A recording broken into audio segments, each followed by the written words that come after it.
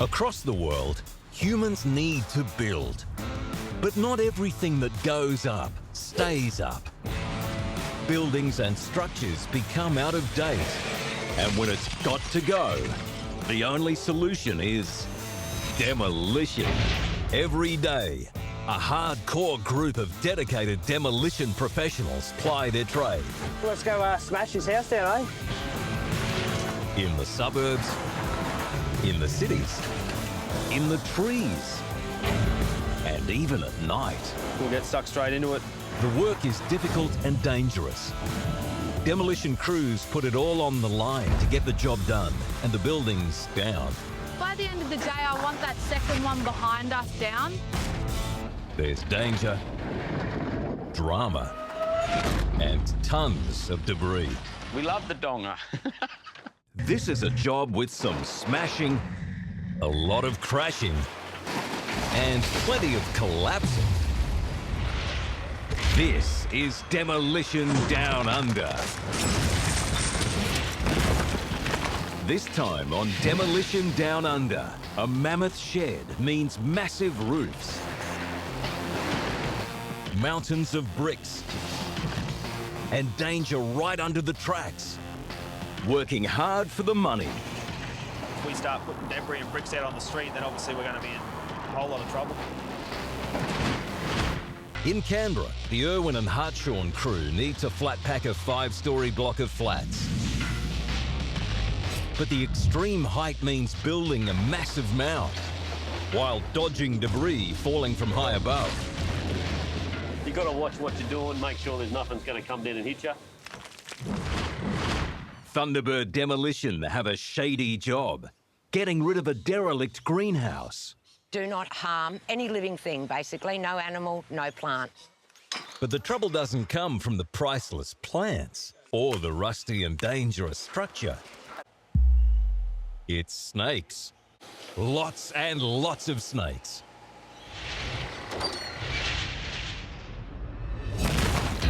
In Canberra, Australia's national capital, this old apartment block isn't looking so capital. Built in 1959, the massive brick and concrete complex is actually 2 adjoining buildings set into the side of a hill, making access a mega headache. Mark and Bert from Irwin and Hartshorn Demolitions have twice the building, so need twice the firepower. Mark will drive a 30-ton excavator and do most of the demolishing, and Bert will use the 20-ton machine to manage the debris. Knock the brickwork out, knock the slabs out. We got to separate it all. So we got bricks, got concrete, rubbish, sort it out, and as you go. It's just demolition. It's not anything fancy. It may not be fancy, but it is a massive job. The building is brick walls supporting concrete slab floors with heavy terracotta roof tiles. They'll smash the roof, crush the brick walls, and collapse the 10-ton concrete slab floors. At 17 metres high, the crew will need to use debris to build a mound so they can maintain the height and demolish the high sections of the building. The construction style and the sheer size of the building mean that disrupting too much of the structure too early will cause a major uncontrolled collapse. Mark and Bert have been hammering away at this building all morning. The flats get lower and a huge amount of debris gets higher. It's high at one end. That's why we built the pile of brick here to sit on to get the height. The mound might give them height, but it also means an incredibly narrow working space. This puts lead machine operator Mark right in the danger zone of falling debris. You got to watch what you're doing, make sure there's nothing's going to come down and hit you. The biggest risk is you don't weaken the building in the wrong area so that it collapses. At 17 metres high, a single roof tile falling off the top of this building will hit you at over 70 kilometres per hour. Oh, look, the roof wants to come down, so but it's got to come down eventually. It's just you want to try to do it in a controlled way. It's a complex demo. The slab floors put enormous weight on the brick walls. Mark must read the structure carefully. Mark's a carpenter and builder by trade, so he's got a very good idea of how buildings are put together. And that's a big advantage when it comes to doing the demolition. On a job like this, you need every advantage. These 10-ton slabs of concrete could slide out and crush the machine in a heartbeat. But Mark uses the building's strength to his advantage. As the walls are smashed, the slab breaks, but is held in place by the steel reinforcing. We've got a ripper on a beam that we can reach up high and knock it all off.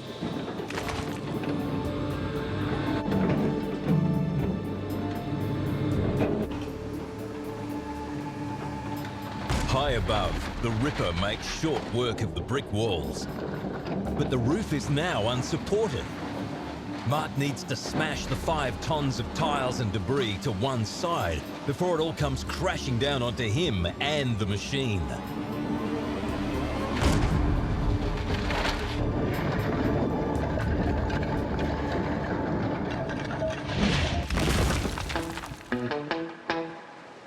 Queensland's Sunshine Coast. 1 million people a year come for the golden beaches, shining blue sea, and emerald hinterland. Up in the hills, nestled among the shores of Lake McDonald, the beautiful Noosa Botanic Gardens. 70,000 people a year visit the 20-acre site to take in the lush scenery and exotic plants. The star attraction is an 8-metre monster, a king fern, Angiopteris evecta, nicknamed Kingy. This is Kingy.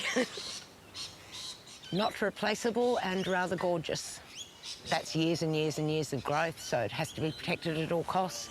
It's the Botanic Gardens, it's Noosa Council, so the focus is environment and care. Lady Penelope and her crew from Thunderbird Demolition are go to demolish Kingy's old home, a huge, dilapidated greenhouse. Trouble is, every plant and animal on this site is a treasured part of Queensland's natural heritage. As the Fluoro Army sets up, a single broken branch could have the whole team kicked off site. Do not harm any living thing, basically. No animal, no plant. No pressure. The fern house consists of a large steel pyramid, 20 metres high, that supports 3 steel cables, each 3 centimetres thick and 25 metres long. Heavy gauge steel mesh covers the entire structure. Nearly every part is badly rusted and extremely dangerous. They will strip out the mesh, cut down the framework and cables, then use a crane to lift out the pyramid. With a brand new shade house on the way, These are footings for the new shade structure. Lady Penelope and the crew have just a couple of days to rid the gardens of this metal monstrosity. It was second-hand when it was donated and rebuilt here, and it's just lost its structural integrity. So we don't know how it's going to behave as we bring it down. So it'll be interesting. What's also interesting is that the fern is so fragile, too much sunlight for just a couple of days, and Kingy will die.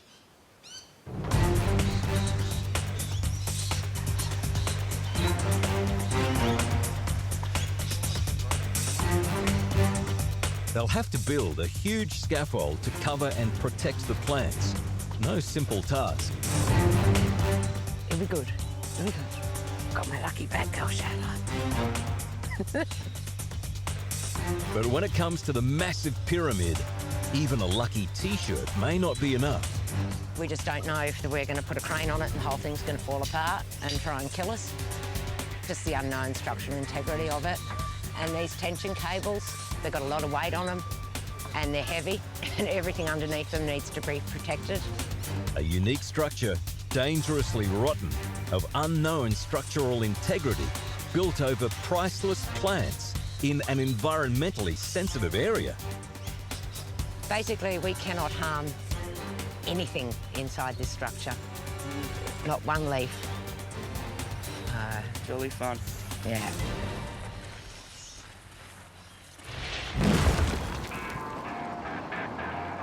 Australia's third largest city, Brisbane, is a crowded and busy metropolis, home to 2.3 million people. In between the traffic and massive skyscrapers, an abandoned warehouse. This old commercial building is 750 square metres of industrial-grade concrete and steel. It might be more than 60 years old, but you can bet it was built tough to withstand the rigours of a hard-working life. It's up to Gumdale Demolition and their 36-tonne excavator to take this drab building down to slab. Machine operator Bruce and site supervisor Nick, both veterans in the demolition industry, have the mammoth task of ripping this huge building out of its tight location and running a mega recycling project.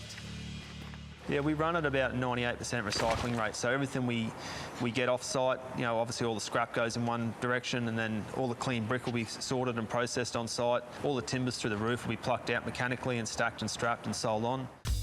The project is a large, single-storey brick warehouse. The crew will need to first collapse the massive steel truss and sheet metal roof. The roof trusses are 15 metres long and can support over a tonne of weight. Then they'll need to collapse 50 metres of solid cement block walls.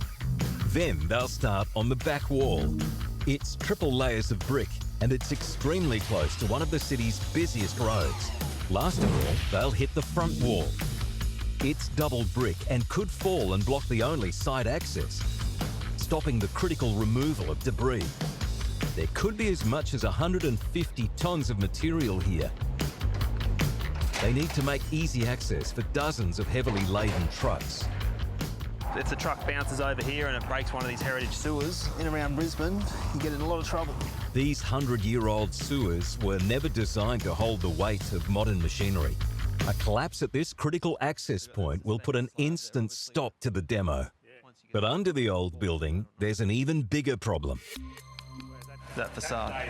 Yeah, all subgrade stays. Yeah, and just this, all this here, yeah. Yeah. So you want to try and leave this slab. This slab running the length of the building sits on pylons. More than 2/3 of the whole structure floats 2.5 metres above the ground. You just can't put a machine on a suspended slab anyway without engineering.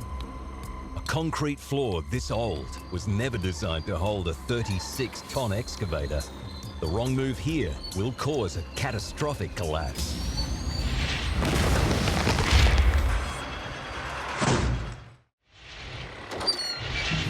High-density living is giving way to high-intensity demolition in Canberra as the block of flats gets flattened. The excavator is perched high, and the heavy tiled roof is in danger of falling and crushing it. But Mark beats it to the punch and brushes the tiles and timbers aside. No, there's no future in it falling on you.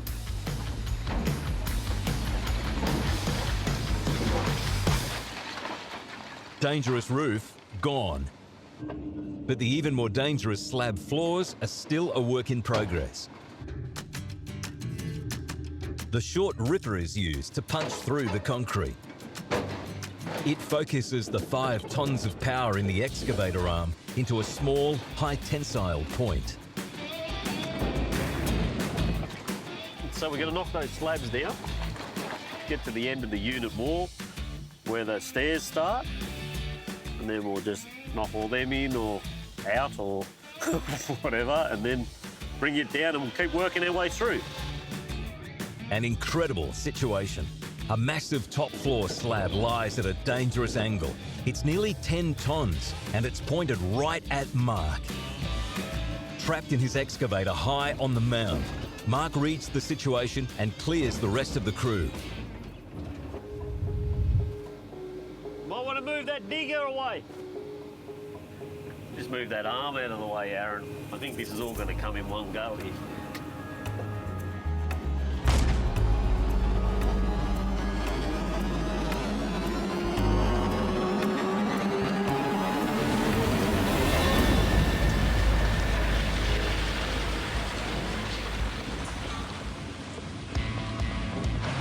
The whole 12 square metre slab floor slides off the side of the building. Mark skillfully drives the excavator back and out of the way as he drags the massive chunk of concrete to safety. These slabs aren't tied into that stairwell. That's why the stairwell's still there. So that was the end of that unit. That was a whole slab. That's all right. If it all comes in one go, it just comes down. Winter is coming, but the chimney has got to go. Oh, the chimney? That's not worrying me. I'll just put the donger on and we'll push it. It'll be right.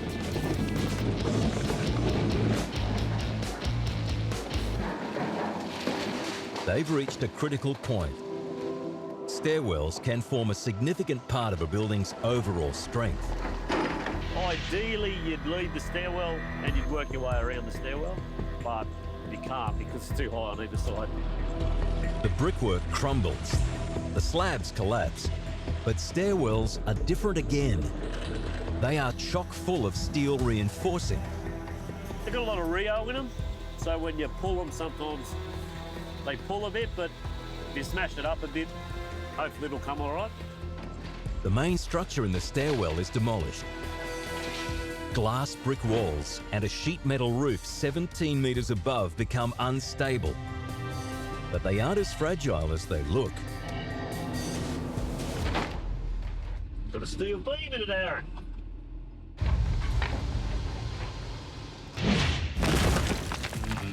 On the Sunshine Coast, a shade house for a king fern could end up a royal pain.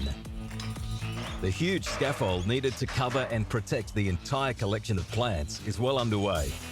So this is our shade house within the shade house. Buys us a bit of time. Definitely one of the most crucial components is how to weave the palm fronds into the scaffold without hurting them. A single knock from a scaffold bar will damage the fleshy skin and cause the frond to wilt and die. Give us another pulley, and that'll do it. They don't have a lot of flex in them. The steel panels are 16 kilos each, more than heavy enough to crush the fern. So they've woven the boards in between the fronds and they've done a beautiful job. So, good on you guys. The demolition crew need to start getting the shade cloth coverings off the mesh. Every step is a challenge. There's several decades of rotten leaf litter on top of the shade cloth. We don't know what's in the leaf litter. At least we know there's no bricks and things we normally find in ceilings.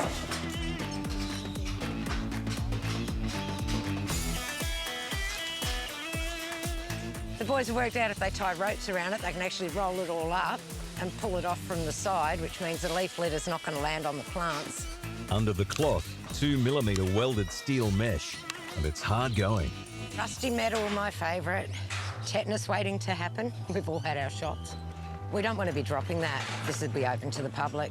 Last thing they need is that in leaf litter that they can't see. Sparks from power tools will harm plants below. So it's old school demo for now. It'd be nice if we could use angle grinders, but we can't. It makes the job a little trickier and a little tedious, I guess. The mesh might be busted and rusted, but every bit will go to the recyclers. That's all got to be stripped off before the crane can come in, and we'll get the power lines de-energised. If we don't get this prepped today, we can't get the lines de-energised, which means we can't get the crane, and then we're rolling into next week. So, yeah, bit of an important day. Expensive machinery is booked in, but the schedule is about to get slippery.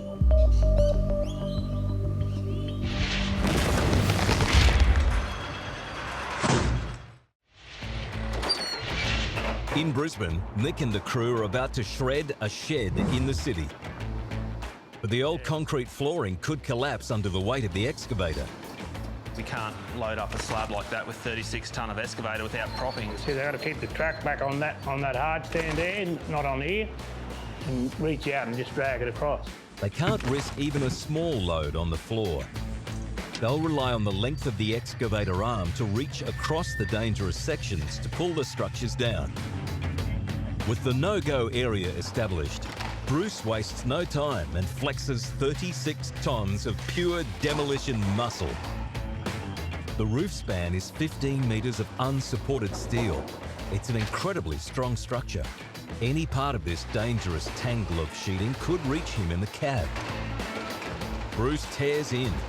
He needs to be aggressive and buckle the roofing as he goes to reduce its length. He rips the guts out of the centre. This gives him room for a bold move. Implode the roof.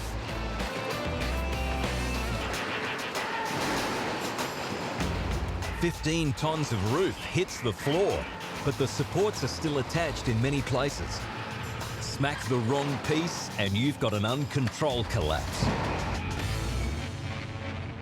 This wall lets go uncontrolled, obviously ruin our access provisions to get in and out for trucks, and then we'll have to just, it'll slow things down to have a big clean up there just to get him in and out. But at this point in time, the first section of it's down, so we'll start getting some trucks in, get rid of the rubbish. The site could easily become a massive mess. From here on, they'll need to shift more than 40 tonnes an hour. But just getting the trucks onto the site with the fragile sewers and unbelievably tight access, it's going to be a big job. You want your lane there? Yeah, want you facing that way eventually, so they need to try and spin you around. If he's got a path here you can drive on. The semi-trailers are over 18 metres long and 4 metres high. They could easily get twisted up and be stuck for hours. We always give Andy a hard time, but he's actually a really good driver.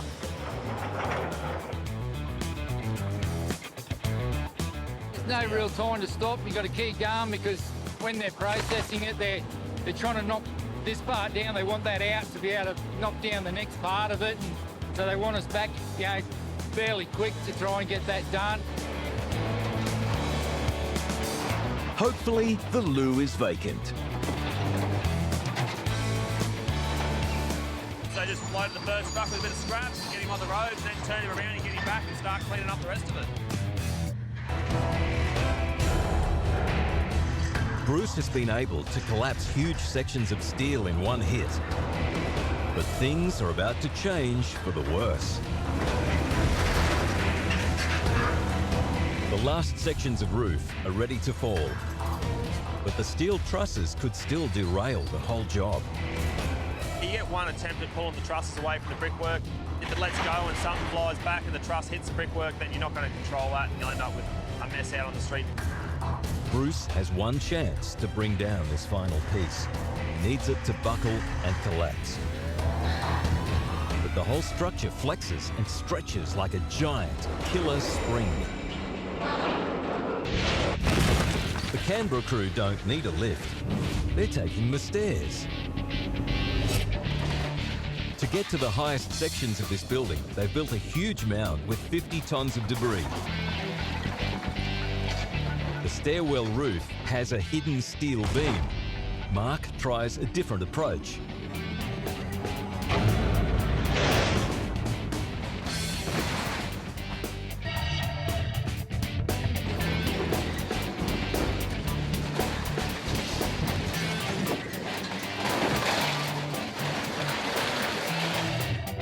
Nearly 10 tonnes of roof and debris safely out of the way.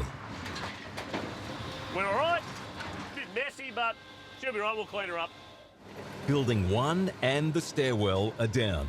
Prep starts on the second, larger building. The outer layer of bricks will be used to add height and length to the mound. You've got to build that platform, and you've got to make sure that it's wide enough so that when you're up there, and because you've got that big long ripper on there, you want a pretty good base to sit on. Because if you don't, it falls away under you, you roll it because you're up so high. Mark must find a critical balance between enough bricks for the platform and keeping the structure safe. To stop it fragmenting and making tons of extra work, the messy roof materials need to break out in a single, huge piece. If you finish loading him, just move it down that way a little bit. I want to try to knock this top bit off here. Is there a column in the middle? It's going to go over a bit more.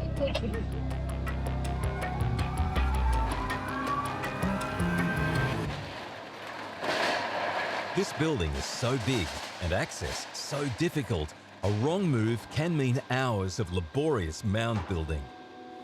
Because if we knock down a section, we can't reach the very back, and we don't want the back to go out. We'd rather try to build up a bit and then pull it in. Better off coming this way instead of that way. Every metre forward needs another metre of platform. I'll have to build the ramp up a bit more. Might throw a bit of brick in here. Mark is working at the absolute outer limits of his reach and on the very edge of the platform. Let me bust this off and we'll just pull it all in one go, eh?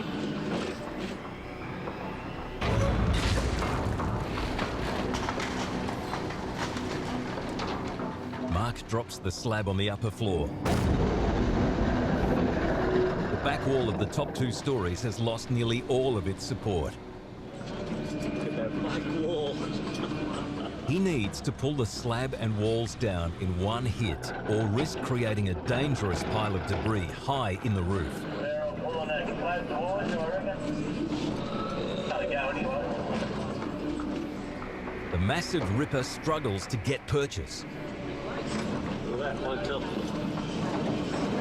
Can you pull this corner? That's right. Can't see it. Go down there.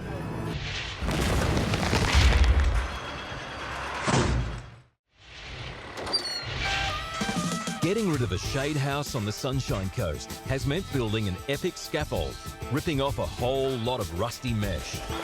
And now the wildlife are keeping things interesting. He's only about that big, wasn't he, Joe? So you reckon it's a tree snake? It can be very difficult to identify many species of Australian snake. Some might be harmless. Others can inject venom capable of killing you in less than 4 minutes. This is a non-venomous green tree snake. And the Thunderbird crew must do everything they can to keep it happy and healthy. He wants to come up, so we'll let him, and I'll just sort of make sure the birds don't get him. But I think he wants to come up and go across and be in something green, so he's got some camouflage. The 1 metre snake is holding up the whole demo. We're just going to wait for the snake to go through. Sent the boys to Smoko, and hopefully he gets a wriggle on soon. The little snake does everyone a favour and slithers off the site. There's other good news. Now that the crew are clear of the plants and animals, sparks can finally fly. We've had our EWP delivered. That's a nightmare because we've still got the live power lines.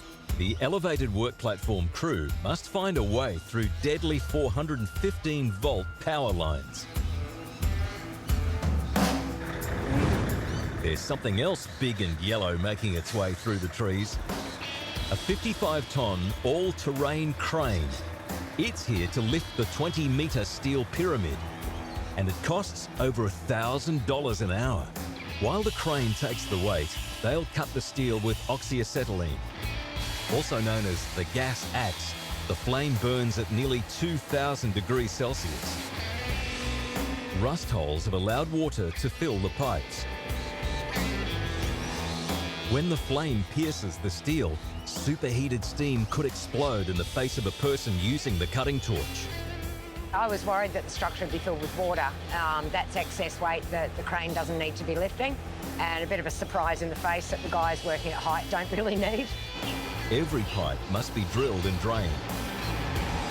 Now that the mesh has been removed, the 3 massive cables are ready to be cut.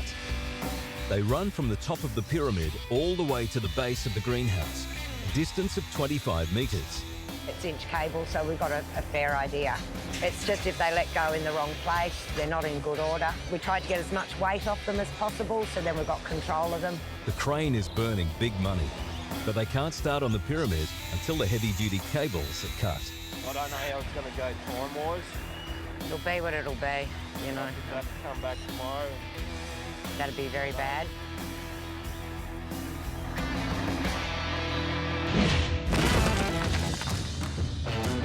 The inner city shed might be a simple building, but it's been a complex demo. With a fragile floor, tight access, and tough 15-metre lengths of steel. Now the old industrial building is down to its last and most difficult section of roof. Nick and his crew need to crush it without sending debris out onto a major city road.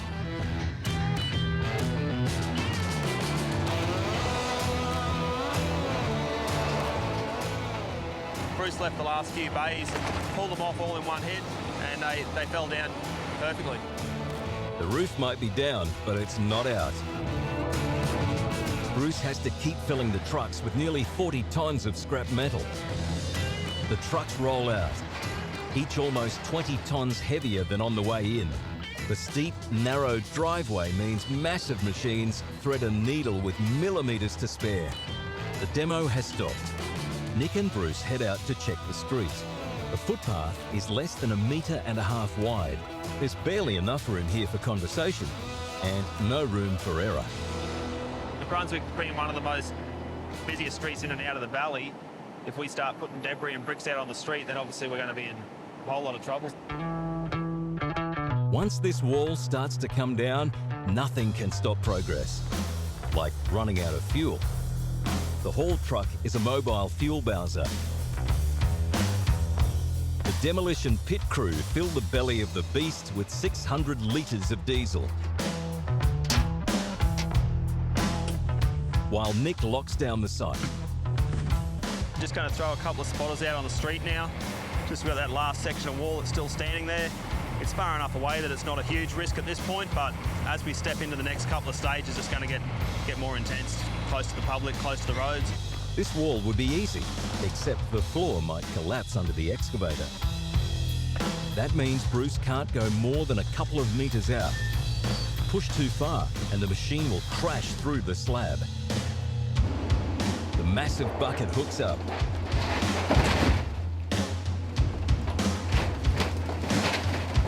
We've got good control over this one. It's obviously English bond brick, so we'll just come over the face of it, work on the face side, bring it down. The strongest part's going to be in the corner. Traffic passes just metres from the bucket. The wall must fall inwards.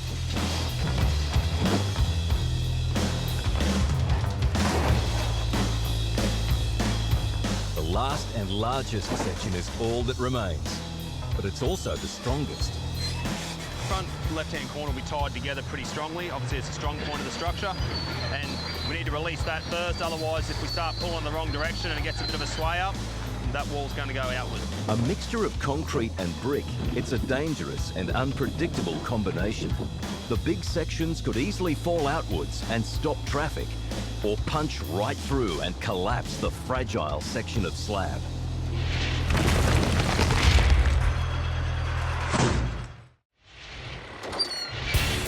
The Canberra crew have built massive mounds, ripped roofs down from 17 metres, but a top floor wall and slab won't give it up. Can you pull this corner? That's right.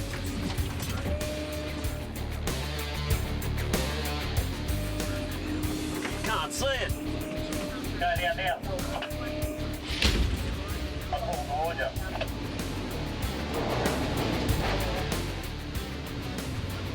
Oh, there it goes now. Hey, Bert. Oh, pretty to watch.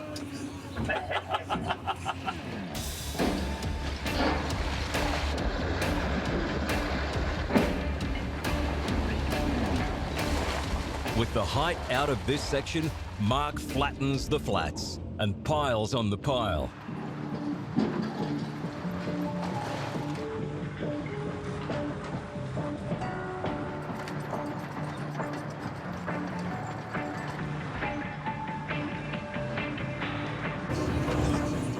To get this next block, we've got to come in from that end. So we'll try to punch that slab in and then we'll drive out and sit out there, move our pile out of it and work our way back that way. Strict permits dictate what and when things can be removed. This tree has to stay.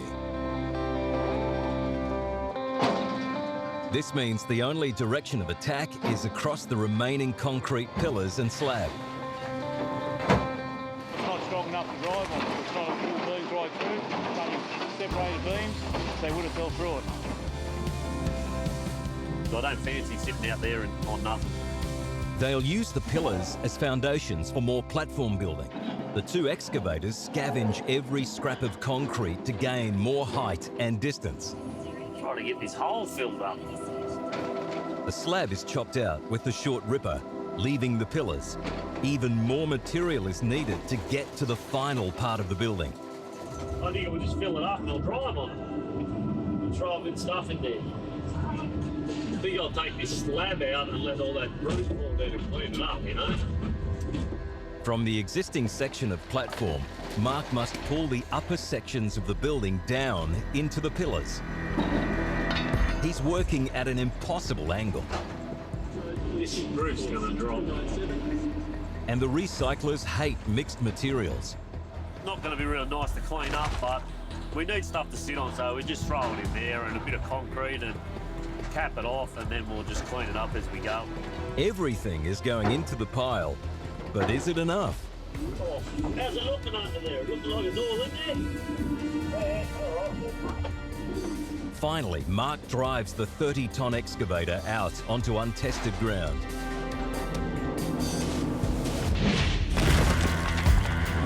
The shade house has given Lady Penelope and her crew a break. The steel cables cut easily. Now the huge pyramid structure can get the chop. We're going to hook the lifting gear up to the crane so that the crane's got the top of the structure. Then Josh will go up with the gas axe and he'll put some cuts in the legs, and that way they can lift the section down. Doug is a dogman. That's a specialised rigger for crane work. On this job, it's Doug the dogman's judgment that will steer the rest of the demo. He'll take every step towards making every lift as safe as possible. Even for an experienced dogman, this is a job with its own set of challenges. I found your snakes. I'm about to annoy them. They found the snake. They're still quiet. So once they take the weight, we're not at risk of crushing them or anything. Well, he's already got the weight and they're fine. So they're Okay, fine. cool. There's not a problem. The snakes are okay, but the pyramid is a strange, lopsided creation. It's not a balanced sort of structure. You've got different leg lengths on different angles, so the order of the cuts is really important because it is going to want to swing. Like if you have a look at it, it's sort of like built on the side. If we were to simultaneously cut all of those legs, the whole thing would go like that. The demo crew are cutting from the elevated platform. Surrounded by trees and power lines, they won't be able to dodge the swinging structure if it lets go suddenly or unpredictably. We're going to cut the far ones first because the EWP's on this side, and it's always mission critical that you work towards your escape route. So if it does move, Josh can get the basket out of the way quickly. Once it does these two last cuts, and it's going to get very fragile, it's going to want to move around. So these guys have to be very aware of that. Something else they need to be aware of: more snakes. You know what, take him? You go up and put him in the tree. Safely released into the palm trees. They're about to cut through the last pole. We've had to over-jib the crane to try and minimise the swinging at the top of the structure because all the legs are uneven. Josh has ended up with a handful of snakes that he's put in the tree, which is pretty cool. So hopefully it all goes well. The steel pyramid is now resting on 4 cut pillars, but the rust and organic gunk inside the pipes badly affects the cutting torch. We can't be legs, but so much rust on the inside, they just don't blow out. The main pillars are 3 pipes in a bundle. Difficult to tell if the cut is all the way through. That cut through? Yeah, I reckon just take a bit of weight on it. I reckon you two should get out of the way first, though. Found one of the other snakes. Up there, you can just see him slithering around. The little python does the worst thing possible. It goes inside the pole and makes lifting the structure extra time critical. Just come up on the hook very gently and give it a little bit of slew to your left. The crane takes the weight of the 10-metre section of pyramid. It's impossible to tell if the cut is all the way through. Precious little snake is hidden somewhere inside. If they hurt it, this job is over for the Thunderbirds.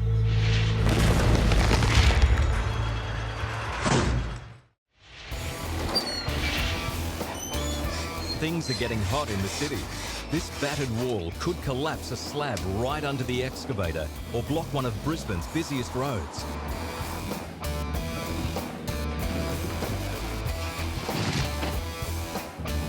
All the prep pays off.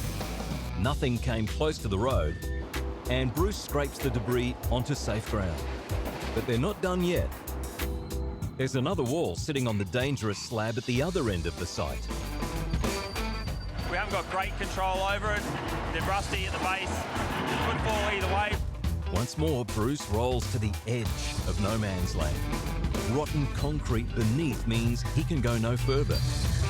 But having to reach so far out will make getting these walls down even more dangerous. Same problem, different wall. Falling debris will damage the slab. Bruce may not see any cracks until it's too late.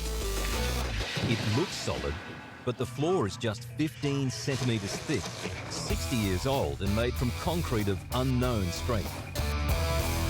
Any further and the tracks will sit on extremely dangerous ground. He's still extended his reach over that suspended slab at the moment. So, yeah, he's probably limited where he is now. Can't track over any further, so he's at full reach to try and just bring that material towards himself. Probably dealing with about 3 tonne at a time and just got to control the fall.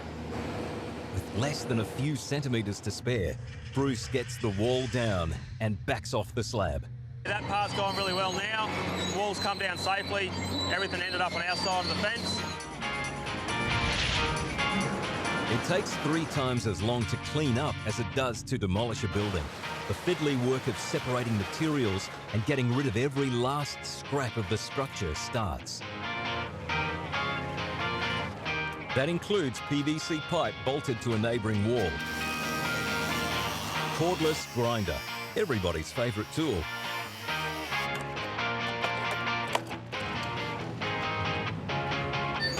This is Bruce's own invention. It's a big job to sweep up 750 square metres of slab. A massive ball of discarded mesh fencing is a 36-tonne broom. Yeah, it's been a good day. We've got through the first building, nearly all loaded out. Do one more round this afternoon, run a few extra trucks in the morning. We should tidy up this whole pad. Everybody loves a cool city pad. This one is all wrapped up. The Canberra crew are about to drive the $300,000 excavator out onto an untested pile of rubble.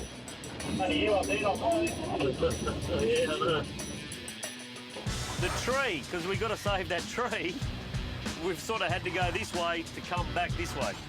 They have the last section of the block of flats to get down. The 30-tonne machine balances on a rubble pile. Gonna have to try to push this wall in so it doesn't hit the tree.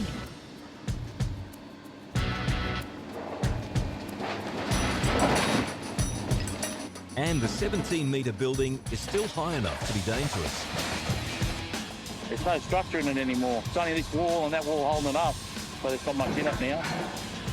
Mark needs to get the weight out of the top sections as soon as possible.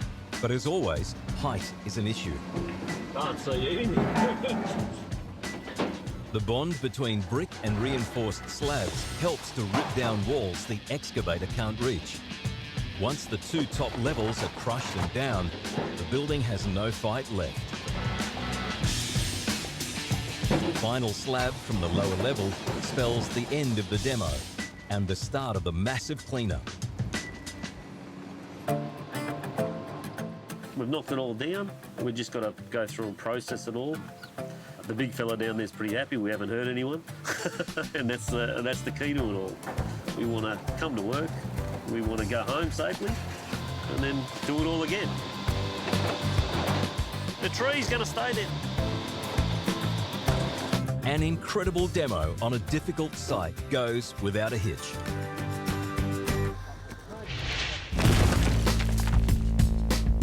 The Noosa Fern House has been a non-stop stream of rust and snakes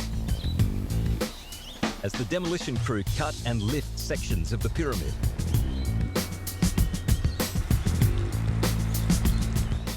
Oh, look at that, beautiful. Pyramid Part 1 and Snake safely on the ground. Except there's another snake on the next section and the birds are not happy. The python, just like its friends did earlier, retreats inside the pipes. He's hiding in the pipe at the moment. All right, and he's okay? Yeah, he's fine. The snake will be okay as long as it stays near the top. Yes, once again, we've stopped the job for another snake. Different sort this time. With rust everywhere, the dog man is doubling down on the hookup in case a section lets go.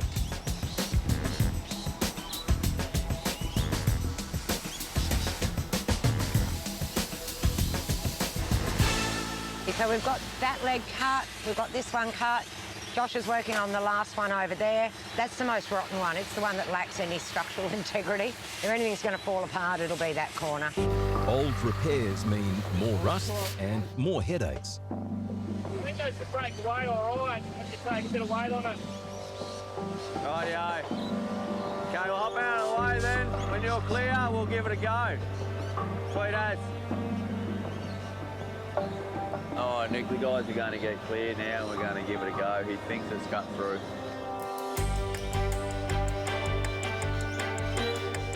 It's not cut through on this over here. It's not cut through all the way. It's not letting go. It just won't let go. Like, we've cut right through the outside of it. There's a lot of internal rust that's hanging on, and there's also a bit of steel plate. The load, with its snaky passenger, is now fully suspended, and it's too dangerous for the crew to go near the cut. I might try down to the bottom of here then. Josh tries to cut the lower section. Try that. The piece breaks away, and a stream of water protects plants from hot metal. Yeah, that's the hard bit done. Beautiful, look at that.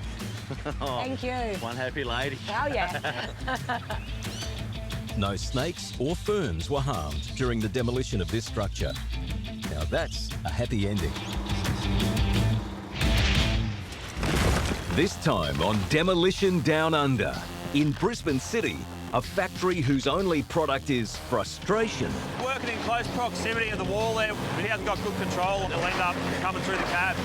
On an industrial demo that mixes masses of treasure with 100 tonnes of trash. We've got to keep the trucks on a good turnaround time, otherwise we produce far too much waste without tripping over ourselves. The waves are crashing on the Gold Coast. And so are the houses. But the Wipeout demolition crew have annoying neighbours. Flinging into the next door neighbour's yard. A treasure trove of timber flooring. And floors that want to wipe out the Wipeout crew. It's a panel shop in Brisbane that's going to take a lot of beating. Urban earth-moving are pushing heavy machinery into tight spaces. Go down. I'll be pushing it. Back it. And trying not to push steel girders into the neighbour's office. I'm going to have a drama here. Brisbane, Australia, home to nearly 2.5 million people. A few blocks from the famous Story Bridge, this abandoned factory in a sought-after inner-city precinct. The area is rapidly going from old-fashioned industry to ultra-modern residential. Gumdale Demolition site supervisor Nick and machine operator Bruce have a heavy workload ahead. They're dealing with a building that has a large footprint with a strong construction intended for heavy industry. But it isn't just the demolition. They'll attempt to salvage thousands of dollars worth of wood and steel along the way. Their work on this building is made all the more difficult by years of abuse at the hands of vandals. Sometimes I've been in here at different times and there's been 15 to 20 people sleeping in here. The place was a mess before we got here. 10 metres high, 50 metres long and 15 metres wide, with 2 levels and brick walls up to 40 centimetres thick. This old factory is a monster. Built into the side of a hill, the only way in for the excavator is via the front, through the brick facade. The roof is a vast metal and timber structure. There's a treasure trove of 50 cubic metres of valuable hardwood timber and 50 tonnes of scrap metal, all worth many thousands of dollars. That's the good news. The bad news is all that good stuff is mixed with 200 tonnes of waste, and one of the city's busiest roads passes less than 2 metres from the back wall. Close to the road. I reckon they'd get at that. Their options are limited, so the plan is simple. Take the facade off the front and then just try and go bay by bay. And bearing in mind, once we get to the other end, we're going to be getting close to the road up there. So we'll see how much we get through in the next few hours and we'll move on from there. The complex inner structure is based around the roof trusses, or bays. The demo crew need to start at one end and chew inwards. But the way is blocked by a huge 3-storey brick facade. The facade reaches 10 metres above the excavator and could weigh as much as 20 tonnes. So hopefully it doesn't roll off on the top lintel. We just get Bruce to push it in on the facade and everything should fall inwards and we won't have any problems. The biggest concern is the massive pointed section that forms the peak in the roof. It's in one huge, dangerous piece. So working in close proximity of the wall there, he's in the strike zone. If the wall comes towards it, if that lintel rolls off, if he hasn't got good control of it, it'll end up coming through the cab.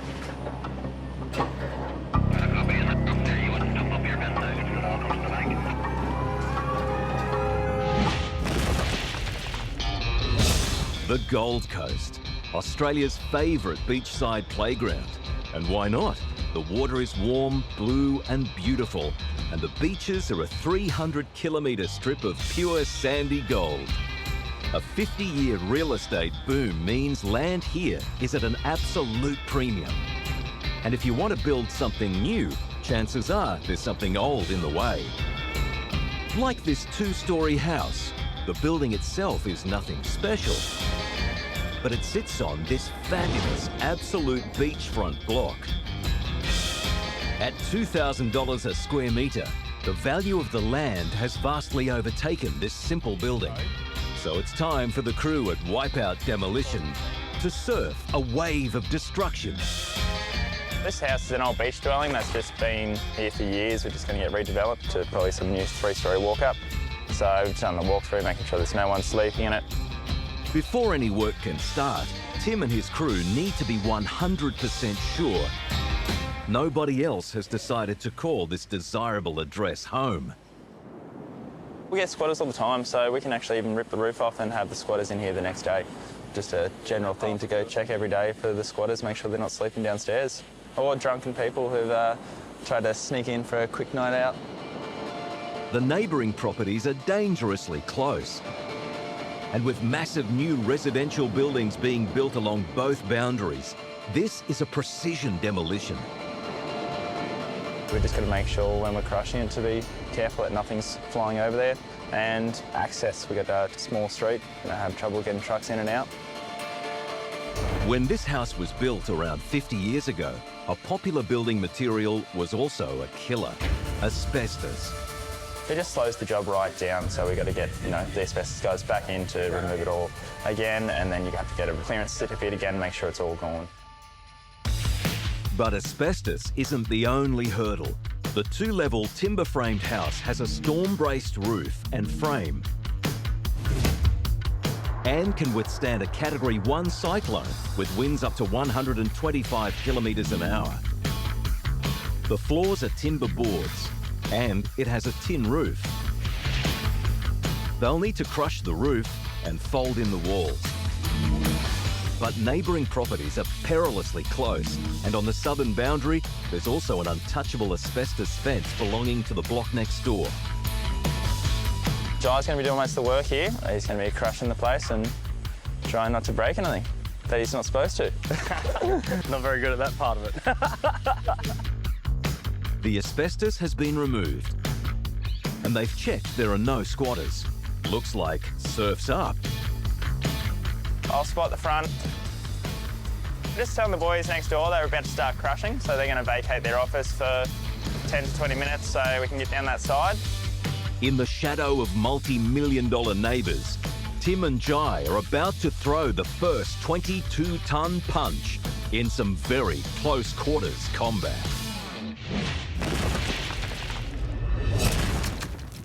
In a commercial district on the edge of Brisbane, an old workshop complex. There's an old panel shop, actually. You can see the old bed system there that they used for the old car liner back in the day. Vince from Urban Earthmoving will have to demo dozens of steel posts anchored into the cement slab. Heavy gauge steel beams. Hundreds of square metres of steel roof sheeting. And inside all of this, an old house. Covered from top to bottom in steel sheeting and impossible to see from the outside. A classic post-war timber home. These old buildings are often lifted and moved to new locations to start new lives. Make sure that there's nothing left behind. But everything is either rotten, worn out, or contaminated by dust and paint from the workshop. This one I don't think's really very salvageable at all. With no possible return on the house, time is now money. Pretty rock and roll. A confusing array of structures, attachments, and narrow access will put the urban crew to the ultimate test. This industrial complex has over 300 square metres of metal roofing. There's a steel framework bolted to the walls of the neighbouring property. If pushed in the wrong direction, the steel sections will punch through into the offices next door. The old house is also holding up some heavy sections of the sheds. They'll need to rip off all the roofing, detach the beams from the neighbouring walls and crush the steel framework. Then demolish the old house. Nothing will happen if Vince has no machines. His trucks are stuck in traffic and the delay has him on edge. I think that's the float. No, that's not it. No trucks means Vince has time to workshop demoing the workshop. It's pretty important the way this is going to come down. This structure's bolted and this is still a resonancy on the other side. You've only got to give these beams a push and they're going to go straight through the wall into next door. So we definitely don't want to do that. Steel beams this size, length and strength are hard to rip down, hard to pile up and difficult to transport. Yeah, no, hopefully it'll all go without any dramas. Bad news, Vince. The dramas haven't even started yet. The trucks pulling the excavator and tippers have arrived, but beating the traffic is just the beginning. You're going to go right, he's going to go left and back up. Operations manager Dino is the master parking attendant, and he needs to get it right from the start. Lots of issues, mate. We've got lots of traffic around. Nice little tight spaces. Once again, a very big excavator to try and get in, so just trying to work out the best approach for this. To get the excavator in safely and not impede the surrounding neighbourhood. They're using the full-size 20-metre long tippers, but they're small change compared to the float trailer carrying the excavator. It's 25 metres long and nearly 3.5 metres wide. Yeah, that should blow up. Go down. I was pushing it.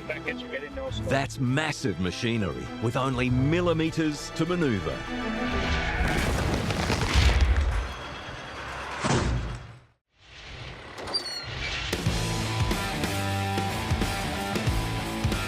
In Brisbane, Nick and his Gumdale crew are crushing a huge factory. The bricks at the very top are unstable and rocking on the concrete beam. The height of the building puts Bruce directly in the firing line. So hopefully it doesn't roll off on the top lintel, but we just get Bruce to push it in on the facade and everything should fall inwards and we won't have any problems. Bruce is so close. If he doesn't control their fall, any of these massive chunks could come through the cab.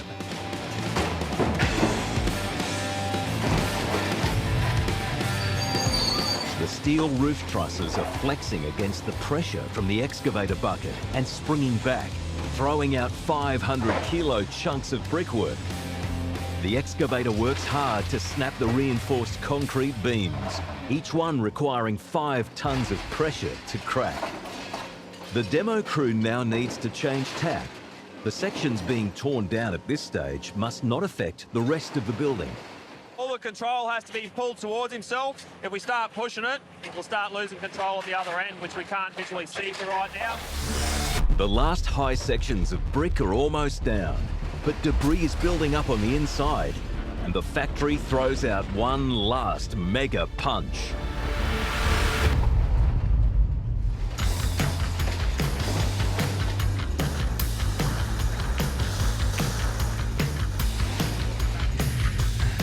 The 36-ton excavator has the final say.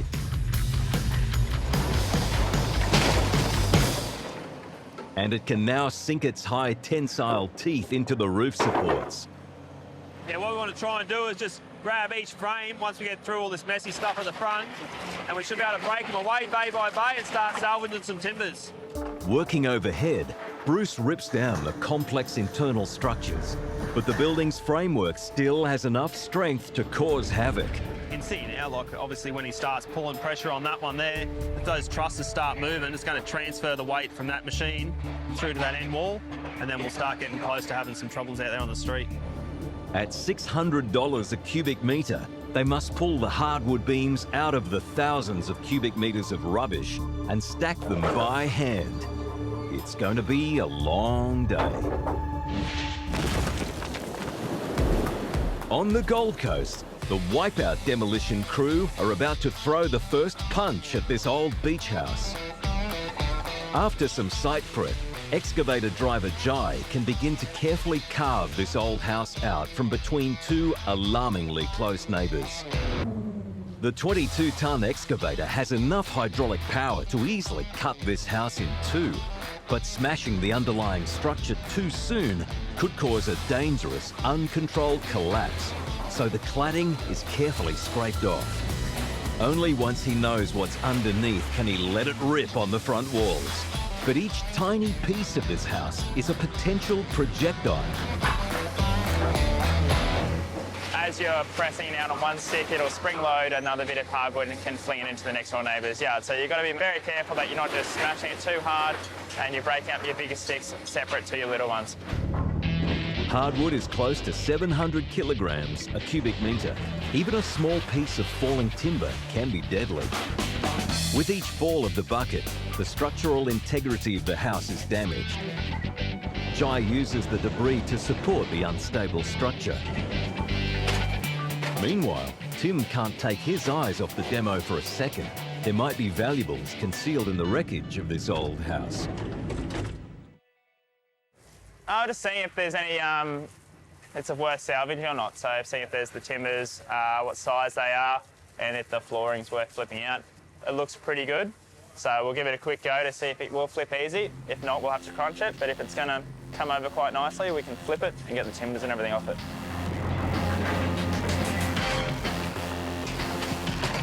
They'll need to roll the section over to get to the prized pieces.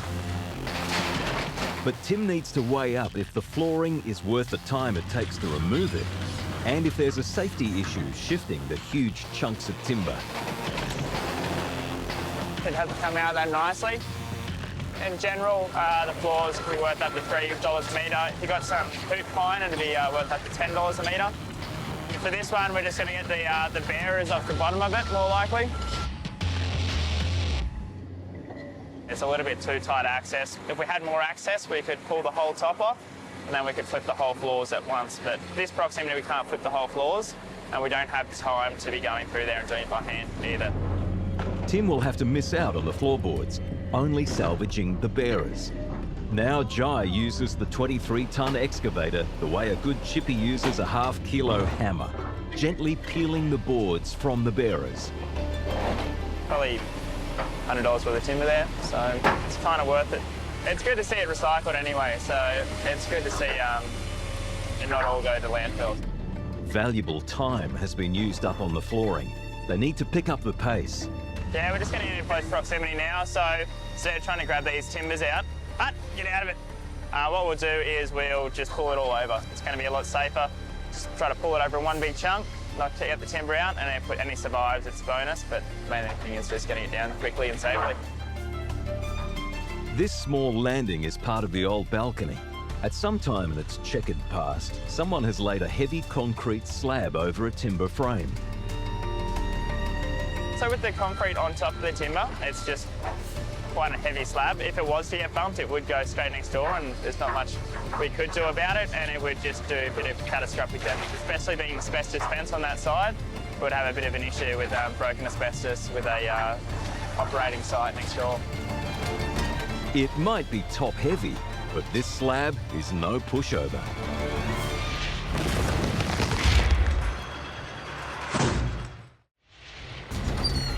At the panel shop in northern Brisbane, there's barely enough room to unload the massive trucks, and the urban crew are battling to stay on schedule.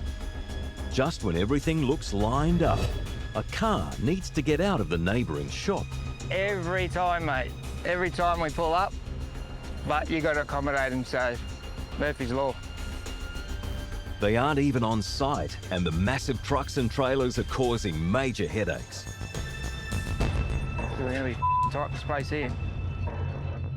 We're just trying to get the trailer a little bit level. It's got extendable ramps on it, so we just want to make sure we have enough clearance here to get the machine off without sitting on the road and disturbing the traffic. A bit hard sometimes anyway, which way you do it, so.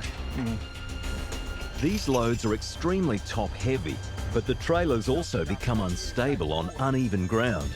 The team know there's a big risk the excavator could fall off the trailer. It's just going to go forward. Just watch that car there, didn't it?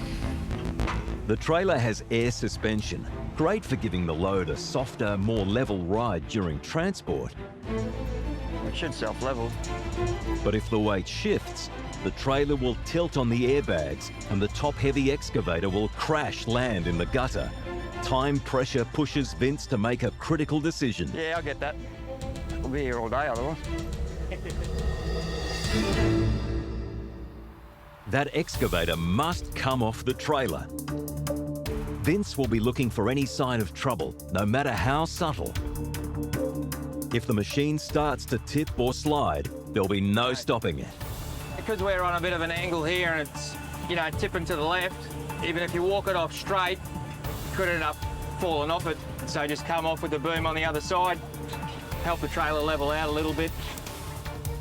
By using the excavator boom as a counterweight, he'll try to keep the lean to a minimum. But 22 tons of machine moving around on the trailer push things to the limit. The boom on its own may not be enough. Vince needs more weight to counterbalance the excavator. Get those buckets. The buckets sit at the front of the trailer. But as soon as Vince gets the excavator arm near them, the trailer begins to tilt dangerously. Vince is rapidly running out of solutions. Mate, we'll have to get those buckets out. Up. It's too much on a lean, man. Even without the buckets, a tiny twist in the wrong direction and $250,000 worth of machine will slip off the trailer. Pull the arm too high and an overhead power line could send hundreds of volts through the metal body of the machinery.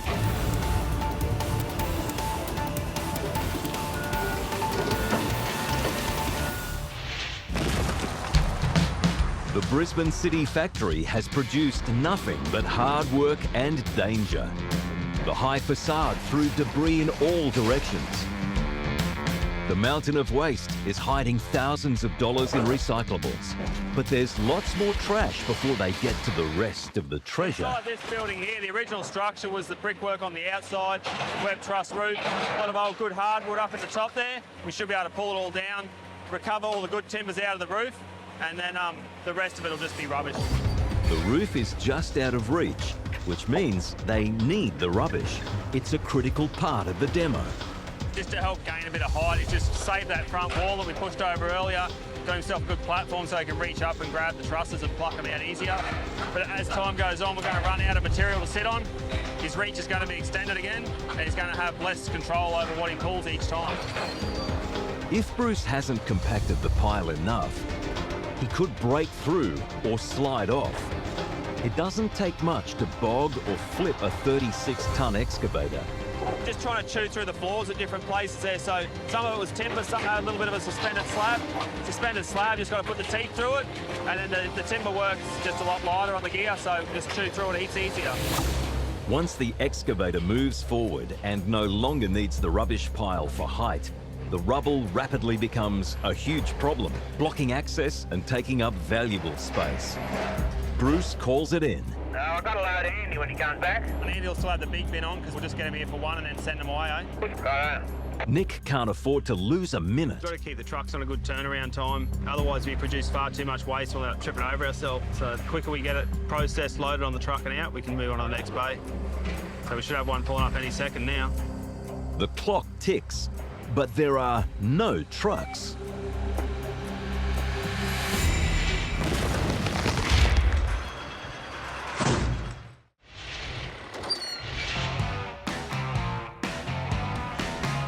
The wipeout demolition crew are trying not to wipe out an asbestos fence on a neighbouring property and shut down several major building sites. It went perfectly, actually. When it's planned, we were able to just hook it in and bring it in, you know. With the difficult front section out of the way, work starts on the rest of the roof and second story. We're worried about pushing the roof in and the walls blowing out. The idea is just to work your way through it, get onto the roof first and always work your way down. All those storm-rated supports and hardwood beams mean that if they just smash down on the roof, the walls will explode outwards and many tons of debris will go next door. Not very neighbourly. Jai must carefully clear all the internal walls and supports without starting a devastating chain reaction. He gives the roof a gentle nudge, then starts on the fragile centre section. The walls on the north side get nibbled away to nothing, but the building is now badly weakened and the southern side needs a new approach. Now we've got a massive chunk of roof that we're going to get off without trying to smash it over another neighbour's place. It's not as heavy, but it's just a little larger and more difficult to deal with. So we're going to have to try to pull that forward and bring it into the building as it comes down. A heavy section of roof wants to drag the wall outwards. If it doesn't separate perfectly, it could spring back and fly into enemy territory, the asbestos fence, and multi-million-dollar development right next door.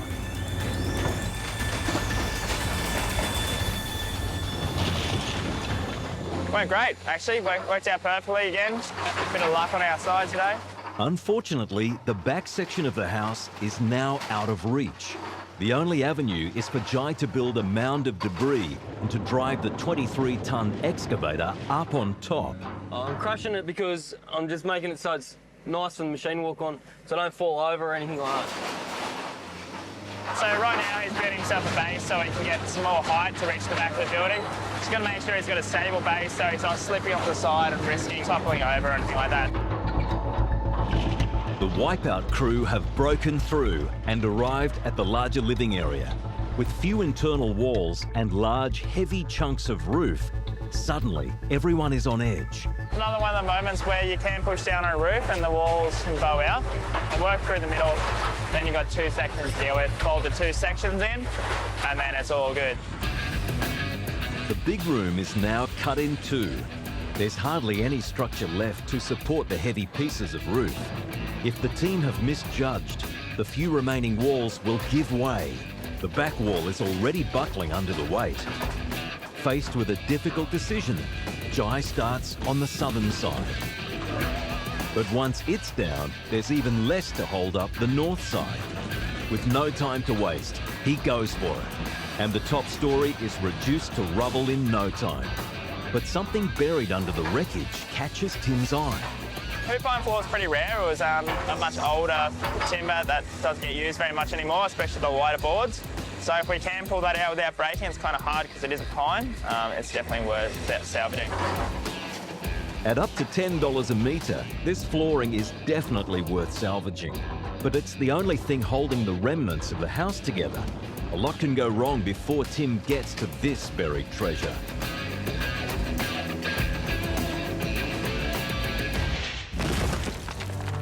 The urban crew are problem-solving their way onto a difficult site. An unstable trailer makes unloading the excavator a major challenge. I'm gonna have a drama here.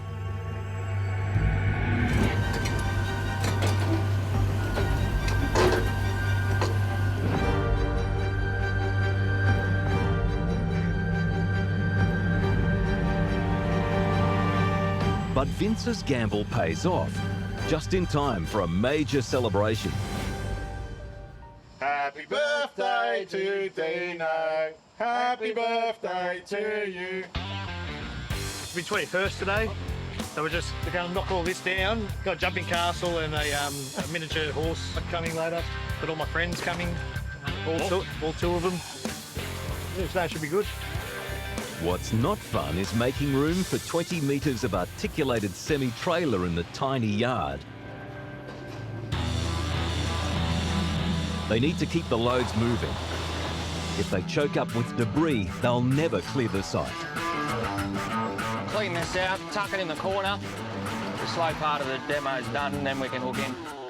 Vince can't take too much off the old house. You know, you've got the concrete posts holding the house up, so we don't want to sort of interrupt them at the moment, so we just want to try and keep the house intact at the moment. The house sits on 2-metre concrete pillars. These narrow supports are holding 30 tonnes of potential rubble.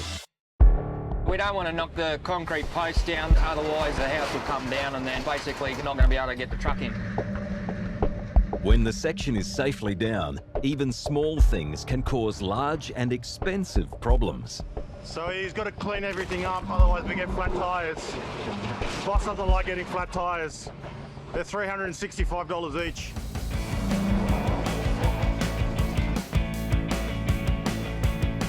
The hardest part is pretty much done now. We'll have a few other little tricks that we'll have to perform, but that was one of the parts I was a little bit concerned about, but all went pretty good. You good to put that truck in? A reassuring sight as the first truck eases in. Sometimes you just crammed into a spot, it doesn't feel like you're getting anywhere, but by the end of the day, I'd like to see the house down, the iron down. We'll probably do a couple of loads by the end of the day. So, yeah. Time for this demo to change gears in a big way. The ambitious deadline now forces Vince to come up with a radical plan to get this job back on track. I think what I'm going to do is undo it from the wall. I'll chip my way in there and then we might try and just fold this whole canopy down. It might be just a bit easier rather than sort of chew it away. It'll give us a bit more space pretty quickly. By deciding to collapse a huge chunk of steel roofing in one go, the stakes are suddenly extremely high. Less than 20 centimetres of wall separates Vince from the people working in the buildings next door. His experience and expert assessment of the structure are all that separates success from disaster. The idea of experience through the wall is not a real good one, so it's fairly weak in the bottom here, so folding it over works really well sometimes. I think that's the plan of attack on it now. Nothing is being left to chance. Even small bolts can rip large chunks out of a brick wall. Aaron detaches the steel supports, but it all takes precious time. Sort of haven't been too productive today with all this tight cramping space, so I need to get a move on and catch up a little bit now. With the odds stacked against him, Vince prepares to fight his way back on schedule.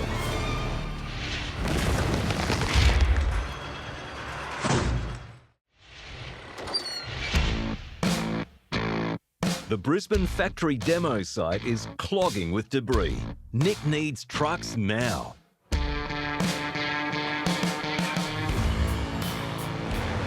Once you start getting on top of a big pile of rubbish, the first thing you want to do is start processing and loading it out. Otherwise, your whole site's just left in a mess.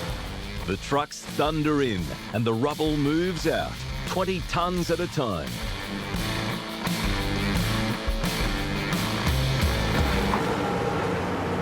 I'm really impressed with the trucks because, well, there's hardly any room and they've all fit in to clean up the mess as quick as we can. Debris dealt with, the demo goes on. If we let it get on top, it'd just be a big ball of snot and we won't be able to get it apart. The timber and steel are good for business, but priorities change with a dangerous section ahead. changing methodology a little bit now. The salvage of timber is going to be sacrificed just because we're chewing through close to the end wall there. We're losing stability. Instability and proximity to a busy road. Things to keep site managers awake at night. Nick climbs the rubble for a closer look. Doesn't look that close, but it is. When it comes to this end here, we're going to end up with that whole top piece sitting in fresh air until we can pull it back towards ourselves. The peak section on the back wall weighs as much as 30 tonnes. It's the largest single piece to fall in the whole demolition. With no roof trusses, it'll be vulnerable to the slightest breeze. Wind loading can change things instantly, so a big gust of wind on a freestanding brick wall can easily push it somewhere where we don't want it. 20,000 vehicles a day pass this point. Blocking the road for even a few minutes will create chaos for thousands of people. The last bay with that little bit of brick sitting up on top of the lintel is always the most nerve-wracking. With that little bit weighing 30 tonnes, the demolition stops while they assess the danger. It's only that corner's the scariest. I'll head on the street. I'll watch out there. Traffic is one thing. Pedestrians are in danger too. Nick needs to shut down the footpath. And Bruce gets into it. The trusses here need to rip cleanly out of the brickwork. He can't afford even a slight miscalculation. Thousands of commuters rely on his skill. The trusses have come away cleanly, but it's far from over. The whole massive triangular peak section is hanging in the balance. All the trusses are released now, and going to just have another crack at coming up over the top and just drag the material back towards ourselves, and hopefully it should just break away clean on that bond beam. Bruce reaches in. 30 tonnes of brick will definitely fall as one massive chunk, but it has to fall inwards.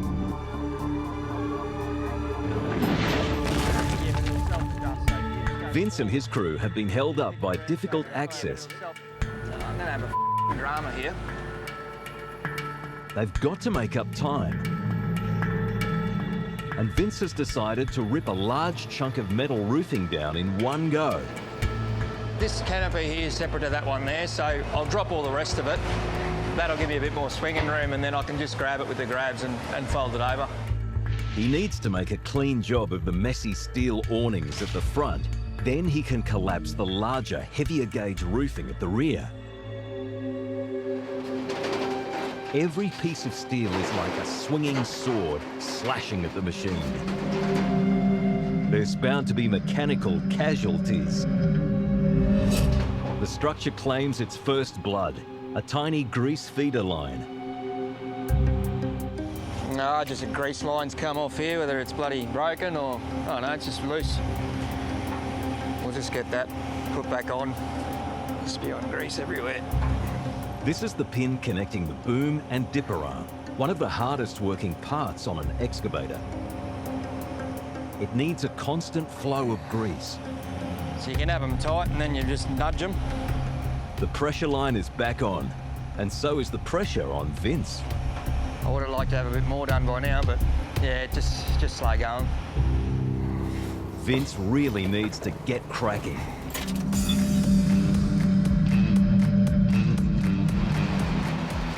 Busting through the attachments to the old house, he reels in every spare minute.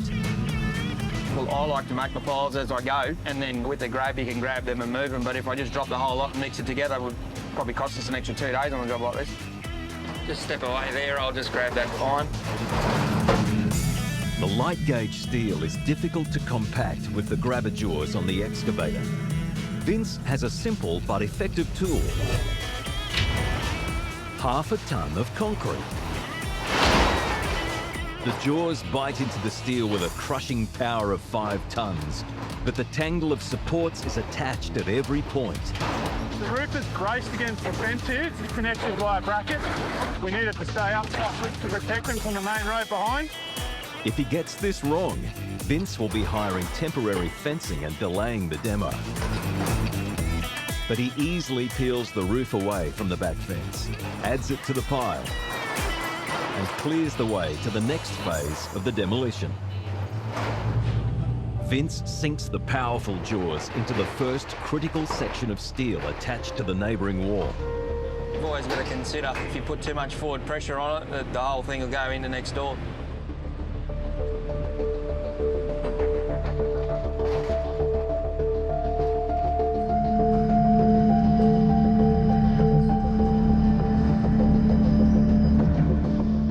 mitre gauge roofing is clear.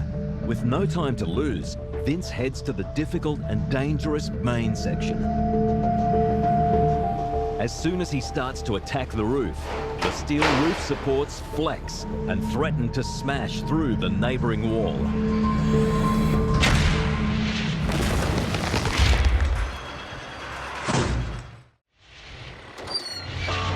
The news is good and bad for the wipeout demolition crew on Queensland's Gold Coast. Good news is Tim has found a massive amount of rare hoop pine flooring. Bad news is it'll be near impossible to recover in this extremely confined space. So we just rang up the local salvage yard. The hoop pine flooring is pretty rare, so if he'll come take it, so that it comes out in good condition, we can get extra dollars a metre for it. Same deal on sell it for around $8 to $10 sometimes, you know, so everyone's happy. We'll push all the debris underneath, give us some room, so when we pull the floor over, it comes over and kind of a bit of a base. It's mainly to give us some clean working room. Also, as we're pushing the debris underneath the flooring, it's taking out the supports and making it easier for the floor to come forward on one. The excavator climbs the mound of rubble to get into position. The floor is in two sections. They'll flip the first with relative ease. But it doesn't come out cleanly. We had a bit of breakage, but we don't have much room, so we had to weigh up either flipping it or doing a more timely process. The crew strips out the first batch of hoop pine, while Tim and Jai discuss the next move. They come up with a radical plan. They'll tackle the last and biggest section in one piece. Weighing hundreds of kilos, 10 square metres of floor needs to slide off the foundations. I'm going to try and flip it so we can salvage it. We're going to flip the floor. So we don't have much room to flip it any other way, so we're going to put some chains on it and try to see if we can flip it over so we can get the timbers out. It could be slightly risky, only if one of the chains break or, you know, the timbers snap and it could go to the side a little bit. First, they knock a few holes for the chains. A few precious boards are sacrificed to attach the chains to the section of floor. The demo is on hold for this, and the neighbouring properties look ever closer. Instead of crushing it, we're taking the extra time to flip it and everything. We should get a little bit of extra coin out of it now. At over 7 metres long, this chunk of flooring is big enough and heavy enough to do real damage to anything within reach. Jai takes up the slack, and slowly the flooring lifts up and out of the rubble. But then, as the floor reaches its tipping point,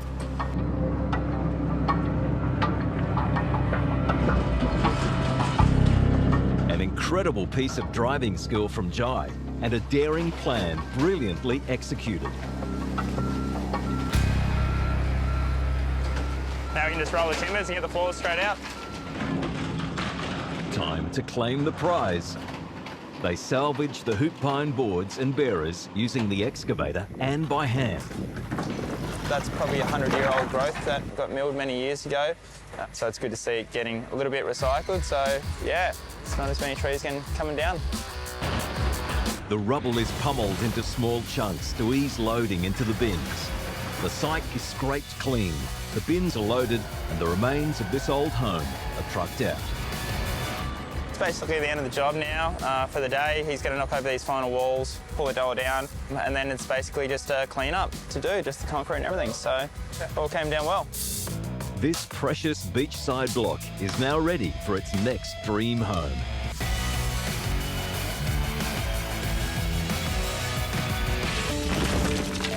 The old factory has a chunk of brick wall with 30 tonnes of disruptive power.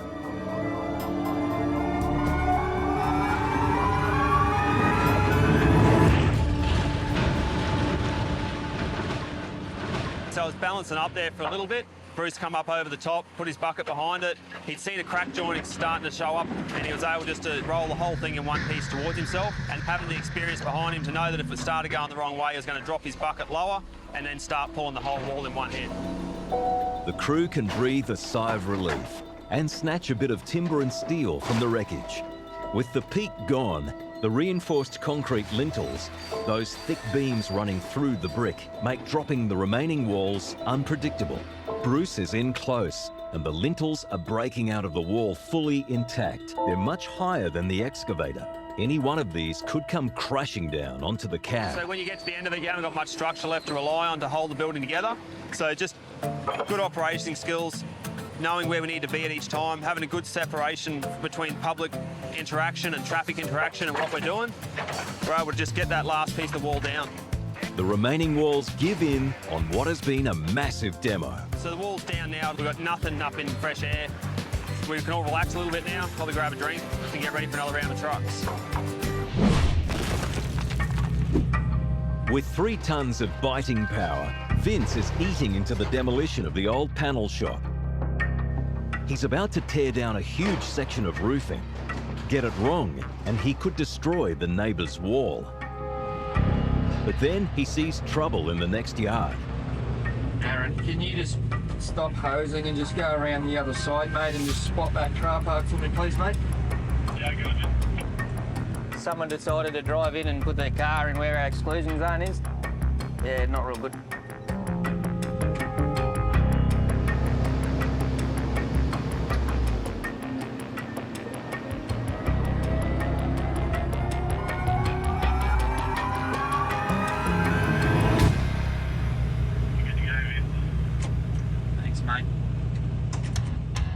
The costly delay means Vince needs this last section to go exactly to plan.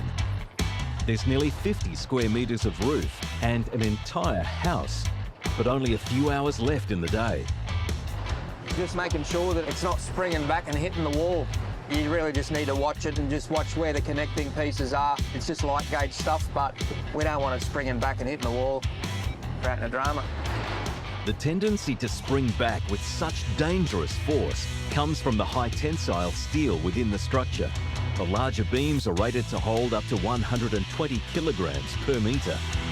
But Vince's skill on the controls mean the first big section buckles in nicely. Then, with one final and brutal grab, he drags the last of the troublesome roofing to the ground. Came down pretty good, actually. No dramas. And I've got some swinging room now, so we can get into the rest of it. Vince is now a man with a machine on a mission. He has to shred the rest of this complex before day's end.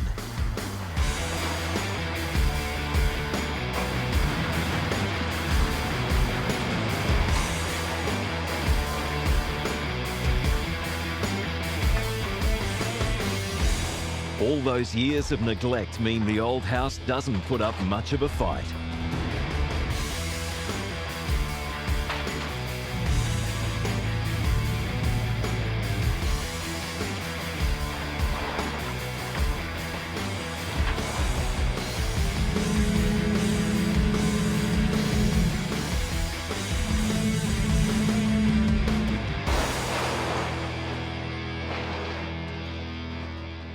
She's all down anyway now. I'm just hoping to get it all down so that we don't leave it up overnight. Just a lot of sorting to do now and load her out in the morning. They had everything against them. Terrible access, tipping trailers and tons of steel. But the urban earth-moving crew have moved mountains and beaten the panel shop. In the end, got it all down and a bit of a slow start, but yeah, no, I'm pretty happy with that. This time on Demolition Down Under, the Gumdale crew have everything against them as night falls and a time-critical demo begins. They've got just a single hour to shut down an entire city block and get this unstable ruin off the map. If that wall goes out and knocks the signal box, then obviously we're going to be in a whole lot of trouble. In North Brisbane, urban earth-moving are demolishing a small house that throws up some big challenges. A roof that wants to collapse, walls that want to implode, and a yard so small there's no room to swing a 500-kilogram excavator bucket. Well. Game on. An old club in Sydney is getting stripped. But the Masters Civil crew can only use hand tools and small machines to rip out the ballroom roof. The equipment might not be massive, but the headaches are huge. No one comes here. I'm going to be taking down that wall. Inner city Brisbane. And a demo that just can't happen during business hours due to the vast movement of people and traffic. That means doing a difficult job under even more difficult conditions. Night works. As most of Brisbane heads home, Gumdale Demolition are just getting started. Site manager Nick and machine operator Bruce face their foe. The immense hollow interior and high walls of an old brick and timber warehouse. Gutted by fire and previous partial demolitions, a huge unstable shell is all that remains. Surrounded by residential buildings and busy roads, where any disruption must be kept to an absolute minimum, incredibly strict permits make this demolition extremely time critical. Get it done quickly, get it all closed off, and then get off the road as quick as you can and get away from the cars. There are 20 workers on site, all with their trucks, utes and machines. If Nick puts a foot wrong, the monumental effort it has taken to organise this crew could be undone in an instant. Any time around town at night when you're working, people get upset at a bit of noise, so we want to get in and get out as quick as we can. Once everything's in place, traffic management's set up, a few separations around the structure, we'll get stuck straight into it, pull the walls in, and everyone heads home. This is a derelict warehouse structure consisting of outer brick walls and the remnants of a heavy timber internal framework. Fire and earlier demolitions have taken out over half of the roof and all of the flooring, destabilising the whole building. The only access is through a side wall, so the demo will start here and make its way towards the road. There, the trouble really starts. 8-metre walls built hard up against the street on a vital city arterial road require risky lane and footpath closures. We've got a footpath closure, so we'll have no pedestrian problems. Then in the event of an incident, he'll just push it right out to that lane. After the traffic management's set up, we might get you sort of just here somewhere. Timing needs to be perfect.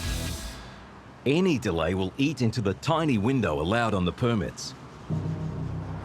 Just getting everything prepped up now, get the traffic management in place, start doing a couple of lane closures.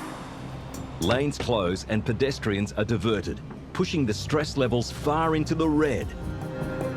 As well as demolishing a huge building, Nick is now also responsible for shutting down an entire city block.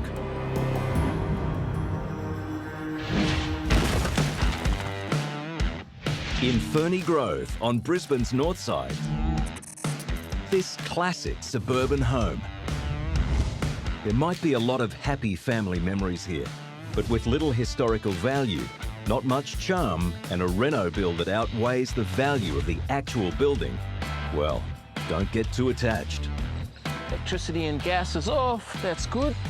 The demolition crew from Urban Earthmoving are on the job. Excavator operator Dino and business and development manager Jonathan are making their final checks. So definitely got to make sure there's no squatters, but this building hasn't been left vacant too long, so there's very minimal chance of that.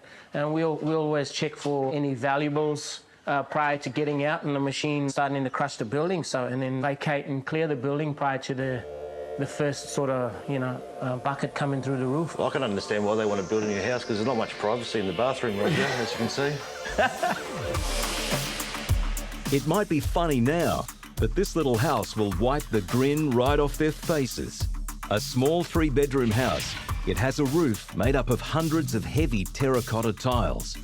The walls are brick veneer. That means the house has a timber frame with a skin of bricks on the outside and plasterboard-lined walls on the inside.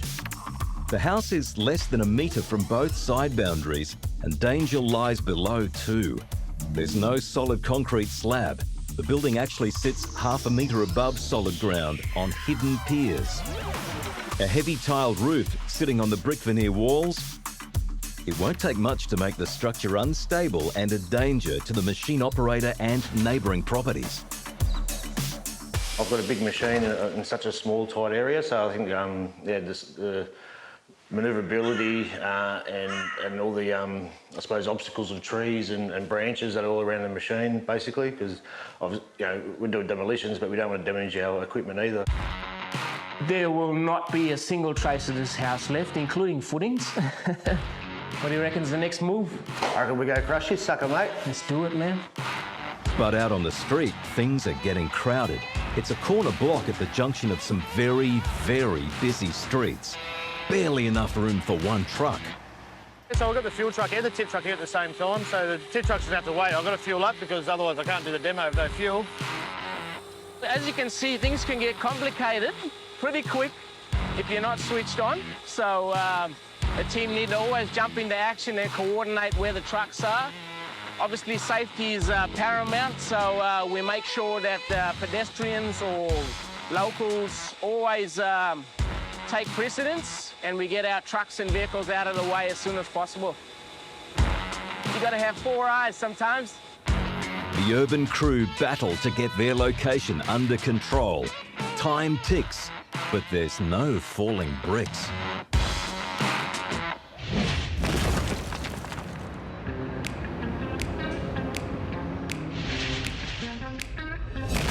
Sydney, Australia's biggest city and home of the famous Harbour Bridge.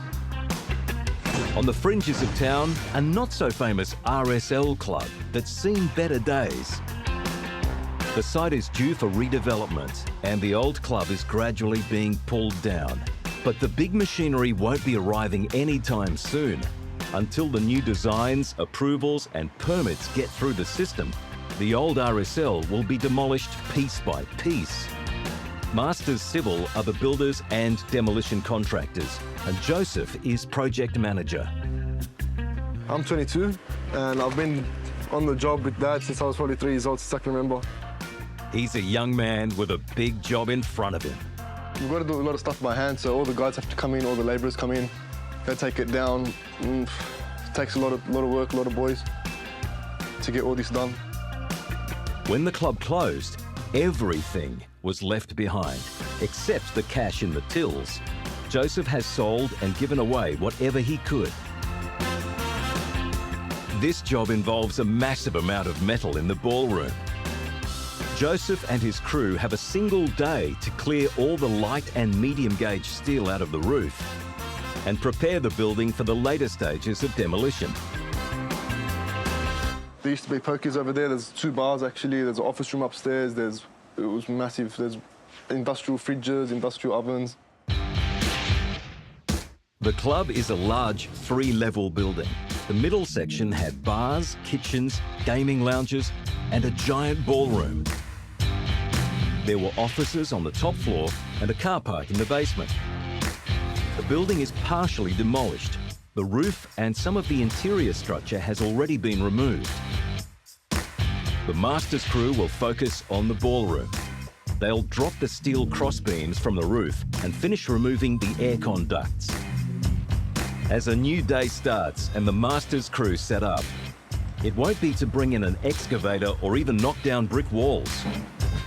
They're here to hand strip. Then we're going to set up the scaffold, get all the chicken wire off and the beams across. As one team starts setting up the scaffold, another attacks what's left of a massive air conditioning system.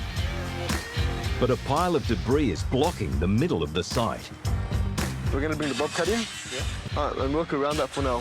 Just because if we do that, it'll take too long by hand. Yeah, I know. All right. So work around it. Yeah, all around. Timing is everything. While they work around the pile and wait for the machine, there's also a massive, dirty and highly irritating puddle in the middle of the floor. So I'm trying to get a drill here, drill through the floor so it can drain out the water, have a dry space for the boys to work in. Even makeshift bridges don't help. The puddle will cause delays and make life a dangerous misery. It's too shallow to pump, so they'll need to core drill through the 200mm concrete floor. Easier said than done.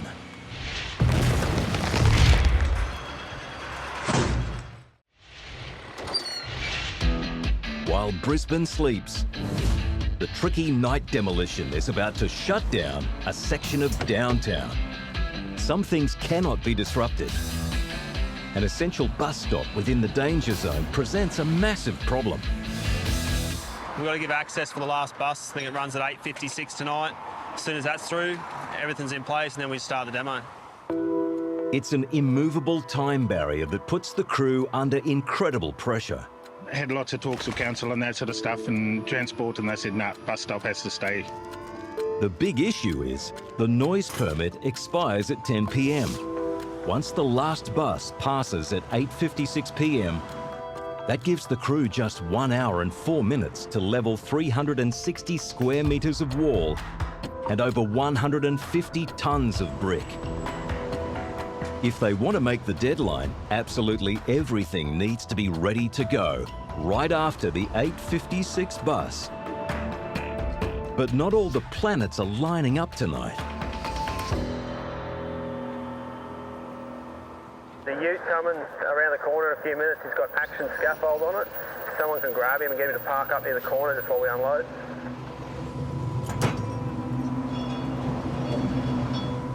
A critical signal box can't be moved or switched off. I think this particular signal box obviously does this whole intersection, but you don't know what they're playing with inside there. You don't know whether they're running traffic lights up the street or down the street. So the best thing to do is protect it.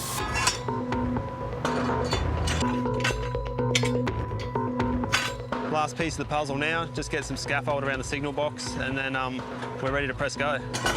The battle to beat the bus is now happening on several fronts. But if the scaffold isn't finished, the demolition will not happen. DJ, get back inside here and jump on the hose, please. While the scaffold is constructed, Nick takes up the slack. Copy. And everyone takes up their final positions.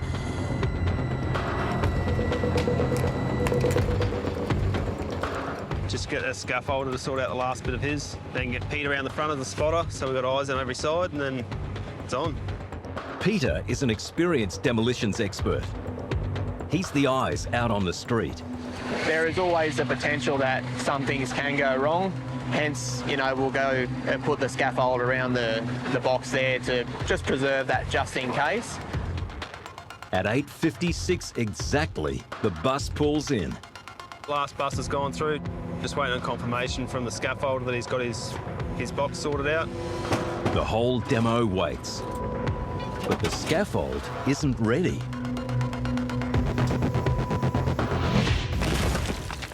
Urban earthmoving are deep in the Brisbane suburbs to demolish this house. But the cramped location makes it a far cry from the great Australian dream.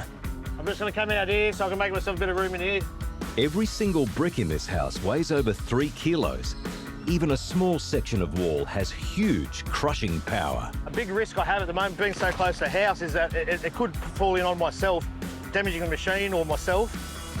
So what I'm going to try and do is fold the house in on its own footprint. That's the most important thing is debris flying. So I've got to be real careful with this what room I've got to move in. The machine is what's called a zero-turn excavator.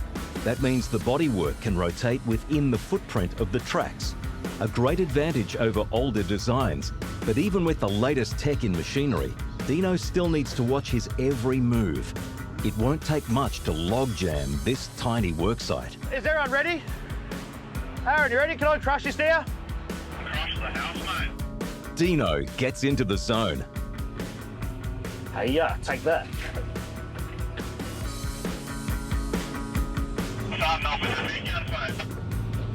Mate, that fence, it was asking for it. Aaron, the spotter, sends in a constant stream of water to control the dust. The garage has lots of clear space for these heavy sections of roof and exterior brick walls to crash down into. But even in the early rounds, the house is fighting back.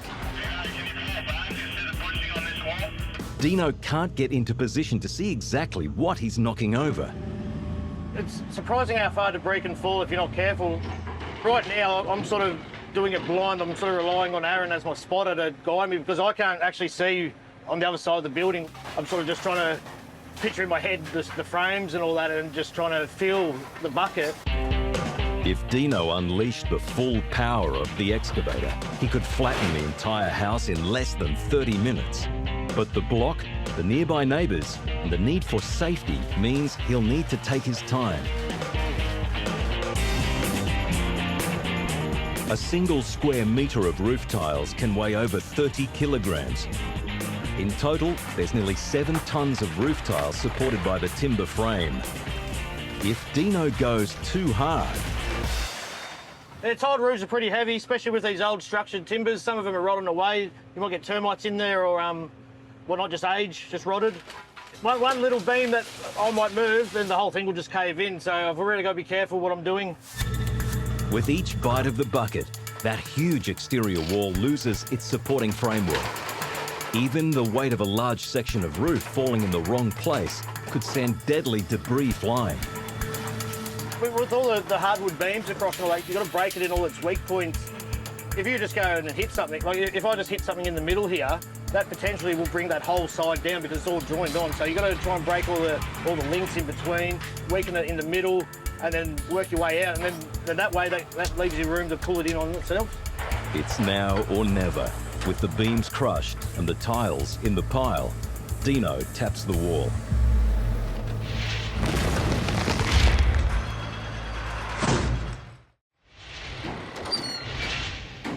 The Sydney crew are clearing steel and debris from a stripped-out ballroom. But a huge puddle is causing delays and making life difficult. The solution is to core drill the slab. The drill punches through 20 centimetres of concrete, 2 fist-size holes, and the puddle drains away. So on a job of this scale, it takes more time to set up and figure out how you're going to take it down and clear out sections and whatnot than it does actually taking doing the work. With machinery not an option for the time being, it's all hand tools and hard work. The roofing crew is stripping out 100 square metres of chicken wire. It was used to support insulation in the ceiling. Now it's just annoying. The aircon crew are in a tight spot. The old toilet block is a tangle of jagged ducting and broken porcelain. Hold the ladder for me. Fred, demolition supervisor, is crawling up inside the ceiling to get to the ducting.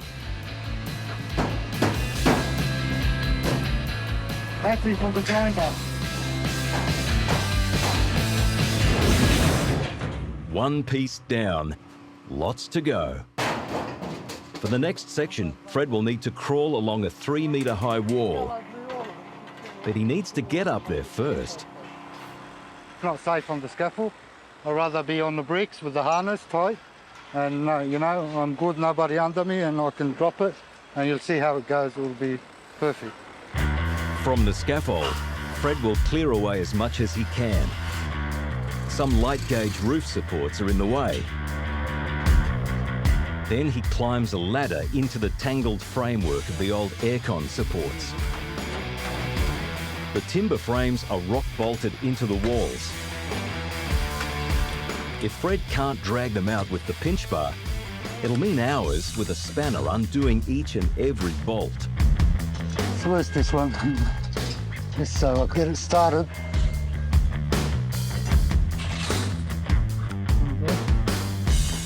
Fred needs this to collapse in one hit, or the mess will take hours to shift and sort by hand.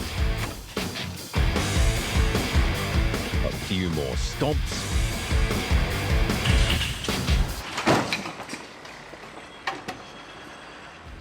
There is also movement in the lot next door. Joseph has a delivery. The skid loader. We're going to take this bucket off and go back up there and get the other bucket. This little machine weighs over 3 tonnes. It's perfect for working inside confined spaces. But it won't be easy getting it up to the 2nd floor. We're looking for somewhere to bring the bobcat up through the front door. But as you can see, there's railings and bricks. So we're going to have to knock them down to make a ramp and then through the door. That's for one of the options. Or we can get a crane. It's looking like we'll get a crane though. Using a crane to swing the skid loader up and into the site via the roof would save a lot of time. They would avoid navigating a difficult route through railings, doorways, the front bar, and up this steep carpeted staircase. But a phone call brings bad news. Hello? Yeah, the crane can't come, so we're gonna have to go with option 2, drive it up the stairs. It's downtown, dark, and they have closed roads and footpaths in a busy part of inner Brisbane. Tension is high as a whole demolition waits on a scaffold.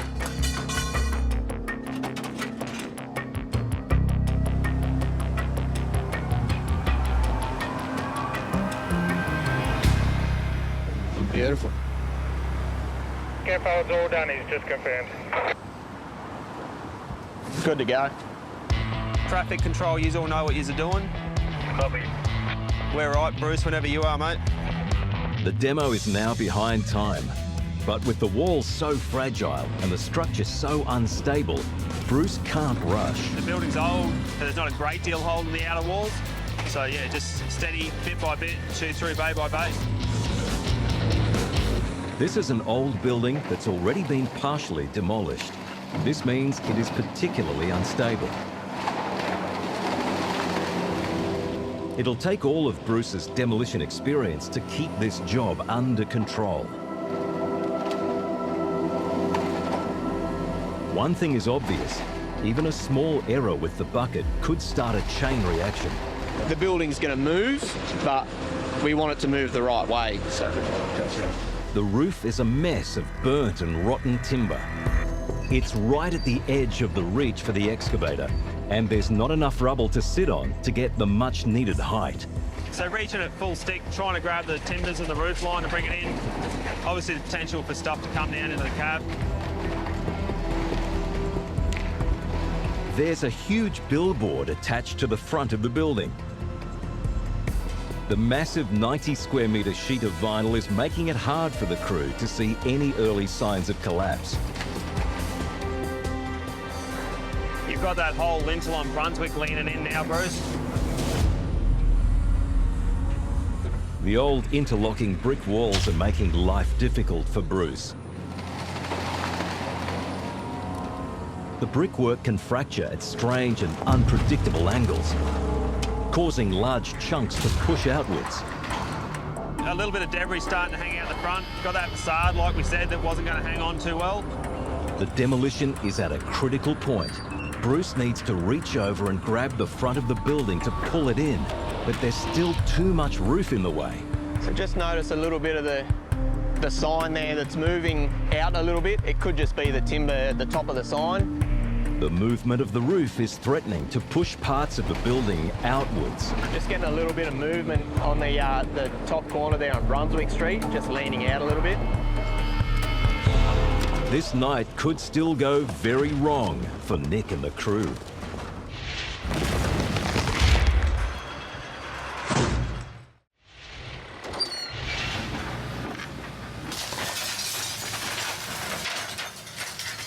The demo crew at Urban Earthmoving are battling several tons of dangerous brick wall. It's like the structure of the building, like, you know, you've got 6 foot high brick walls. If I knock one, if they're all cemented well, the whole thing can just go flying and then they just explode on impact. But good planning and great operating means the wall crumbles without a hitch.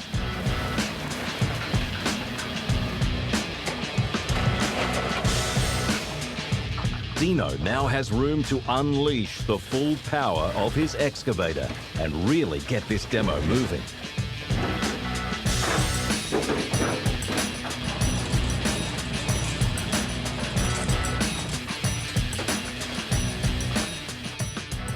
Well, Aaron, can you just mow the front so we can get the trucks in? I don't want to get bogged in the long grass.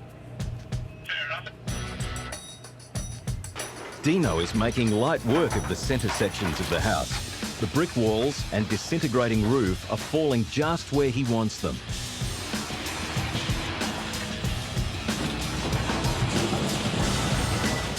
But he's steering clear of the interior of the house, and for good reason. There's a hidden threat lying below. no solid slab to support the machine. Because the frame of the house is raised up on wood, I've got to sort of try and crush the material down, because if I put this excavator on the floor without crushing it down to the solid slab, I could fall straight through and potentially cause damage or harm someone else. Beneath the rotten timber flooring of the old house is a half-metre drop. If it collapses under his tracks, it's enough to turn the 15-ton, $200,000 machine on its side. Even with the flooring crushed and backfilled with debris, Dino will have to keep his distance from the interior of the house, something that will make life extremely difficult. To make matters worse, the last section of the house is 3 metres high, but less than a metre off the neighbouring fence. Dino needs every millimetre of working room. Mum just told me to hang the washing out so I get pocket money. You know what, Mum? You get stuffed. Just the bedrooms and a bathroom remain intact. These 3 small rooms are holding up nearly 3 tonnes of heavy tiled roof. We're sort of getting into the tricky stage of the demolition now, because I haven't got much frame left, I haven't got much house left. I'm not even a metre off the boundary fence of the next door neighbouring property. Because there's so much stress being done to the structure at the moment, it can go at any time. Say I'm grabbing something at the front, I've really got to be watching everything else, because if something moves, I've got to be able to quickly move and stop that from causing any further damage. The wall is big enough to fall in and damage the neighbour's house, and the crew will be up for a hefty repair bill. Every tile and brick is now part of a massive, unstable puzzle. Pluck the wrong piece, the whole thing will come crashing down.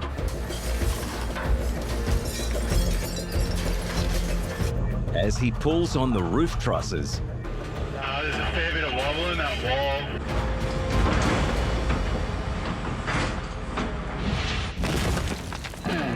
in Sydney, the skid loader needed for the ballroom blitz has hit a snag.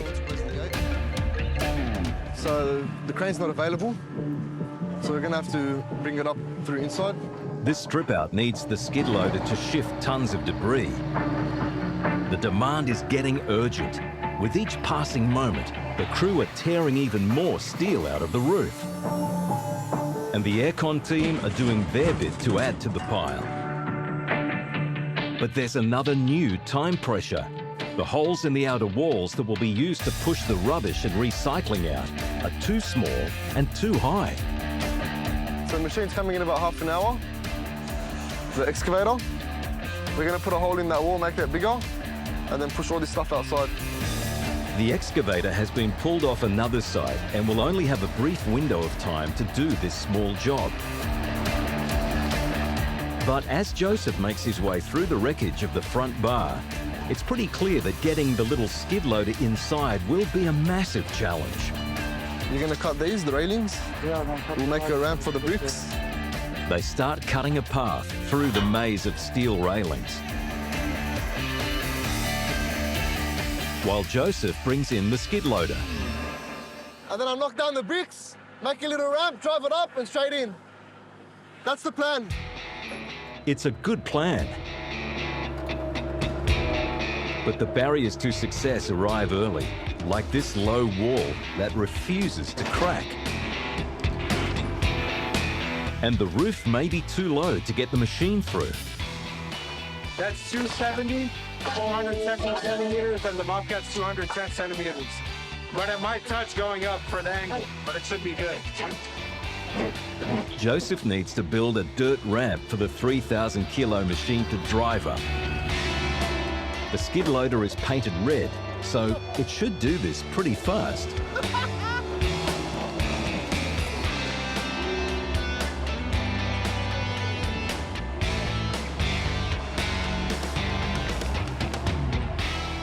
Dale, get a sledgehammer, grab stuff.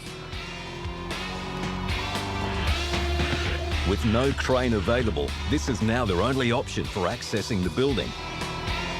But if he's not careful, Joseph could easily damage or flip the skid loader.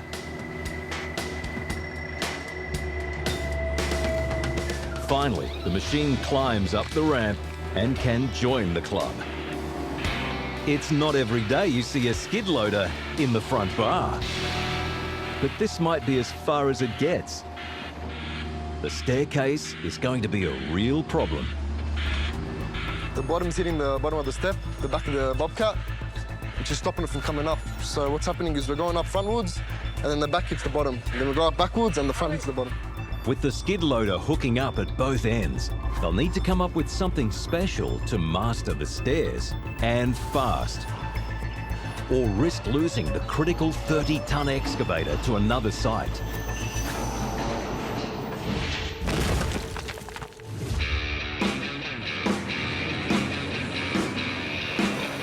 It's a night raid in the city to get control of an unstable structure on a time-critical demolition. There's less than 1 hour left to demolish this whole building. There's no root structure left in it now, so now the brick wall's just sitting up on itself for the time being. And then, yeah, we're going to start pulling it through now and get it down. The narrow footpath offers little hope of catching the falling materials. Debris must only go one way. You don't want to come in and knock a building down and have stuff going all over the place. We want to try and collapse it into that same footprint. The teeth hook onto the first wall facing out onto busy Brunswick Street. Bruce needs to exert just enough downward pressure to grip the bricks, then pull the walls in. Too much pressure with the bucket, and the block work will blow outwards. Is it all right out there? Yeah, mate, it's looking good. Having that sign across the front of the building in some ways helps, because when we pull that top, you get loose bricks will want to come down, but the sign is actually holding them against the building, which probably works in our favour a little bit. Still got the potential for the wall to fall out where we are, but at this point in time, we're moving along really well.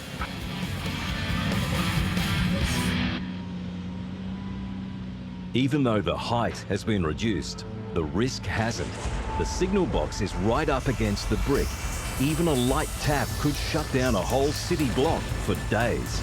Right now it's just outside the signal box. It's got some good scaffold around it, but if that wall goes out and knocks the signal box, then obviously we're going to be in a whole lot of trouble. Bruce must slip the teeth of the 1,000-kilo bucket between the signal box and the brick wall. Good to go, Bruce.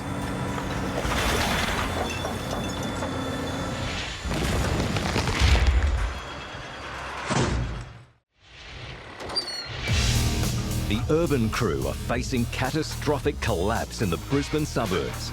There's no room to manoeuvre, and the last remnants of the house are threatening to come down around them. Dino is delicately destroying the last walls and roof, brick by brick and tile by tile. Let's see what's in the square window today on Play School. Dino takes the risk and crosses the dangerous flooring to try for another angle.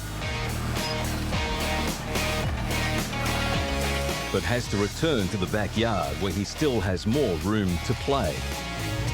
I'm going to do it from the back because I can't see. I knew this was going to be tricky with such a tight space with a big machine. I've got to try and safely get this house down, and I've got a next door neighbouring property fence here I can't damage. Can't do it from the front, which will be the easiest spot because I can see what I'm doing. I'm going to pretty much be relying on my spotter as my eyes for me. Yeah, who knows what's going to happen. Just a bit further along from where you are now.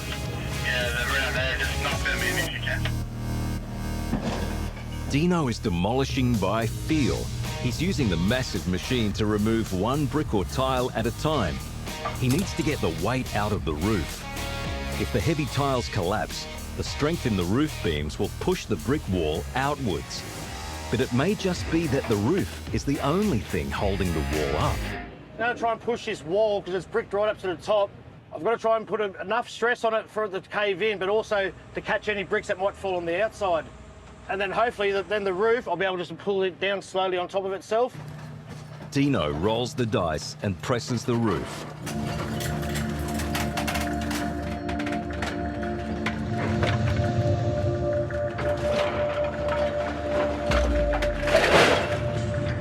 So we've got a catch-22 at the moment because on the inside there's a skeleton of the building. On the outside, there's the brick wall. The skeleton on the inside, I'm trying to break that because that's the strong part. But then also, I've got to be careful because as I'm touching that, that also holds the brick wall up, and that's gonna go on me, mate.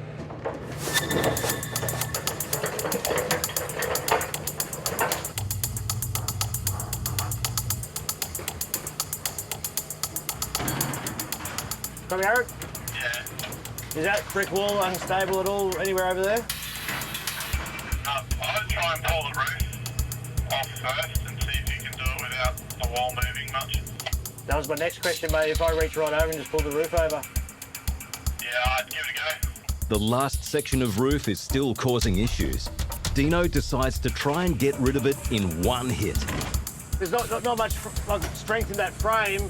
We've still got tiles on it. We've still got a brick wall on the outside. I'm just trying to break the roof, and I'm going to hopefully just pull the roof over, and then that way I can just attack that wall nicely. Once that's down, then I can just bring that frame in. It'll be easy. Just trying to get there first. With Dino operating blind, he stretches the excavator to full reach. If he makes a wrong move now, it could still be a very bad day.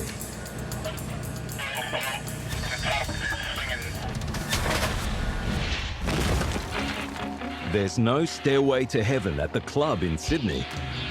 Getting the skid loader up and into the ballroom is a major hurdle for Joseph and his crew. And the excavator needed to make a bigger access hole also needs to go elsewhere, ASAP. So we're going to try to get timbers now. Yeah, put that door. The timber doors and panels should take the bumps out of the stairs. But the steepness is still a major issue. The skid loader rears up on two wheels. It's getting a bit slippery. So we're going to move the carpet, take it off, and hopefully under it's a bit drier. The wheels don't slide that much. While the machine burns rubber, it also burns time. And the roofing crew have started to dismantle the heavy steel sections of the roof. Fred over there is starting on the bigger purlins, on the bigger beams across. The purlins are heavy beams weighing 50 kilos each, and the crew need the way cleared to drop and move these 8-metre beasts. The skid loader is still on the wrong level. As well as ripping up carpets, they've thrown timber beams onto the stairs to add some grip and smooth the way. But Fred needs the hole in the wall to get his metal beams out and away. I can't take that. They're all small anyway. You can squeeze them. Big ones, we can cut them. And plenty of roof, we can get rid of them, man. Dale, no one comes here. I'm going to be taking down that wall. The excavator's busy schedule forces Joseph to step away from the stranded skid loader. So the steel beams are pretty much holding up the other beams on the roof, which are holding the whole building together and the wall. He only has to make a hole in the wall a couple of metres high, but Joseph needs to pick his way incredibly carefully. He'll use the ripper, a huge high-tensile steel hook for more delicate work.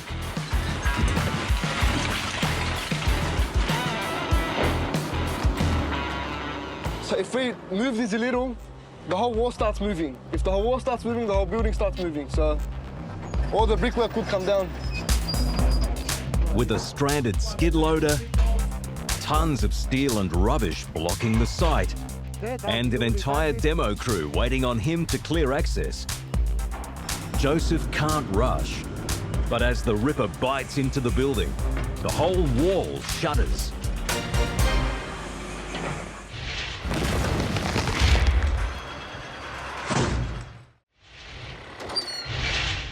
The Brisbane night demolition has debris dangerously close to damaging a critical traffic signal box. Yep, good to go, Bruce. Just want to go back out, get a visual inspection of what's happening out on the street. When he comes to tidy this up a little bit, there's just a little bit pushing against the back of the signal box. When you come up to that signal box, you've got a whole heap of weight pressing at the base of it. Copy. It all goes well now. we're through the worst of it. Everything came down the way we wanted it. A little bit of debris as expected on the road, but that's why we got our exclusion zones.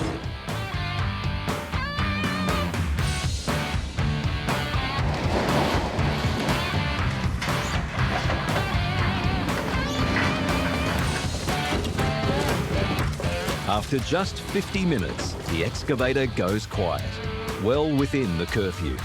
You've done great, thank you.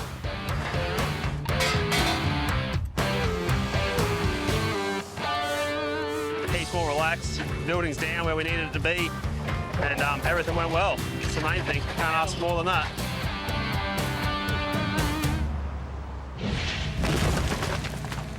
Dino and the urban team are fighting one last section of the house demo before they can start the cleanup.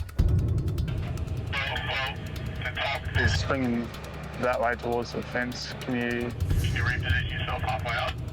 The bricks are cracked and out of alignment. Higher sections could go at any second. Dino repositions the machine and the bucket, then tries sliding the roof off. I'm going to try to get all the tiles off the lot and the load, because if I'm pulling one way and then one of the structures give way, but the weight of it is just going to make it go off the other way, and I can't have control of it. Every individual tile is locked into the one beside and above it. Dino must break these bonds to get the roof down. And finally, the annoying chunk falls to the ground. Barely a brick out of bounds, Dino has kept his cool and has the demolition back under control. Hello, mate, I can see you now. It's been a while.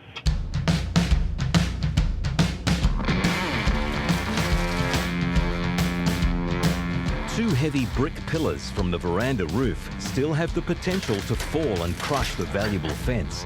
And they stand on unstable ground.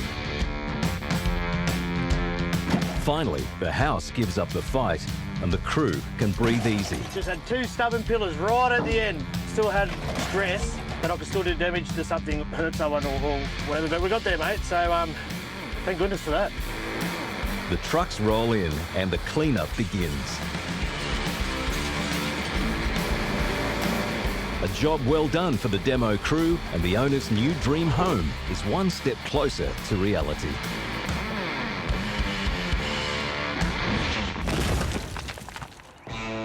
The Sydney strip-out of the old club has hit a potential pinch point. The skid loader refuses to climb the stairs. The huge galvanised steel roof beams are ready to drop out of the roof. And the excavator punching a hole in the wall could bring the whole building down. He might be a young fellow, but Joseph's skill with the excavator means the hole is safely cut. I'll clear it out with the bucket of the machine and get the stuff out with the bobcat. There's just one problem. The little machine is in the bar. So when we're coming up the stairs, there's a lot of risks involved in the bobcat tipping. I tried a couple of times, it almost tipped backwards, but you've got to bring the bucket down quickly. With no other way up to the ballroom, he gives it one last go.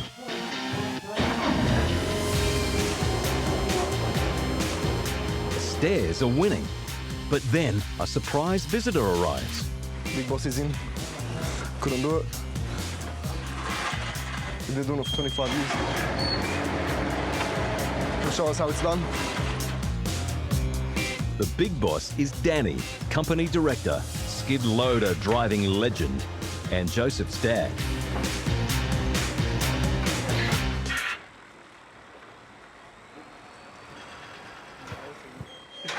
We almost had it.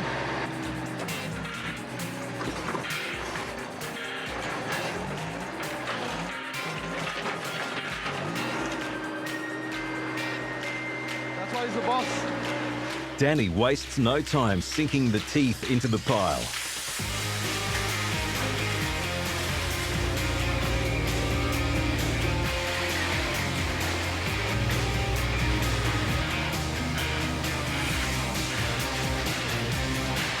The tons of steel are cleared in time for the first big beams to drop. We're not stuck anymore. We're not limited to space, so we have all this open space now, and the boys can start working on this area at the top. It's been a long day, and the devil has been in the detail. They've drained a small lake, taken a skid loader where no one has taken one before, punched a hole in the wall, and dropped tons of steel. What's the secret ingredient that keeps these guys going? We're just like a tight-knit family.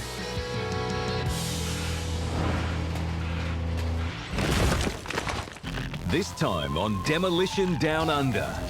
In Brisbane, a fire-ravaged cafe creates a gut-wrenching demo for the hard ones, with piles of rotting food. No, there's eggs. And a mountain of scorched rubble. Meanwhile, uptown in the city, a massive abandoned beauty school has some ugly surprises for Gumdale Demolition. A freakishly large peak, a hidden threat, and a gigantic crack in the wrong place at the wrong time. That can let go at any point now. Down at Nudgee Beach, Queensland, it's a demo with a difference. It's gonna be close. The Bhagwan Marine team are racing time and tide, taking 2 old yachts on their final voyage. It goes good, it goes good. When it goes bad, it goes pear-shaped. Hold it there.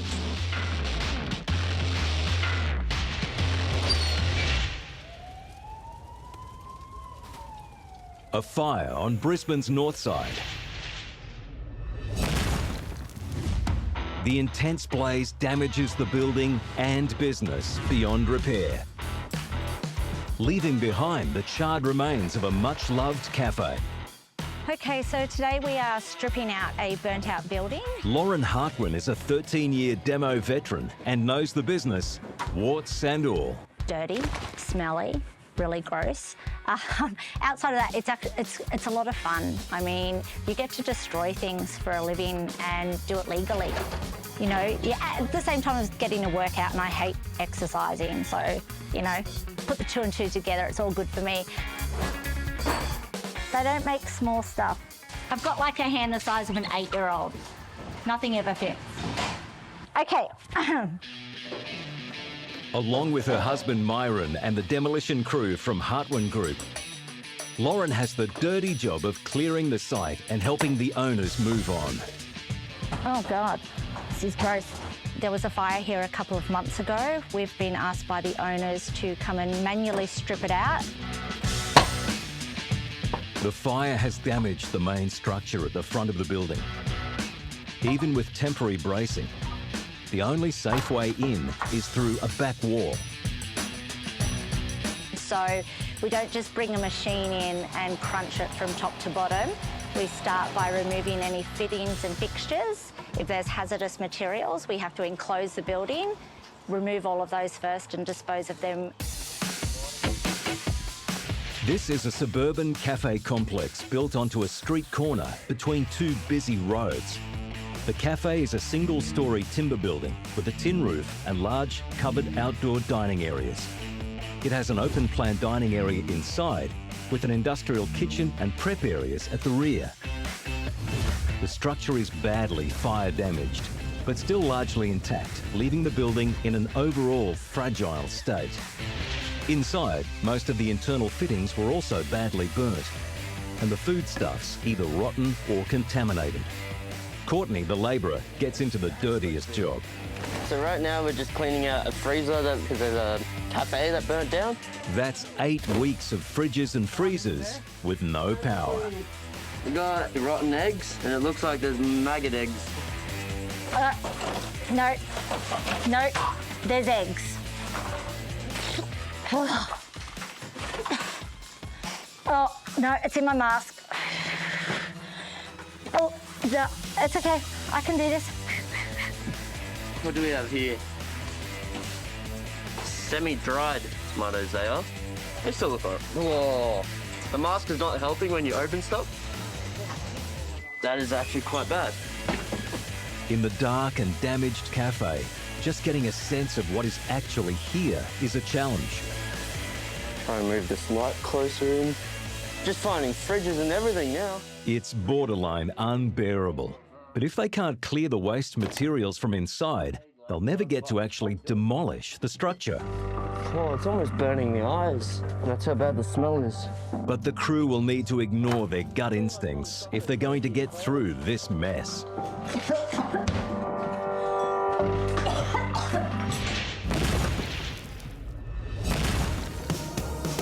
Downtown Brisbane, down a back street. This is what was once a large and successful beauty college. The long abandoned building is 3 levels and covers half a city block. It's big, it's tough, and it's wedged in between high-rise apartments and busy laneways. Gumdale Demolition have a mega job on their hands to remove every last brick and splinter from this sought-after site. Bigger building, 3 stories, 2 internal concrete floors. It's going to take a few hours to punch through them. A bit more bashing to get it to the ground. When the tons of debris begin to fall, it will easily damage the footpaths or guttering. An incredibly expensive and time-consuming repair. Site supervisor Nick will need to ensure every inch of vulnerable pavement has a protective covering of plywood. Some raw materials kindly provided by the beauty school. Just pinching some hoardings off the building. Someone had boarded up the building in the past, so we just again reusing the bits and pieces that came with the building to help protect it. Run 3 long ways so they protect the curb, and from there back, because he's going to sit behind there and pull the wall over towards himself. Just trying to protect the footpath as best we can. Got a whole lot of concrete up there that's going to come this way. The building covers 360 square metres and is nearly 12 metres high, 2 metres above the upper reach of the 36-tonne excavator. Originally a brick warehouse, 2 decades ago, an internal structure of reinforced concrete floors, a convoluted layout of internal walls and an external metal staircase were added. The beauty school was a big business, so inside there are treatment rooms, lecture theatres and reception areas. The location is tight. Along one side, there's a busy street with a narrow footpath. At less than a metre wide, it provides no buffer zone to the hectic access. This old beauty school could get very ugly very quickly. Just watch yourself, guys. The most important task is dealing with one of society's darker issues. We do a walkthrough on every job. Again, this one here's got hundreds of rooms throughout it, so each room, each ceiling cavity, every cupboard, every crevice, every crack, we've got to check, make sure no one's in there. Despite the best efforts of the building's owner, homeless people have occupied this place for several years. As the demolition waits, the crew comb through every nook and cranny.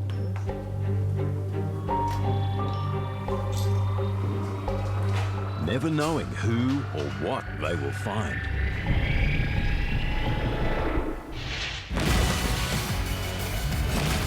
Nudgee Beach, Queensland. And these 2 old yachts are going for a ride. But it's not to a cosy workshop where they'll be lovingly restored. Should buff out, eh? Removed from the bank of the river and placed on the deck of the salvage barge, these 2 abandoned boats have gone from beloved vessels to toxic waste, poisoning the waterways.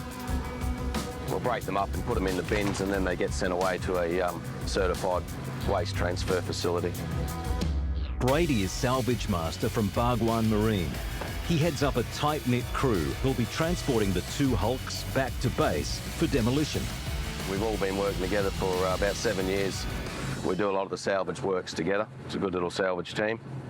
It's going to be a difficult job just getting the 20-metre barge with its 70-tonne crane out into the bay.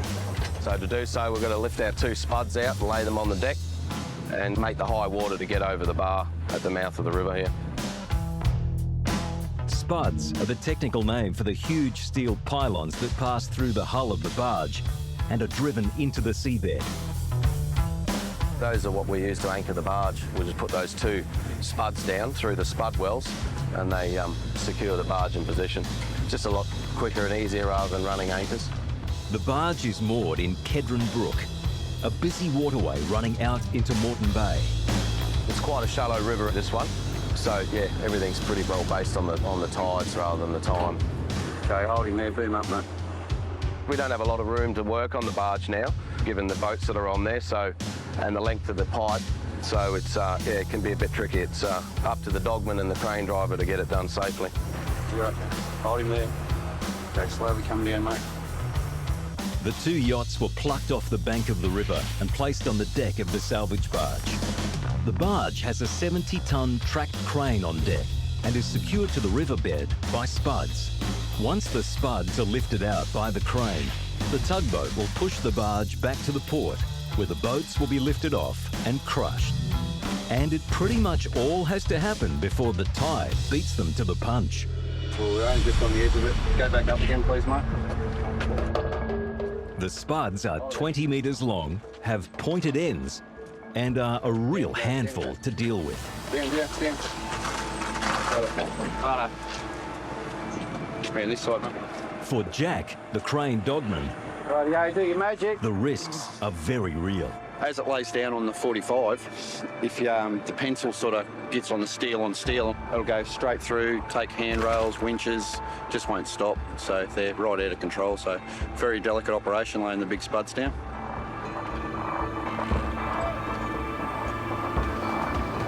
The spud laydown goes mission critical. It's going to be close.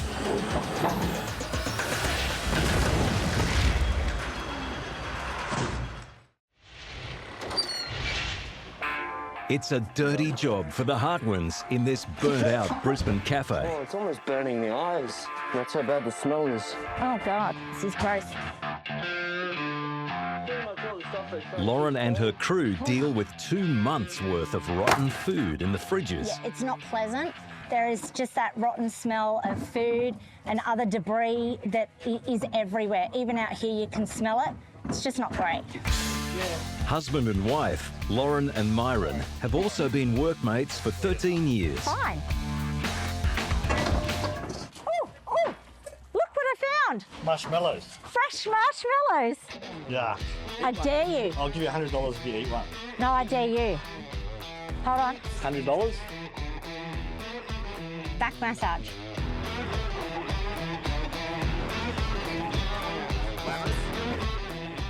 You're so gutless. You might be able to eat a small amount of the debris yourself. But when a demolition company gets the job of clearing a site, I don't think the bins have been emptied for months. everything within the boundaries of the location becomes their responsibility to remove. That is really, that's disgusting. It's worse wearing a mask because you're breathing your own breath and that's gross. The fridges and freezers are done. But inside, there's a whole new set of dangers. The internal ceiling is timbers. It's fallen down everywhere. Outside on the street, the busy morning traffic has to stop for the arrival of the skip.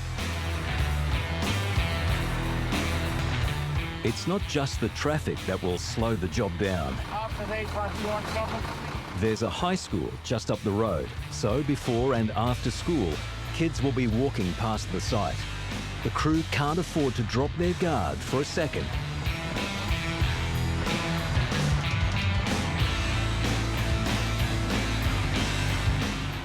The fun's only just started for the demolition part.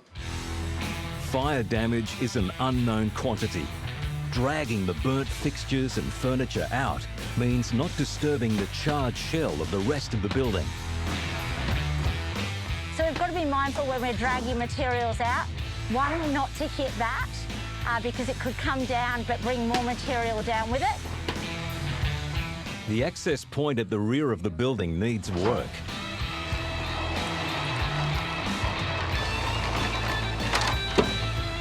Mostly so Lauren can rescue whatever she can from inside. I like salvaging, so that's really pretty. I don't need a fireplace though. I live in Queensland. The charred remnants of a once thriving business strike a chord. A lot of the people who come to you to demolish something, they come with a purpose. They're demolishing their house to build a new house. They're demolishing an old commercial structure to build a better facility. Here, when it's something that's been destroyed, it's kind of sad to see it happen for the owner because they've lost income, they've lost their business. Machinery is arriving and the crew are frantic to get the contaminated waste out. No, there's just so much. Time is ticking, but the devastated cafe fights them every step of the way. It's just stuff everywhere.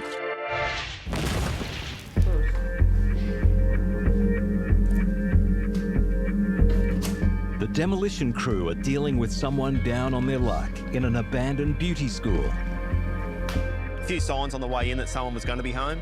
They jammed doors shut, a few different places where things had been sort of kicked around and cleaned up. Sure as hell, yeah, there was.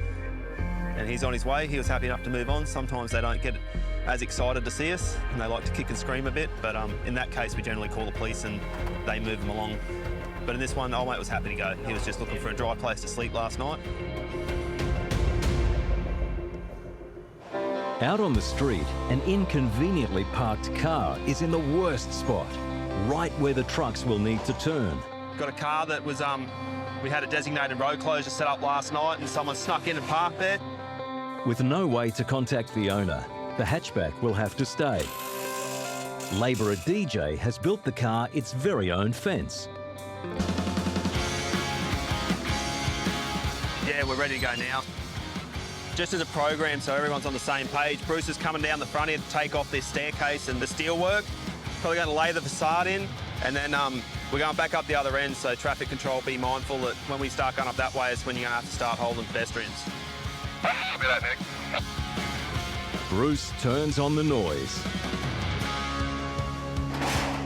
The steel balconies don't put up a fight, but at current market value of $200 a tonne for scrap metal, they're worth the time to separate.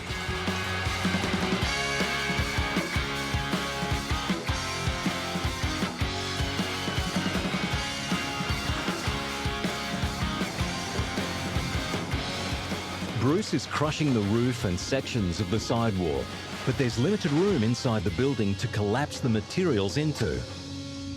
So he must pull the unpredictable debris towards himself. The steel structure holding the sheet metal roof up must be crushed.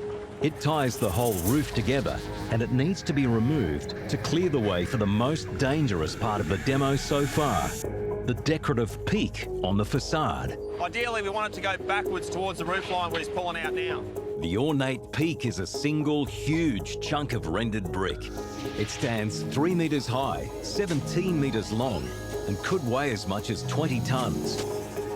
As they remove the supports for the huge piece, it must fall back, not forward, or it could crush the excavator. The highest and weakest point of that whole building is the part we're playing with right now. So that rounded peak is just a decorative facade. We tried reaching it, we can't quite get it at this point, so I was going to build a bigger pad, get up over the top, and then control it in the way we want it to fall. 36 tonnes of excavator and 20 tonnes of brick are connected by just a few millimetres of steel. Will it be enough to pull this deadly chunk down?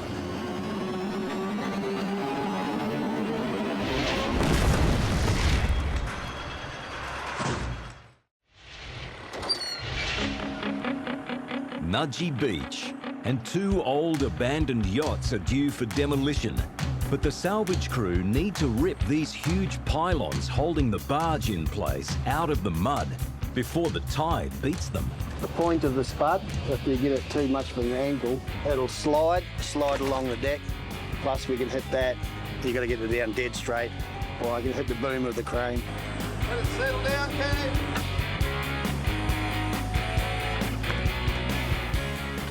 Okay, slid her into your left cock and into your left lock. With so little room, the 10-tonne spud could fall and crush anything in its path. Okay, you got it there, mate. Boom down. Spud 1 is safely on deck. Yeah, that went pretty well, that. That was textbook. We're going to pull the second spud now and get ready to go. Rightio, here we go again. Rightio, Rita, let's go. The deck crew reposition the crane, ready to hook up spud number 2. Yeah, lift her up, lay it on the deck, please, mate.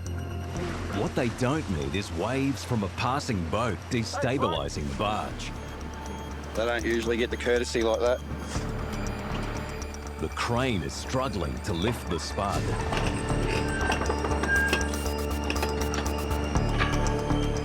They get stuck in the mud, and then we've got a lot of excess weight we've got to put on them to actually pull them out. So sometimes they just need a little rock off the boat to get them up there.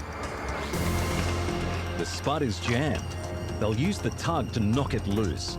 With every tiny interruption, the tide slips away. Brady gives the tugboat some throttle from one engine, hoping to twist the spud out. But it stays stuck. Get her up the inside there, that Joey. With one last-ditch effort, Brady buries the throttles on both engines.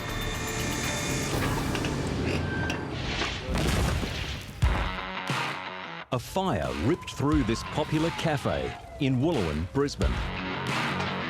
The Hartwin crew have cleared fridges and freezers filled with rotten food. It was tough going, but they managed to get through, and after a freshen up, the demolition can get started for real. So today we are actually demolishing the shell of the structure. The 3-ton mini excavator will do the heavy lifting. The machine will come in and they'll rip it down. We've just got to be mindful that there are plenty of pedestrians walking by. There's a lot of traffic. Everyone prepares for the next phase of the demolition. What we need to do now is the building's been stripped out. We have to start using the machine to pull everything down because it's a bit unstable up there. We'll work our way through this wall, getting out to the awning and just pulling bits and pieces in, and we've got guys all around and keep an eye on it. It's pretty precarious up there. We've got a high parapet wall. While we're getting through there, we just take it a little bit at a time. Every crew member will be looking for signs of structural failure. The fire has eaten into the heart of the building. It might only be a 3-ton excavator, but it has enough power to easily collapse the whole cafe. Myron courts disaster with every bucket strike. The main risks are we're working with live traffic around the road, all that sort of stuff. Basically, unforeseen collapse.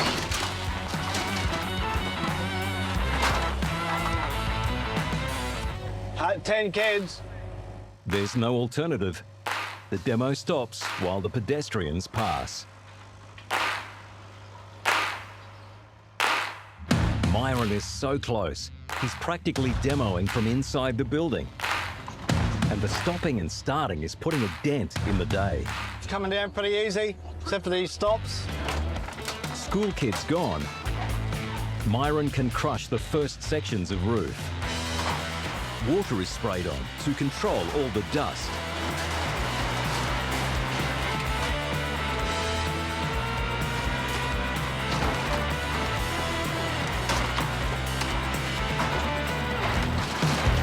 They're reeling in time. A big piece of roof is ready to come down.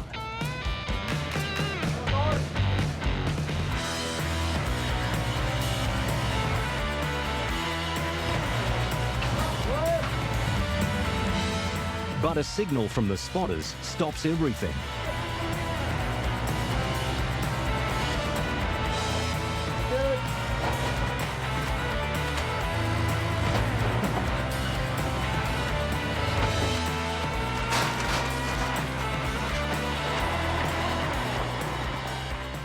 Yeah, so another half an hour, then we'll have a lot less traffic. Peak hour finishes, school starts, and less traffic means they can take on the most dangerous section. Pretty much easy stuff's done now. We've got to get this awning off over the footpath, so just got to do it in stages and nice and slow. Even with less traffic, they're encroaching into the public space. Problem with the awning is that the building's like 100 years old. Even before the fire went through, it's probably a little bit not well maintained, but what we've done is we've strapped it all up. We've put braces in there, so the whole thing will stay together while we're pulling it apart. supposedly. You can't, foresee every last little thing. It's a critical moment in the demo. If the corrugated iron roof breaks apart, it'll block the road and disrupt traffic for hours.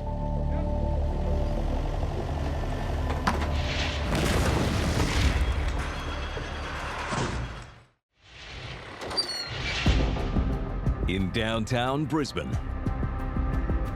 It's not pretty down at the beauty school. The dangerous section of facade, the decorative peak, is massive. It's high. And it could fall and crush the excavator at any time.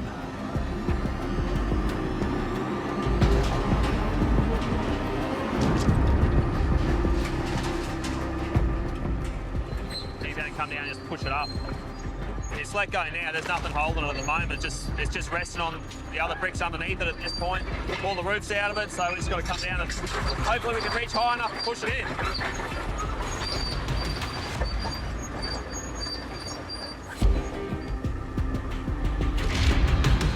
The peak is still too high. Bruce looks for something in the wreckage. Bruce, do you want me to bring you down one of those big timber beams to push it in? Yeah, we can try that. We're running out of reach, running out of material to build a pad to get up high enough to reach the front of it, so we're going to chase around and grab ourselves an extension just to reach up and just push the brickwork over.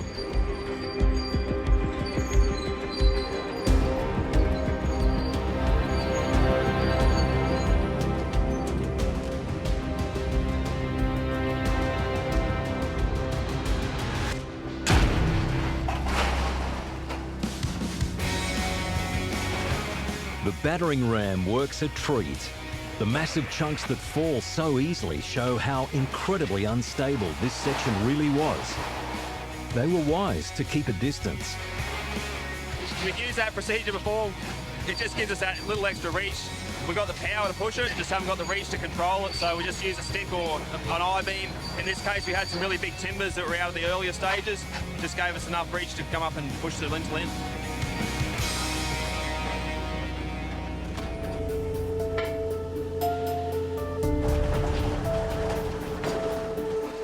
A large aircon unit weighing a few tons sits high up on a metal platform. Its movements are difficult to predict. The steel structures around it flex and threaten to throw the unit out and onto the excavator. But Bruce keeps his cool, and the aircon falls harmlessly to the ground. There's another peaked facade at the other end of the building. Might want to watch that bit. You should be able to drag the rest of those trusses out now, and the chance of that thing falling are pretty good. The roof trusses are ripped out, and the peak stays up, for now. But the thick walls, reinforced concrete floors, and steel beams can be rough on the excavator. In the middle of the noise and destruction, the machine falls silent. DJ's running, and Bruce is out of the cab. It's family fun at the Fire Cafe in Brisbane. We come in early, we get the job done. Right? You or the bin? It's you. Cool. Myron, Lauren, and the team from Hartwins are attacking a badly burnt awning on a busy street front.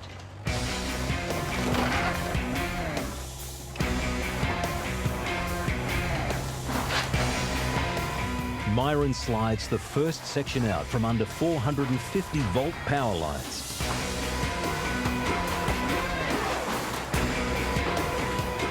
This last section of awning and wall need to drop without smashing the $40,000 excavator. And we just nicely, gently, we just get in there, pull the whole awning over. Then we don't have any dramas. But the roof gets caught on the temporary fencing. Myron holds the last section up, while the crew use a reciprocating saw to free it. We've got the awning off and this piece of timber just got caught on the fence. The last piece of roof with any strength has hooked itself over the steel post. I'd let it drop. It's going to be just as easy to work with it.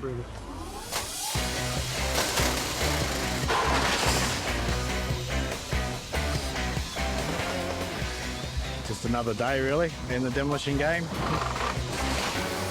Come off quite nicely. 100-year-old awning. But the delays aren't over yet. We've run out of room, so we've got to keep piling it up. The boys are just putting the rest of the braces on the awning so we can get this next section down. The roof structure is so weak, they've been using the bracing put in for safety to keep the awning intact, making it easier and safer to lift out in large pieces. Oh no, I'll lift the roof off first and you can just unbolt it. They need to take timbers from the first section of awning that's already being demoed and use it to brace the second section. But it's taking time, and that's something in very short supply. There's one up there, one up there. Come on. That is him. He is the complete connoisseur of cockiness, and he will grate everyone on their nerves. Got to think for these guys all the time. But he's a newbie. He's the first week on the job, mate. But I think it's the way he keeps the momentum going on the job. We get things done properly, but we remember to have a bit of fun along the way. It has taken longer because we're starting and stopping, but that's what we have to do. So we've got all the braces in, get rid of these boards and see what we're doing with the awning structure so I can work my way through. Boards out, crew out, excavator in.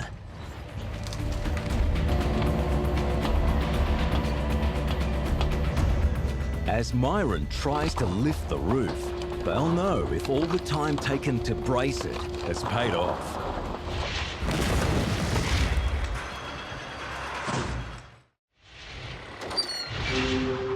The beauty school isn't looking quite so hot. But it's the excavator that's having a wardrobe malfunction. The tooth come off the bucket. We need them all on there. Obviously, when we start punching floors, we want the direction of the teeth to be pretty sequential across the floor. Push it down into one big piece rather than have an odd piece sticking up where a tooth's missing. How heavy is it? 25 kilos, maybe? Could be wrong. Could be 5. Just weak. All right, 15. We've got 15. The teeth usually don't get worn out, but the pins inside them usually snap off and we'll lose them in the rubbish. The forged steel teeth on the bucket cost $250 each and are specifically designed to withstand heavy impacts.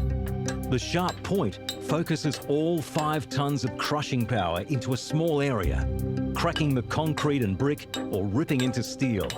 With even one missing, the excavator will struggle to get through the next section of the building.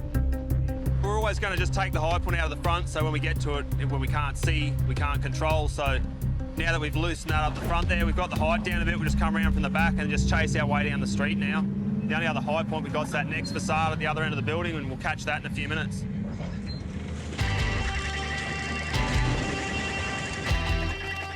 Bruce is clearing some exterior walls. They're in the way, but they'll also provide him with a nice rubble pile.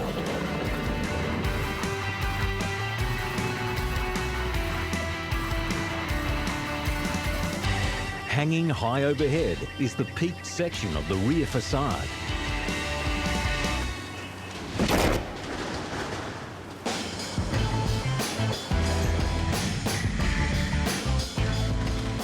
Just starting to get into where we're dealing with the 2 floors now.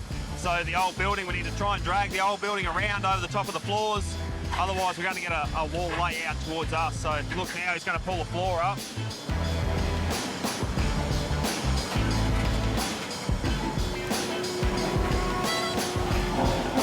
The huge impacts needed to crash through the flooring are shaking the old building down to its foundations. But it's the only way to get the beauty school to collapse into its own footprint. The idea is get the floor out of the way, give ourselves a nice hollow on the inside, and come around the front and push the wall in. As the interior structure is removed, the outer structure is then unsupported. These huge slabs of brick wall at 15 metres above the street could destroy the pavements below. If he pushes or pulls the wrong way, getting close to the other end now, pushing a beam, it can push the other wall out, so he's got the control to bring that building in the direction he wants it. But their worst fears are realised when at the front of the building, a massive crack appears. Now the roof structure's gone out of it, we're starting to get a bigger hairline crack down that wall. That can let go at any point now.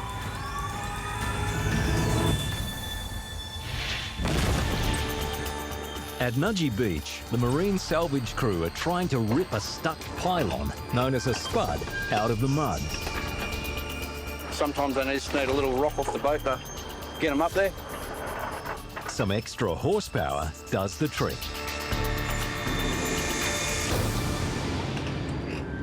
Looking good. God, yeah, all good, mate, all good. As the crew lay the last spud on deck, calm conditions mean they make good time and pass through the busy shipping lanes at the mouth of the Brisbane River. Safely docked, the most difficult stage begins. Lifting the two rotten yachts off the barge deck.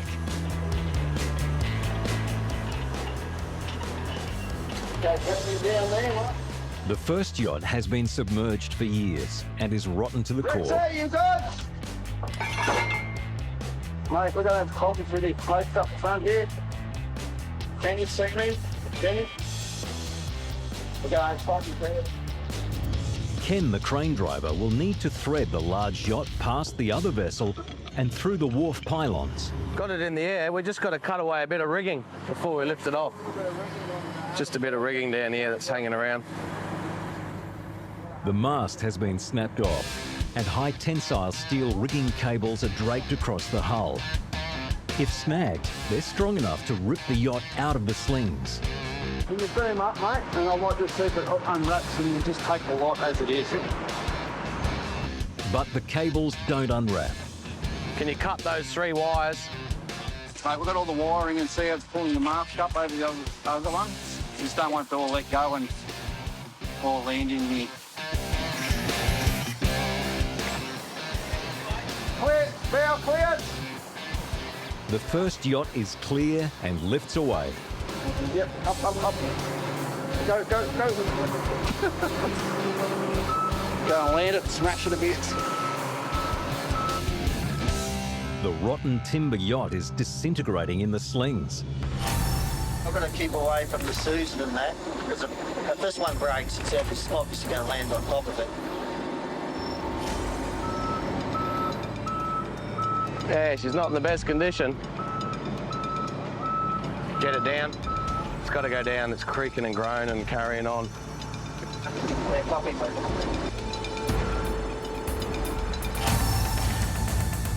Yeah, this one is absolutely good. Terrific little lift.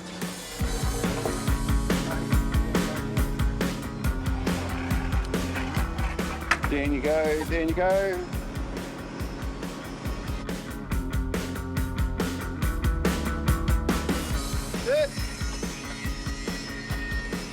Rexy, I'll get this side and pull them out, eh? Tonight you get 5 free mud crabs will come walking out. One wreck safely on the wharf, one busted wreck still on the barge. Trouble is, it looks like a jet ski's drove through the side of it. And I think this one's going to fall apart on us. I don't think she's going to handle the multiple lifts that we've done with it.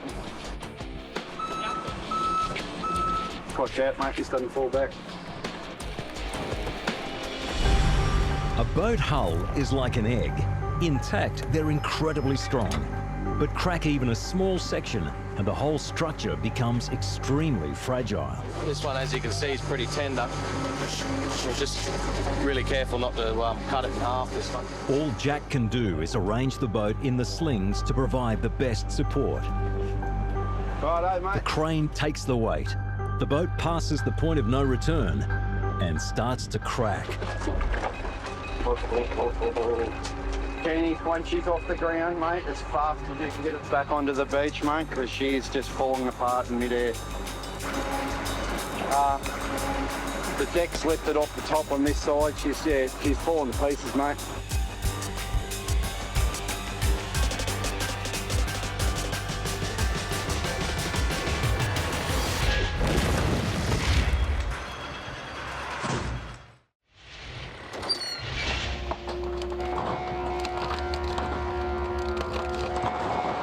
The last sections of 100-year-old roof are coming down at the Burnt Out Cafe in Brisbane.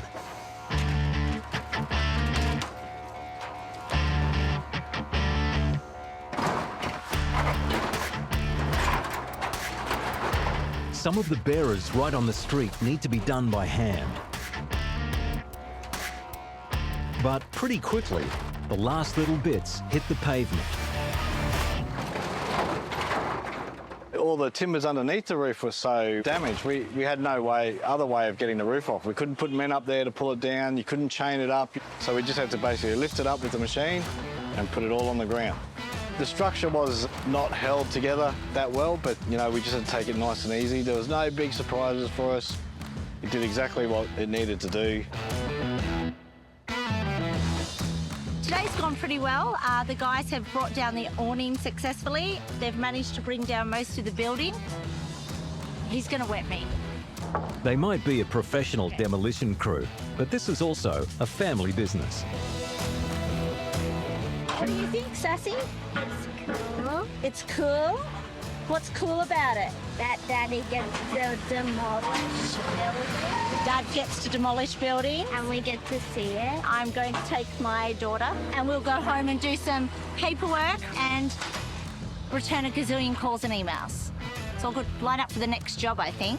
We've got this part of the structure down that we've had to for today. Load that out tomorrow. The excavator did a good job ripping all the building down. Only needed a little one. We didn't have much space to work in, but yeah, we did a good job, nice and safe. That's it. A job done. End of story. The beauty school has proven to be something of a beast. A massive crack forming high up on the front wall could mean this story has anything but a fairy tale ending. Getting to the end of it now, it's starting to get a little bit more nervous. Just want to get the height out of it, bring it down to at least 2 stories, and then from there it's smooth sailing. But at this point, we've got some big cracks in the building and need to get that corner down. This is the hit that will make or break the demolition.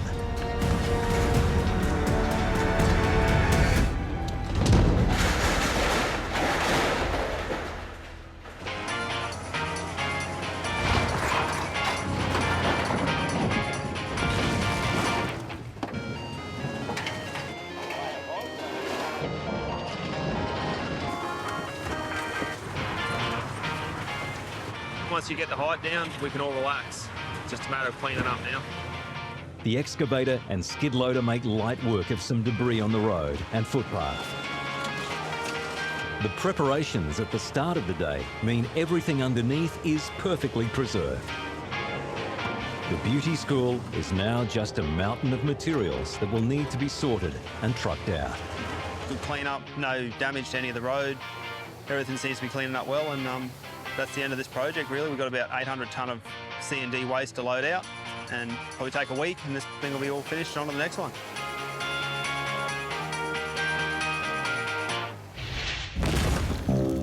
The marine salvage crew have one yacht on the wharf ready to demolish, and one that could break in half mid-air. The deck's lifted off the top on this side. She's falling to pieces, mate. Yeah, mate. Just got to hope that bow stays intact until it hits the ground, mate.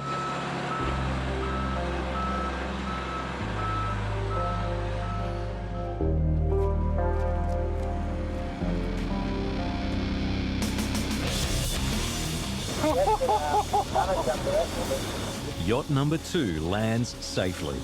Just. She completely let go, the whole deck, everything just let go on this side then. Yep. Good to have her on the ground, mate. Final resting place. Next is the demolition. Time to drop anchor. We go get a big anchor in our garden of anchors just here behind her. Pick up as high as we can, and we just smash her to bits and put her in these blue bins, and that's a wrap.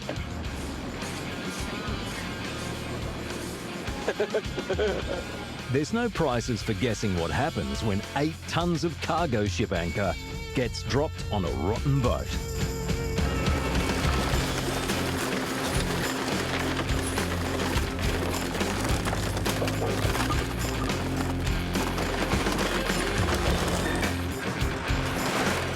there's very little to recycle. Boat number 1 goes into the bin. Adios, boat!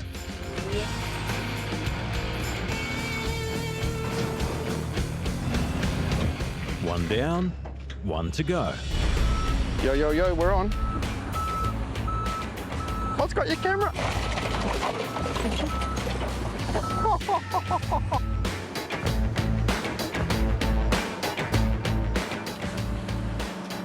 Copy, Kenny. Can you give her a hit from the other side? Swing in like your first one, it'll probably break in half. There's nothing left of her, that's all right. We can pick her up in one go then. The boat is so crumbly, they want it in bigger chunks to save a massive cleanup. This one's going to be a money maker, this one. Breaking up easy, lifted up easy. But there's a hold-up for a venomous passenger. Mate, I thought I'd just seen one of those stonefish jumping around. So I've just seen him just flicker and fall down in there. Down here on the ground, anyone stands on it, kicks it, even dead, still make you real sick or kill you. Typical stonefish, and these are these dangerous spikes on the top that one of these will even kill you, make you very, very sick. Dead stonefish disposed of thoughtfully. It's all downhill from here. There she goes. That's the one we wanted. Yoo-hoo! Hey, that's it, eh? All come in under our 4 days, so we're stoked.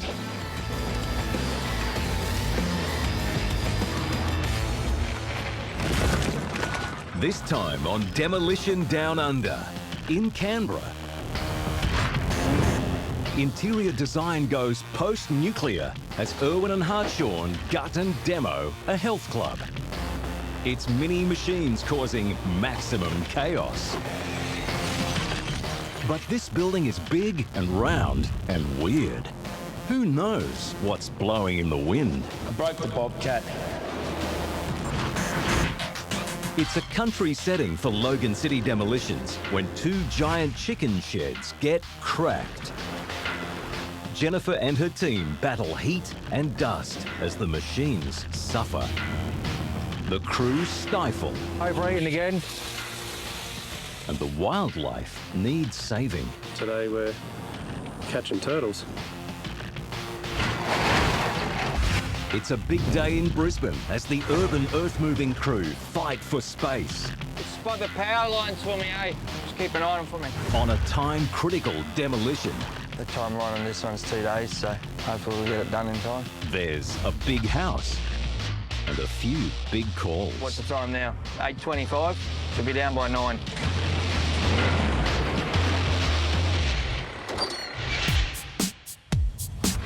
In Canberra, the capital city of Australia, there's a strange building with a break and enter in progress. The crew from Irwin and Hartshorn are giving themselves a new membership to this health club. That'll do. Leave that down there with Smudger. Site supervisor Dale and leading hand Toby aren't on a health kick. Strip out. You're going to do strip out, mate? Yep. All day. Pushing all the rubbish out from inside the building, top and bottom. At over 10,000 cubic metres, this fitness centre is enormous. It's getting prepped for demolition, and the crew are using these small machines to get as much of the interior fittings out as possible before the big equipment moves in. So we'll do a strip out with the bobcat and the 3-ton excavator, pull out all the ceilings, take off the timber floors so that when we do commence demolition, all the brick and concrete can be separated and recycled without having bits of timber all through it. They go right in the back room, mate. This building is big. It's round, and it's going to take a lot of work to demolish. The main structure is a circular steel framework that reaches nearly 20 metres at its highest point. The floor is a large, self-supporting 200mm concrete slab built inside the steel framework. And there's a tiled roof set at an extreme angle. There's 2 levels, a basement area and the main level with high-angled ceilings and a row of large windows on all sides with cladding on the upper section. They will strip the interior, smash out the windows and recover the aluminium, pulverise the floor and cut and collapse the roof and steel framework. Yeah, it's a little bit unusual and very steep roof on it, tiled roof, and the height at the bottom end there, that's probably our biggest issue, but again, with a 30-tonner, we'll be able to reach. The main demolition is a long way off. There's between 40 and 60 tonnes of material to rip out first. 2 bobcats, one upstairs, one downstairs, just pushing the rubbish out. Then we'll get a 3-tonner, get it upstairs, do the ceilings. In the basement, it's timber flooring by the metre. Layer of plywood and just the panelling on top, but they'll come up. The mini loader is in an incredibly confined space. Ripping up the long flooring means operators need to be on their A game. Something can spear through the cabin. Look, there's plenty of objects when they're pushing it around and go the wrong way. Upstairs, the risk is more elevated. See that bar? If I open them gates, come down with the bobcat, get that inside. Toby has tons more flooring on the upper level to rip out. This reinforced steel rail is to stop him and the machine from crashing out a window and falling 4 metres to the ground. Oh, I'm pulling out this little bit of floor in here, and it's a bit annoying because you've got a bit of a plastic or rubber matting on top and it's all glued down. It's giving me a bit of trouble. If they mix this rubbish with any recyclables, it'll cost an extra $3,500 per truckload to dump the waste at landfill. Can't get it. Might have to cut it into strips or something, I don't know, because it's all too hard to get off. But the health club is about to make the machinery very unwell.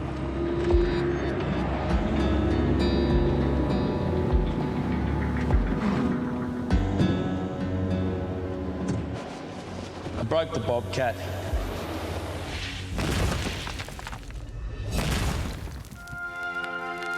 Redlands Shire, Queensland.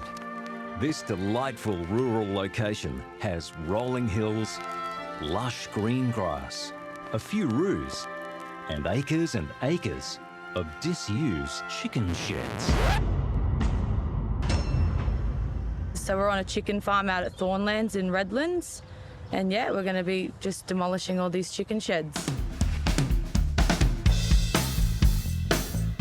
Company and project manager Jennifer signs in her crew and gives the site briefing. So yeah, it'll just be easier, neat and tidy, work like this and then get down there. So ignore everything down there for now. Jennifer and the crew need to remove every trace of these huge steel sheds. Anything man-made, we got to take it. So we got to leave this site pretty much bare to hand over to our client who are going to be doing civil works. They'll start with a single machine, driven by Stuart.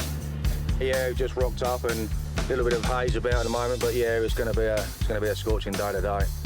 The 2 sheds coming down today are 85 metres long and 15 metres wide and run parallel in the paddock. They are steel frames with hardwood beams supporting corrugated iron roofing. They'll rip off the sheet metal, separate the non-recyclable materials, then collapse the internal steel structure. It's a massive project and time is ticking. Anyway, mate, I'd love to stay and talk all day, but we've got to get these sheds down. Stuart cracks the first building.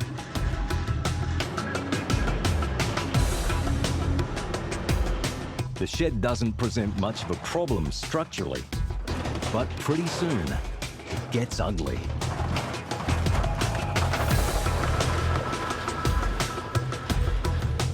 The buildings are, scrap metal, but they also have this insulation that's been sprayed on them in the inside. Chicken farms are very highly temperature controlled. The buildings have 24,000 square metres of industrial grade fibre insulation right through the roofs. No, we have to obviously remove that away from the scrap and the timber because that's not going to get recycled. That actually is, you know, it goes to landfill. But it's quite a messy job. But the insulation is more than a logistics problem. You see we got this stuff up here. Stu's machine grinds to a halt. This is what we end up getting. All this stuff. The worst thing for machines and stuff like that. The radiators are clogged, the engine is overheating, and the demo stops.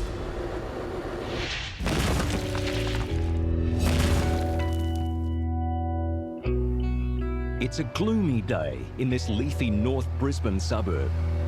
But this is the calm before a storm, and the storm is urban earth moving. What's this fella doing sleeping in here? Aaron, you leave your mate sleeping in the toilet. Aside from comedy, Vince is also a demolition legend.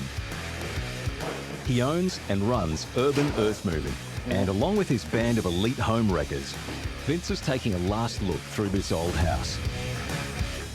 All right, did you check upstairs, Aaron? They're searching this 3-story labyrinth of a home for squatters and anything else that might impede an already challenging demo. You check that floor too, Aaron, eh? Even bad weather won't stop the redevelopment of this block. It's time for a new house, new family, new memories. The timeline on this one's 2 days, so hopefully we'll get it done in time. We've got to have all of our demos finished by the end of the week because of the new waste levy coming in, which we haven't allowed for, so we get stung a whole lot more for every load. We have to finish this in 2 days. Queensland government is going to introduce a waste levy. That means in just a few days, each truckload that goes to landfill will go from virtually zero to over $1,500 each. Oh yeah, we'll get it down, and a bit tight to be sorting too much of it, but yeah, we'll get a few loads out today and then roll the rest of it over tomorrow. Urban Earth Moving will recycle as much as they can from this demo. But in an old house with several bad renovations and mixed materials, there'll be a lot of waste. They need to beat the deadline. We sort of can only do a certain amount of loads every day, and because we've only got the one truck today, it's pretty critical we get it all down. Built into a slope over 3 levels, the house has brick foundations and a timber structure. There's 300 square metres of tiled roof and nearly 450 square metres of heavy wooden floors. They'll start by gutting the front rooms of the house, then collapse the structure into itself. The property is close to adjacent blocks, and there's a big concern about space for debris and falling tiles. And the yard is very likely to bog the trucks. Vince has set himself a big challenge by getting this huge house down in just 2 days. I'll do this bit here. The garage is right on the fence, and the neighbour's house just metres from the destruction.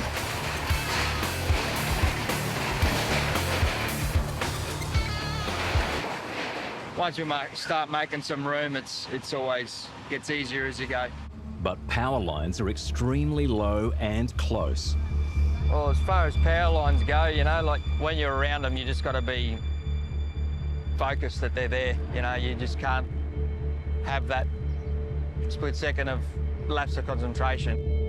Spot the power lines for me, eh? Just keep an eye on them for me. With no room left, Vince is operating a 22-ton machine under a 450-volt power line.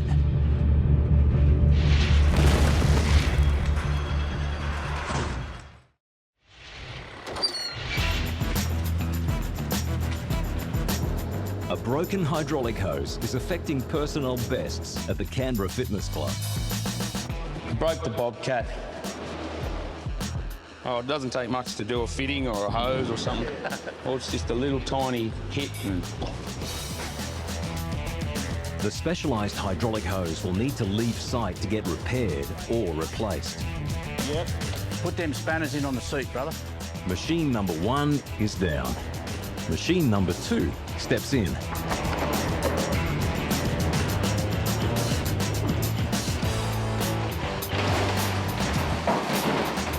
Darren's in the bobcat with the full cage on and he's just tearing the ceiling down. The armoured machine can get busy with overhead demolition.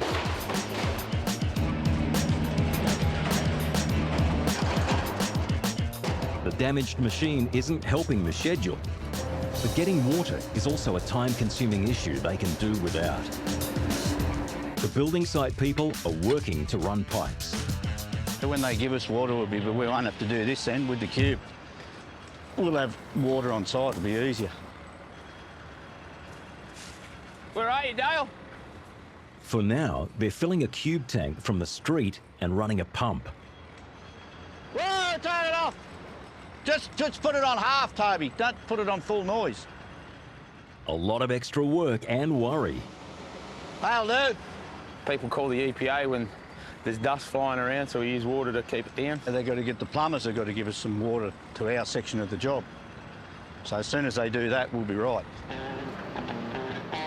Machine number 1 gets its hydraulic hose back. Oh, Dale's fixed me machine, I'm ready to go again.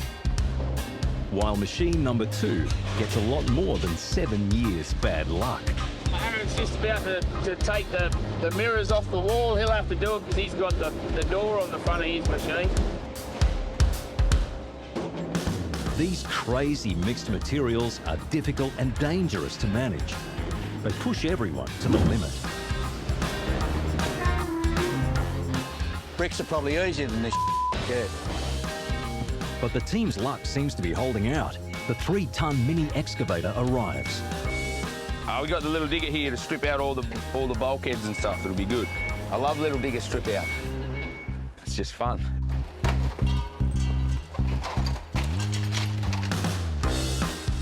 Did that so we can get the little digger in.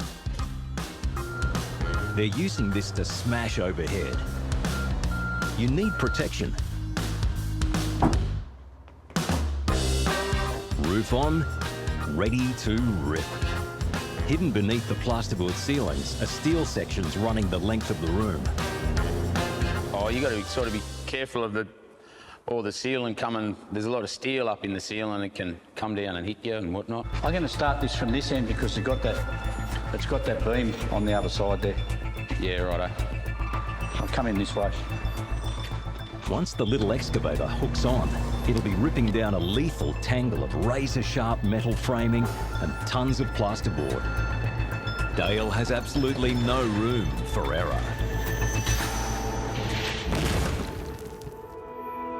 In Thornlands, insulation material is giving machine operator Stuart grief. This stuff, the worst stuff, you know. The time they get in your radiators and all that lot, it's just a nightmare. So having to keep slowing down, just stopping a day and topping up. There's over 20 tons of insulation in these old chook sheds. Well, what it does, I'll show you on the side bit here. What we get is that. Clogs up all the filters in there. We've got a protective barrier there to stop them going any further. But you can see in here, in the radiators here, they're clogged right up. You can see we got this stuff up here. This is what we end up getting. Get that sorted out and away we go again. The dust is even clogging up and stopping the aircon. Even in the extreme heat, it's aircon off and door open for poor Stuart. He starts the tedious job sorting the light gauge from the heavy gauge steel. And the wood from the landfill.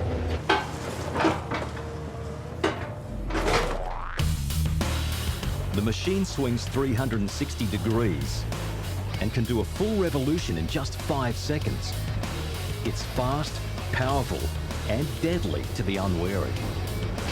The going by to the left of him, up its back, and to the right of him, he's putting the two rubbish. But directly behind him is fine, so long as he knows I'm there. He knows I'm going around making sure to clean up everything that's going on. The team hunker down and break up the sheds. For a while, it all looks good.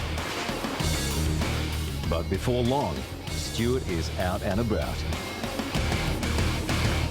I'm just taking a break at the moment, letting the machine cool down. Once it's cooled down, I'll carry on. The extreme conditions of insulation dust and heat are causing the machine to lose vital fluids from the engine. Just getting the coolant ready and a cloth to undo the cap with. But you can't get enough air in there, and that's when it overheats. So what we do is we clean it out, top her back up with coolant, and she's ready to go again. It's a constant battle between heat, dust and floating fibres. Even company manager Jennifer gets onto the tools. We're just trying to wet down this insulation, this fiberglass stuff that you can see here. It's making a bit of a mess. We've got 150 metres of hose and we're just struggling to get to it from the water main connection. While the demo crews soldier on, at one of the lakes on the property, a vital rescue mission is underway.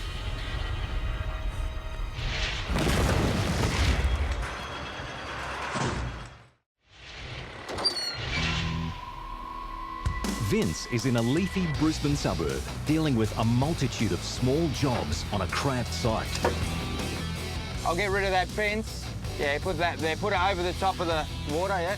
This is the only area suitable for truck parking. Yeah, I'm just going to knock it off the top of the footing, yeah, and I'll pull the concrete out at the end, yeah. It's also the source of the vital water supply.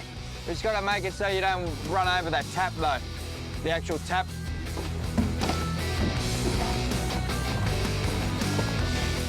The black plastic bundles are full of asbestos removed from the house. Vince needs to get them off the property ASAP.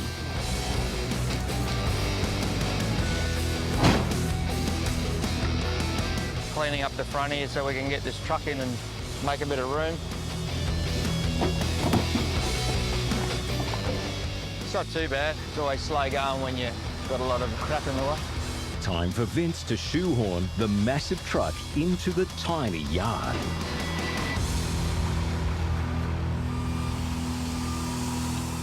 Aaron! These hoses. Bloody hoses, mate. They're everywhere. How many hoses have we run over? Oh, many. Comedy is one cure, but these site access issues are shredding time. They'll be coming in and out of here as well. Just put some timber or something to make sure, man, these hoses don't leak. We've got enough water here today. They can finally lift the asbestos out of the way and send it to the waste station. The truck's gone now. Take our Razzie away, so now we're hooked into the house and make ourselves some room. The biggest issue is mixing materials. With the time pressure, he wants to be able to recycle as much as he can, but in the most time-efficient way possible. Start in this corner here, and then I can sit on top of that pile and pull all this back, and it's got the least amount of concrete in it there to mix up with it, so it'll make it easier for me to separate. Time is up. The house is coming down. Vince uses the slope of the roof to get the tiles to fall outwards. The roof tiles can slide off, so I'll just pop them off and they'll just slide off, and then that way they don't come crashing through my window. Speed is now everything. Break it up, walk through it, fold the walls in. It's pretty standard sort of stuff, but it splinters up pretty good, so it's not gonna stay up very long.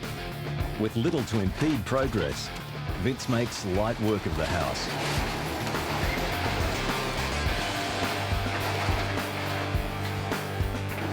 Yep, always in a rush.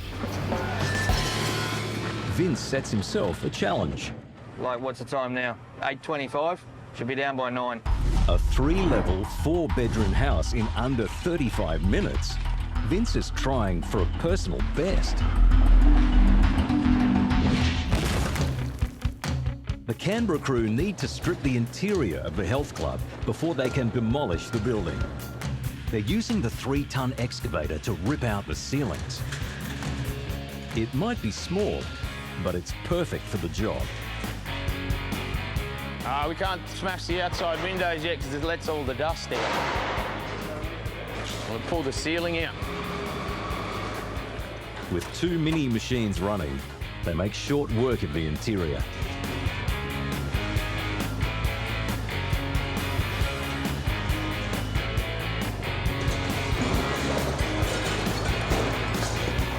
The strip out is close to finishing. Time is up for the internal row of glass doors and windows. This glass isn't laminated, so I've got to push it away from me so I don't get shards flying at me.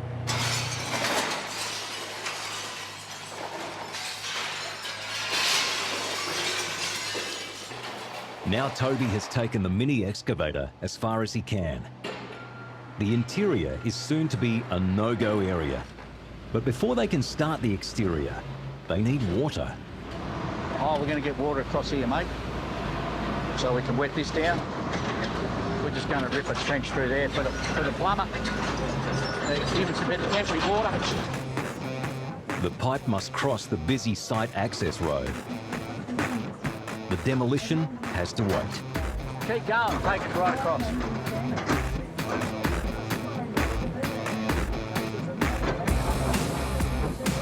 The critical pipe enters the site.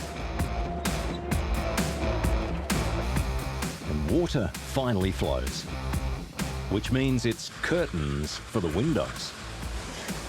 Good pressure. Pull all the aluminium out, the whole lot, whatever you can get. They can recycle the aluminium frames, but extracting the glass intact is too dangerous. Once we pull them down and they hit the ground, we've got to get all the glass out of them and separate it so the aluminium goes clean.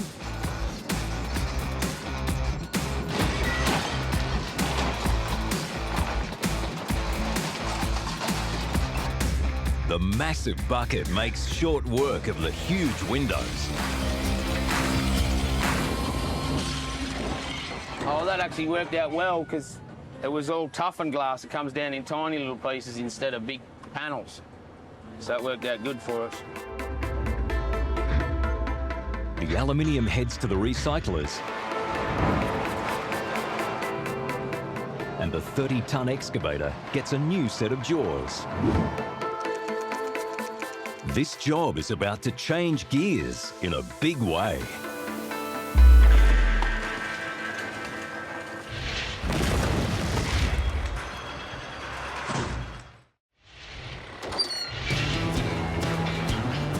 Down on the chicken farm, the first shed is almost beaten.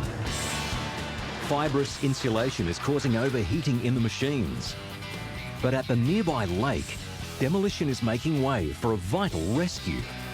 At the moment, I think they're just down over the dam there, taking out the, I think it's turtles. So, you know, we also kind of protect the species as well as do the demo.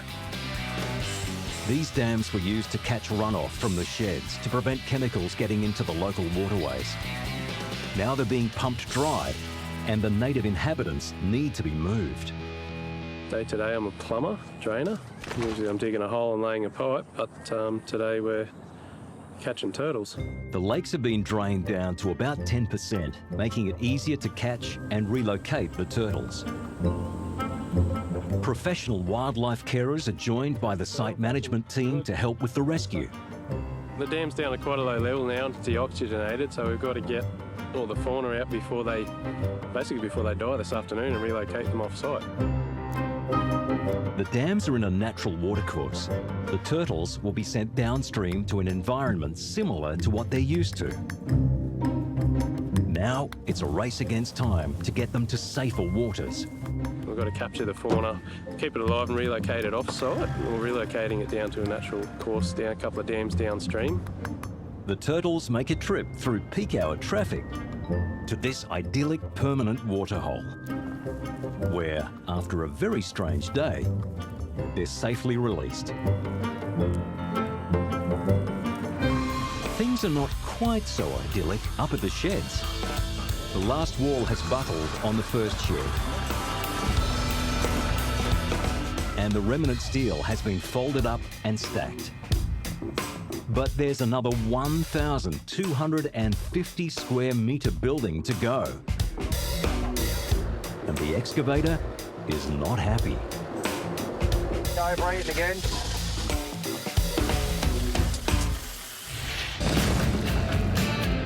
Vince has set himself a challenge in the Brisbane suburbs. Should be down by 9. He wants this house on the ground in 35 minutes.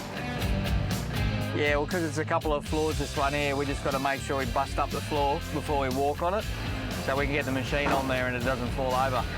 Demo crews need to put a lot of trust in their platforms of rubble. Well, the other good thing about busting the rubbish and getting myself a platform is that I can reach the highest parts of the house and control the way it comes down.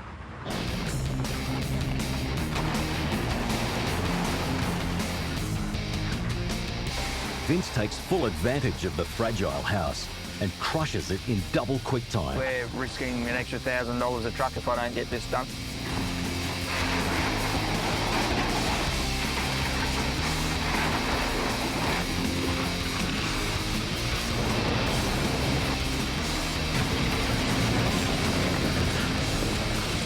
Yeah, so we got it down 9 o'clock.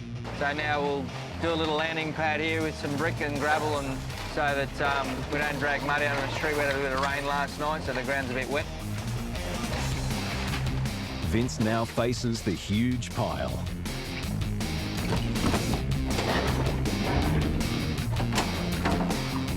By the end of the day, I'd really need to have it all tidied up so I'm not on the back foot tomorrow. Clean up all the rubbish around the edges and stuff, and I think it's doable, hopefully.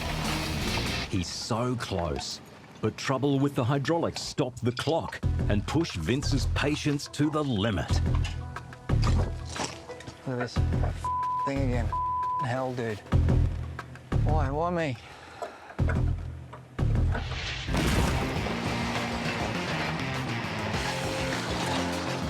There's no time for reflection in Canberra. It's game on at the health club. Oh, we stripped as much as practical out of the interior, and now we can start the structural stuff. First, Dale's going to chew out all the slab in between all these posts, and then we're going to cut all the inner posts, and then cut the outer posts, and hopefully everything will drop so that we can reach it all.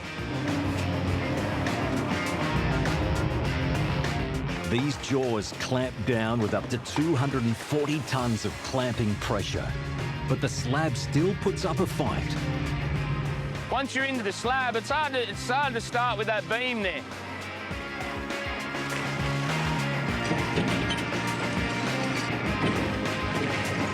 The slab's not holding the building up, it's all these steel uprights here around the outside.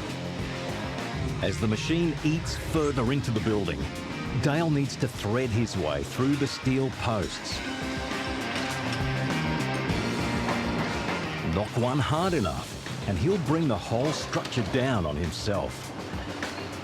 All right, now we've got the 30-tonner inside this building. Feels a bit weird.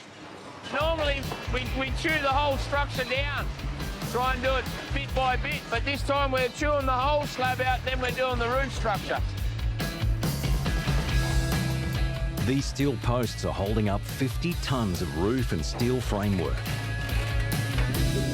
Dale needs to carefully reverse 30 tons of ungainly machine.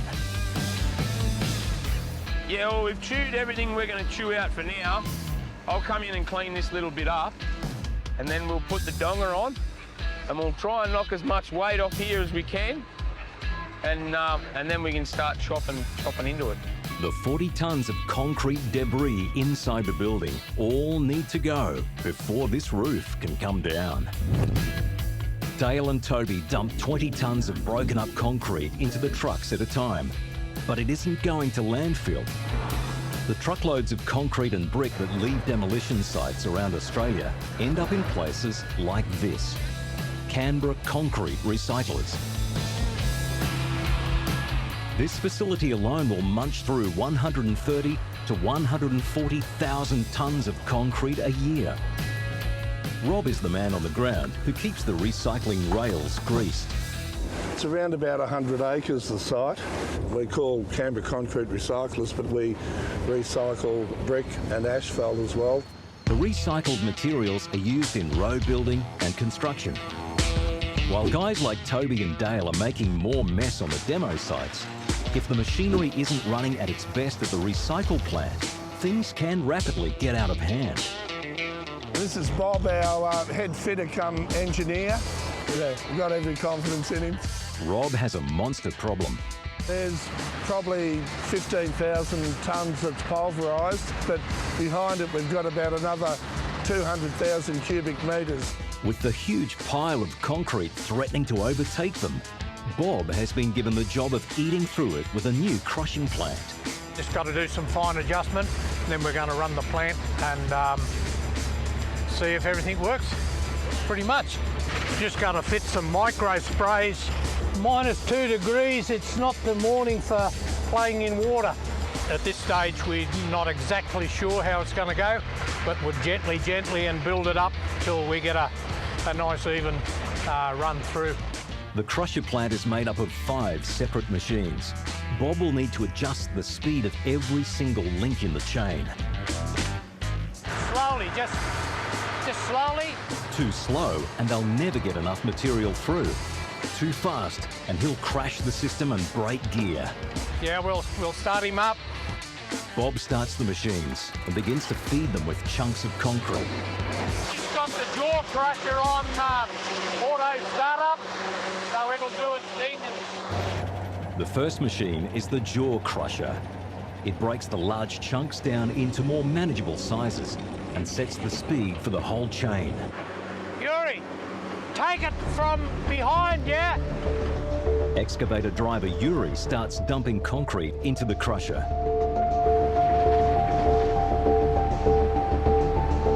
But the crush is off to a rocky start. We're a hitch up, bit of a hitch up.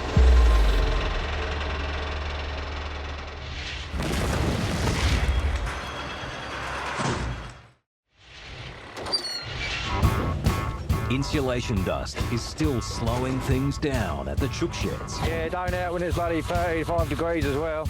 On the bright side, they're halfway through. One down, mate, one to go.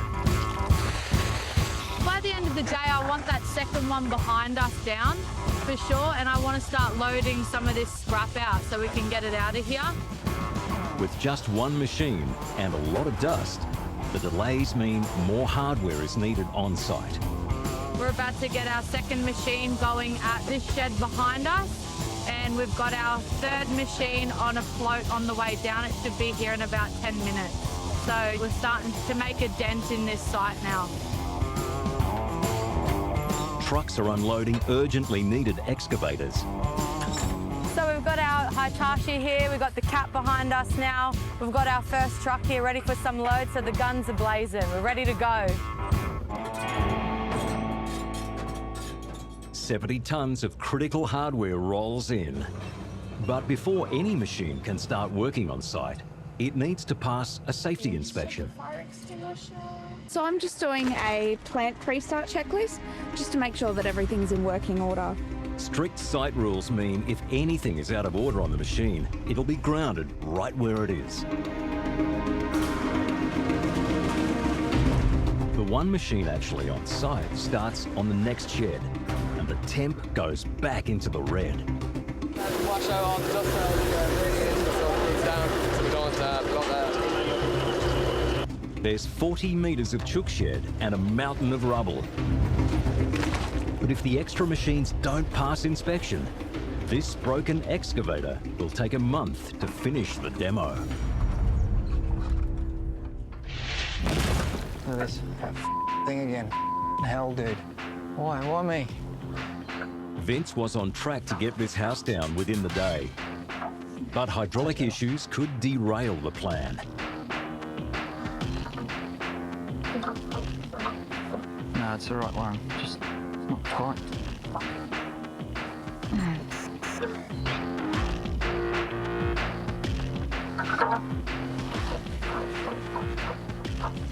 All right.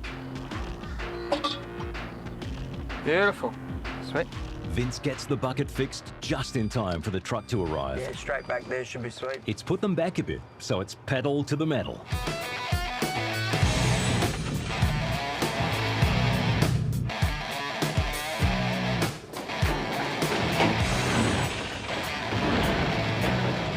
Oh yeah, at about 1 o'clock I didn't think I was going to get enough loads out, and then I was going to put another truck on tomorrow, but I think we'll still be all right. It'll be sweet.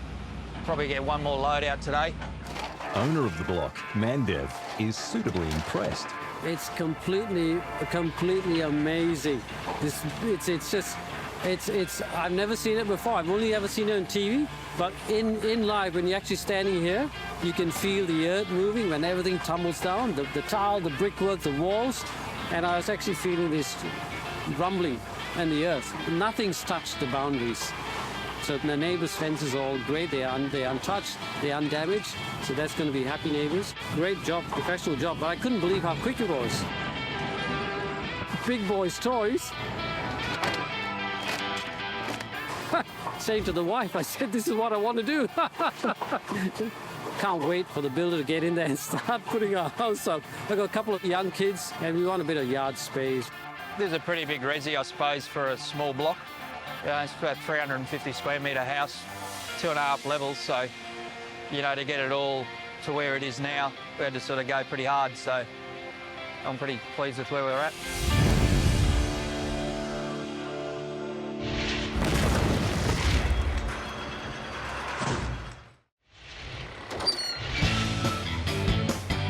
Down at the Canberra Concrete Recycling Plant, Bob is battling to get the new crusher plant online.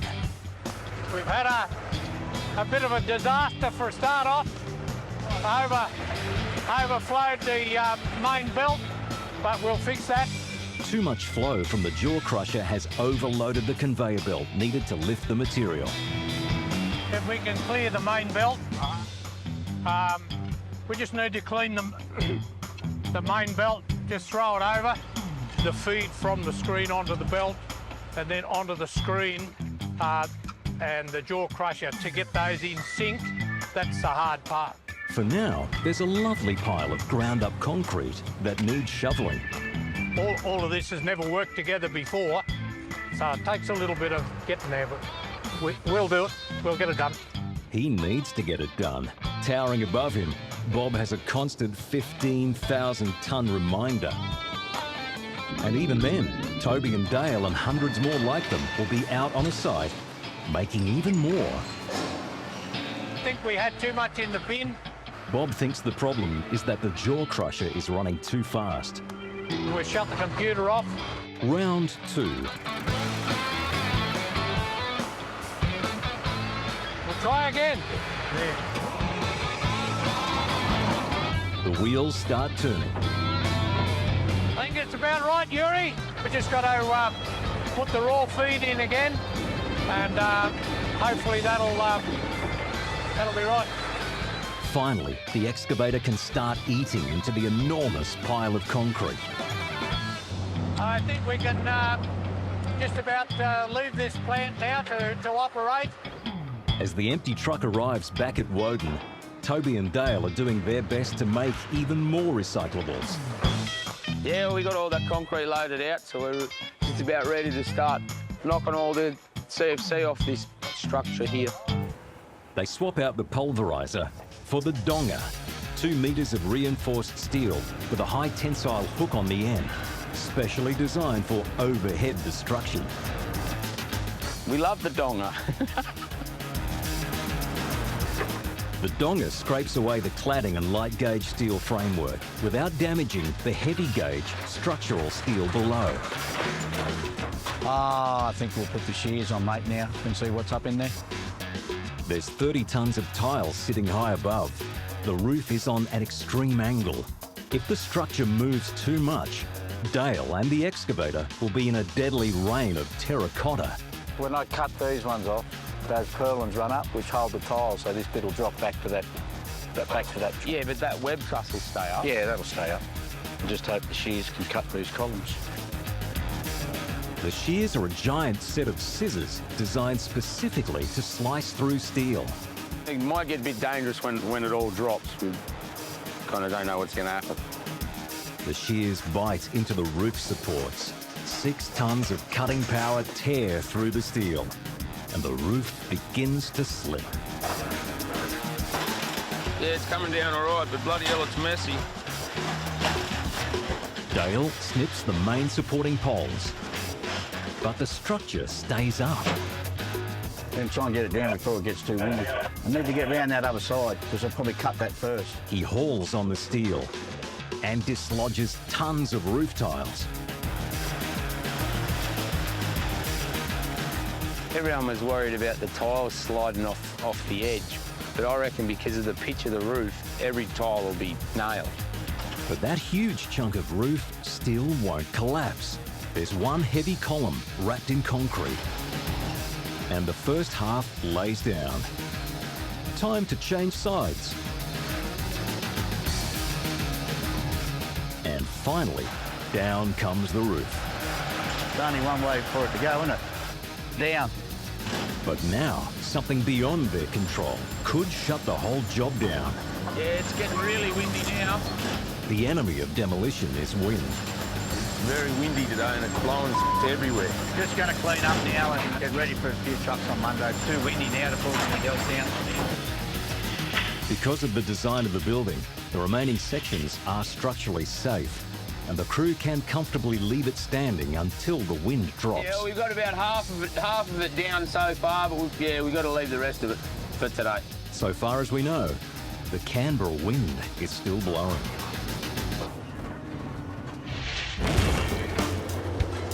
The end is in sight at the chook sheds. Even though the machine is still battling the heat and dust. Good news is, the heavyweights pass inspection. Everything looks good, so you're right to go. Okay, thank you very much. Thank you. The big guns start rolling in. Yeah, be surprised, you know, once you start getting the colour lorries running in here, this will be gone in the day. Everything you see laying around now. Even better news, this is Stu's last radiator refill. The broken machine is going to the shop, and he's getting a new excavator. We got aircon. That one's got aircon on. Yay! Right, she's all good to go again now. We're going to chuck her over there now, so get that one off and start using that one. She's a bit bigger, that one as well, so. It's been a rough demo for this excavator, but a few days rest and some love back at the shop will see it back in action. Meanwhile, there's a spring in Stu's step. No more mask. Happy days. I'm just going to shut this door and keep this nice cool air in.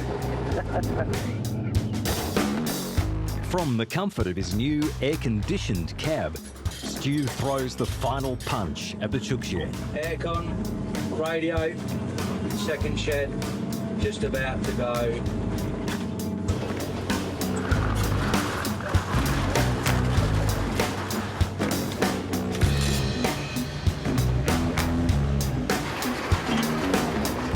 The other machines get busy removing nearly 100 tons of material. The tip trucks will run solid for 2 days yet. 2 sheds down, 2 chicken sheds down. Machine was playing up a little bit, but we changed the machine. Yeah, the bosses should be happy. You know, we've done pretty well. So it's all going well. The boys have got everything under control. I'm going to head back to the office now and, yeah, get us some more work.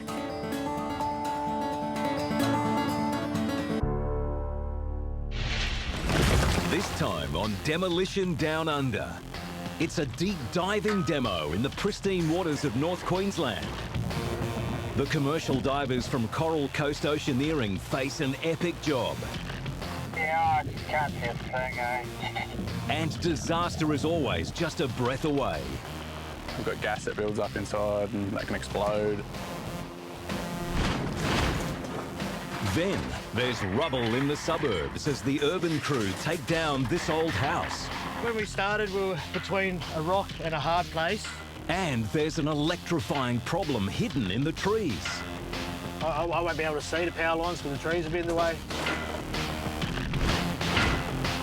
In Western Sydney, a perfect storm for the Masters Civil team. The busy location means walls can only come down by hand. Then there's massive steel beams. Makes you anxious because you don't know when someone's coming. And mountains of concrete. It's a big job, massive job. Be careful, be careful.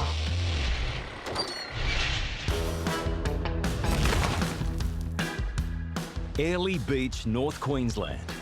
one of the most popular destinations and jumping off points for the 2 million holidaymakers heading out to visit the famous Great Barrier Reef. Covering 344,000 square kilometres and stretching 2,300 kilometres along the Queensland coast, the Great Barrier Reef is a wonder of nature and a national treasure. Swimming, holidaymaking, relaxing, snorkeling and scuba diving are all massively popular.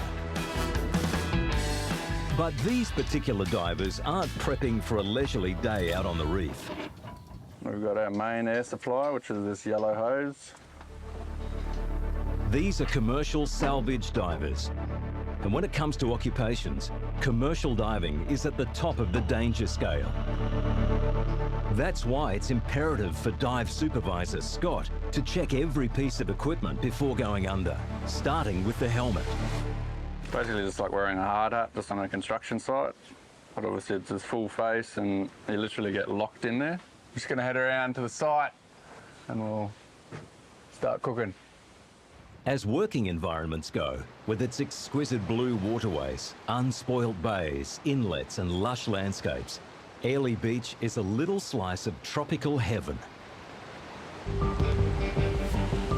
But North Queensland also has a dark side. In 2010, Cyclone Louis made landfall right on Airlie Beach. Luckily, the town was largely spared, but in the harbour, many boats were damaged or destroyed. One casualty was a coral viewing pontoon that was ripped from its moorings and smashed up against a seawall. A decade later, the wrecked coral viewing pontoon remains. It was originally a dream, as a lot of these things are. Some fellow was going to bring it to the region and turn it into a tourism icon, but it didn't happen that way. Maritime Safety Queensland want it gone, along with hundreds of other pieces of abandoned and wrecked vessels. We've had it marked with a light, but you know, that's just not satisfactory in the long term. We've got to get this thing out of the water sooner or later. So now the first stage falls to the dive crew from Coral Coast Oceaneering. Commercial diver Miles will be the man on the bottom working on the sunken wreck. So it's a coral viewer. Essentially, it's got windows at the bottom of it. People jump into it and they go view coral. This is a 6 metre long by 5 metre high heavy steel box with windows in the bottom and 2 staircases leading down inside. Back in the day, this viewer was moored out on the Great Barrier Reef. When partially submerged, tourists could descend the staircase and view the coral and fish through the windows in the bottom. When the pontoon crashed into the rock wall in the cyclone, the viewing windows were smashed and it sank in 5 metres of water. In the decade or so since, the pontoon has filled with mud and silt, making it too heavy to lift out. The divers need to run a cut around the top to allow another crew to lift the lid and remove the silt. There's a few dangerous aspects to it as well, because there's a bit of the structure that we need to cut from the inside. And that's sort of a bit of a no-no in our industry, just cutting from the inside, and because we've got gas that builds up inside and that can explode. The explosive gases come from the cutting gear. We're just rigging up this underwater, it's like an ultra-thermic lance. This remarkable piece of gear burns at over 5,000 degrees Celsius and can cut through steel and even concrete. If you're not exhausting the hydrogen, then you get big hydrogen bubbles and they do explode. The diver will work from the boat, but they will set up their cutting equipment on dry land and run the cables out to the pontoon. The complex cutting system that regularly operates in the most extreme conditions imaginable needs to work, or else the dive won't happen at all. Ready?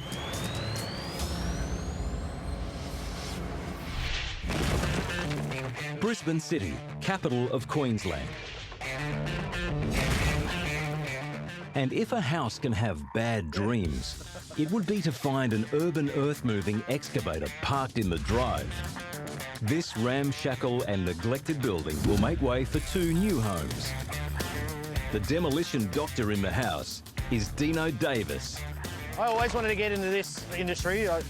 Ever since I was a little kid, I loved trucks, and I always went to the park and played on those little diggers in the sand pit where you play. This is the ultimate job, eh? Like, you're just big boys' toys, smashing things. Yeah, what more do you want? Today, the old house will be sharing the sand pit with the ultimate big boy's toy, a 14-ton excavator. All right, here we've got a nice, beautiful Queenslander we're going to knock down. Well, I guess it's not very nice, that's why we're going to knock it down. The old house can't be relocated and the salvage is minimal. Urban earthmoving have exhausted all options. Demo is the only solution. There's a few safety concerns here, especially we've got power lines directly above the front of the block here. Because it's a two-storey house too, we're just going to be a lot more careful because it's debris is going to go a bit further than usual. They're very tight space as well, so we're just got to be mindful of where everyone is and just be real careful. We've got the clearance and we're good to knock it down now. This two-bedroom house is about 120 square metres of timber and tin. It sits high up on 2-metre piers or stumps. And the main section of the house is upstairs, with a built-in garage below. The demo job also includes ripping up some trees at the front that are tangled up in the power lines. Because the whole building sits high on the stumps, a bump in the wrong place will see the whole thing topple over and create an uncontrolled collapse. I'm just going to create some history. I'm just going to be the last person to walk up these stairs before they get crushed. No one will ever walk on these ever again. Oh, let's go smash this house down, eh? In Sydney, Australia. Head a little west and you'll find Fairfield, a busy suburban and industrial hub. And working amongst the traffic and people, the Masters Civil crew, with 22-year-old project manager Joseph at the helm. Fairfield's a pretty high density area, especially where we are now in the city centre. We're right next to the shopping centre. Joseph and the crew are here to demolish the final stage of this 1960s warehouse and shopping complex.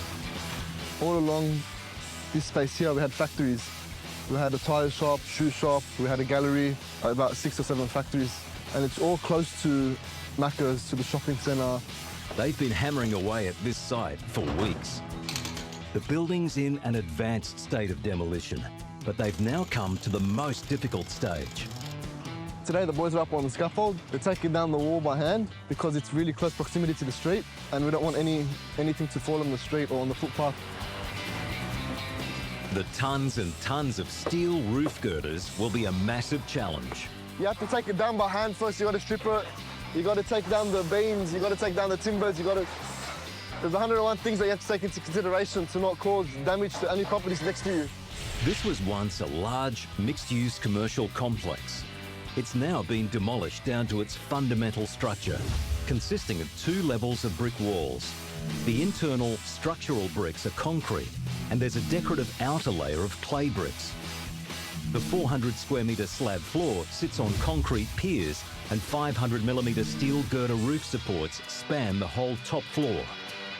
One of the external walls is hard up against a busy footpath and another butts up against a neighbouring building. The crew will hand demolish the brick wall, rip down the steel roof supports and use the hydraulic pulveriser on the excavator to crush the slab floor. While the 34-ton machine waits in the vacant lot, the 5-kilogram sledgehammers move onto the site. And the hard slog begins.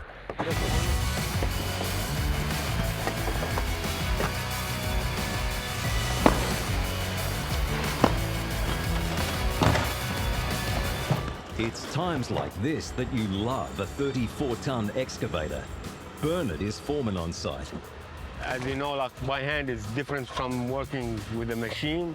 Probably the machine will drop the whole wall in one sec, but we have to do it in a safe way, so we'll make no danger on people or our laborers.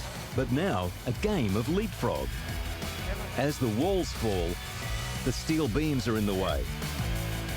Yeah, so we've got to take the steel beams down.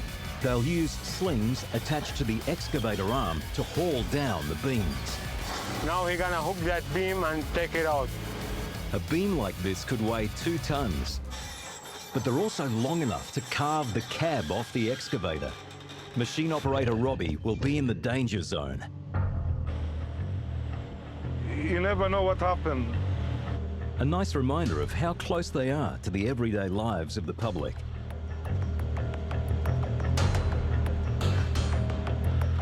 Mother and child are safely clear.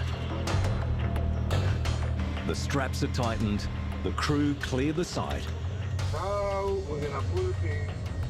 and Robbie hauls on the beam.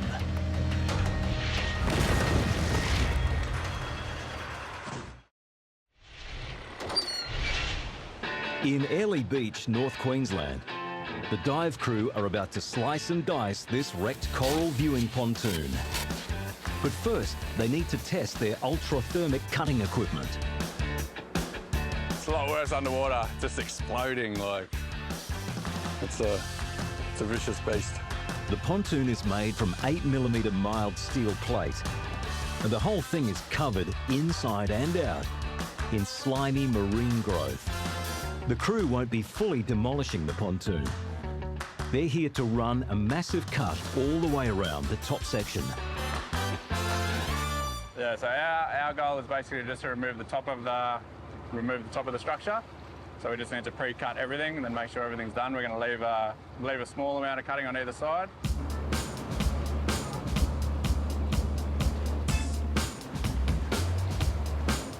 The little dive vessel is perfectly suited to the rigours of working life. Oh, there it is. Care is needed to position the boat close enough not to fatigue Miles as he makes his way to the wreck. But not so close the boat places him in danger as he works. Should have plenty of space for the boat back here. Was that sitting, Benny, all right? The Surface Control Unit, or SCU, is the most critical piece of equipment on the boat. That's just it's like a two-way diver. It's like a comms box and a panel, and it's just all basically just distributing that air. 1, 2, 1, 2, 1, 2.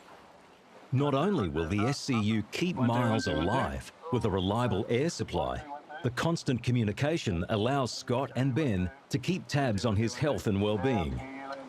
Roger.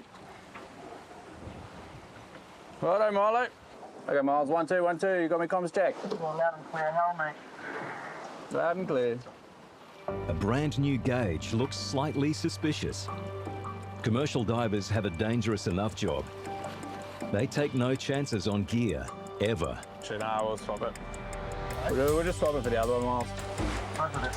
We bought the new gauge the other day, but I don't know, there might be a defect with the gauge. We'll swap it over.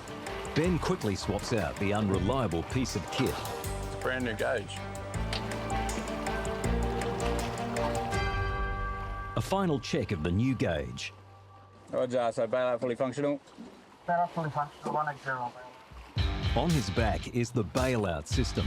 It's a small auxiliary tank to be used in case the surface supply is cut off. Miles wears a neck piece called a dam that has a heavy steel ring on it. They'll use this to lock and seal him into the helmet. Roger, mate, you happy? Check your pins.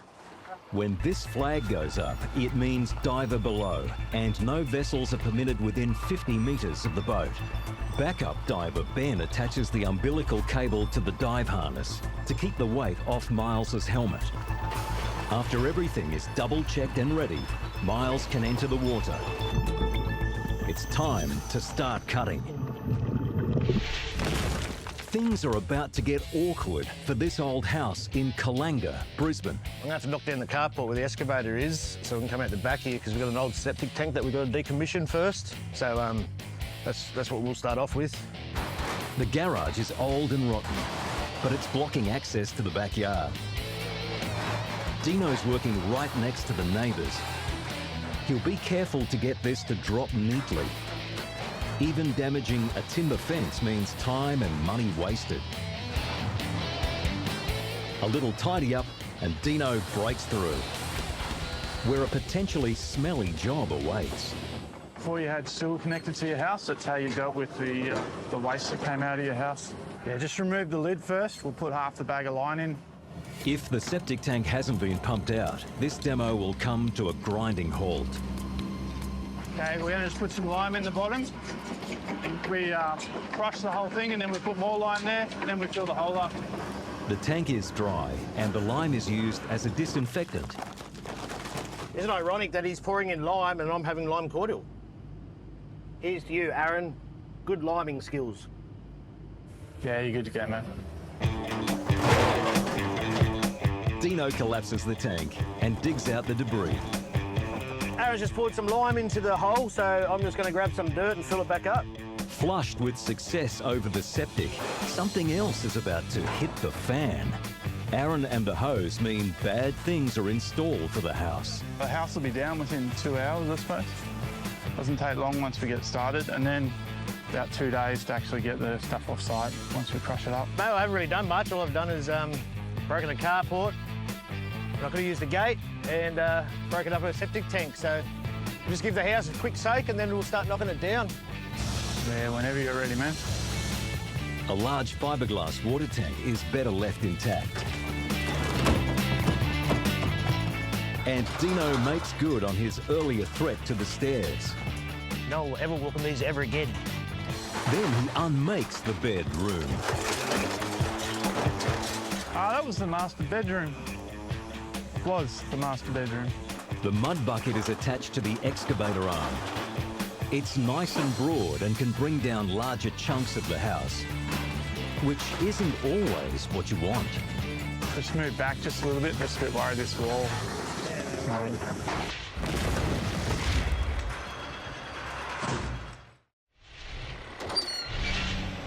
The Fairfield team are dropping huge steel beams. The outer row was difficult, but it's nothing compared to the longer inner row. As this one is dragged out, it pulls half the building down with it.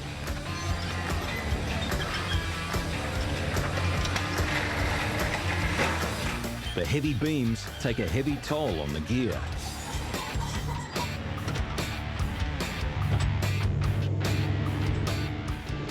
Don't use this one anymore. Don't use it anymore because it's broken. The last sling is attached to the girders, and they are carefully dragged out, one by one. With just one excavator, they need to time manage.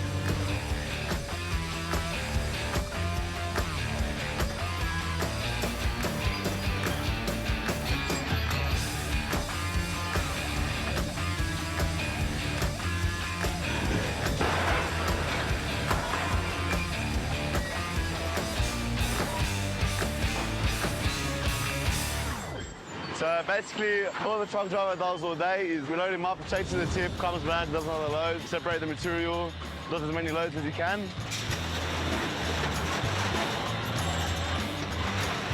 I take the loads out. This is my third load of steel. We take it out to top dollar, and I come back, load up again. Do about 4 or 5 loads a day. A dangerous job. As I've seen people get hurt by doing the stupid thing. The biggest thing is you got to watch out for those signals from the digger operator. The stress of the hand demo, the location, and sheer size of what needs to be done weighs on everyone. Ooh, mate. It's a big job, a massive job.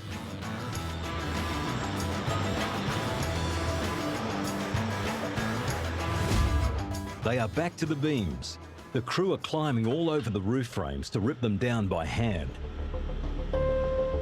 Fred risks everything to tackle the 2-ton beam. A cyclone wrecked this coral viewing pontoon on a rock wall at Airlie Beach in Queensland. It's been a navigation hazard and eyesore for nearly a decade. Roger, driver's left surface on bottom. The dive crew are about to start the removal process. Commercial diver Miles has dropped down and onto the wreck. From above, the water is an exquisite blue. But just a few metres below the surface, it's an entirely different story. We've got a little bit of both. There's a lot of particles and sediment moving around here, so it's very murky. As Miles does a survey of the site, shallow depth and proximity to the shore means there's a large amount of silt and organic matter in the water. Visibility, or viz, is less than a metre. Tides always have a massive play with them diving in there, absolutely. Whether it's visibility or movability or getting bashed around. I mean, if the swell was coming in over here, you couldn't go in there, you'd get beaten around, you know. Up on the surface, Scott and Ben make sure everything is in place in the unlikely event of an emergency. Ben's just he's a standby diver at the moment. So I've obviously got Miles in the water. He's the diver in the water, and then if anything goes wrong with Miles, we've got Ben, and he'll just be straight in there and he'll go grab him and get him out of trouble. It's murky and dark. Yeah, I just can't see a thing, eh? Miles must venture inside the coral viewer to check the structure. Just all the sediment though, eh? Nobody has been in here for a very long time. At the bottom of the stairs, dim light shines through windows once used by tourists to enjoy beautiful coral reefs. Every surface has lumps of rust and slime, and in the bottom, 50 tons of silt. This is what stopped a crane from deadlifting the whole pontoon off the bottom, and why Miles and the crew are here with their cutting gear. Pretty soon, trouble rears its head. This is umbilicals getting snagged around things. Entanglement's always a big one, you know, and always, because you're always connected to the boat, you know, you've always got an umbilical connected to your boat, and I mean, you can turn around so many times and it's going to twist and that, so I guess I'm always aware of if I turn right, I've got to turn left so I don't get a knot in it, or just always entanglement's a big one, especially when you're going inside. The outside of the pontoon has cleats and vents, all rusted and encrusted. All a potential obstruction for the diver. Just because there's a few structures and things down there, it's just his umbilicals getting snagged around him. From the gloomy depths of the interior of the wrecked pontoon, Miles must backtrack and untangle his umbilical cable. His life depends on it.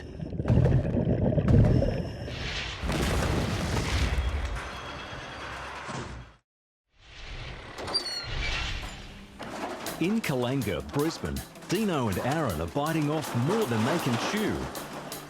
The answer isn't to take smaller bites, it's to get bigger jaws.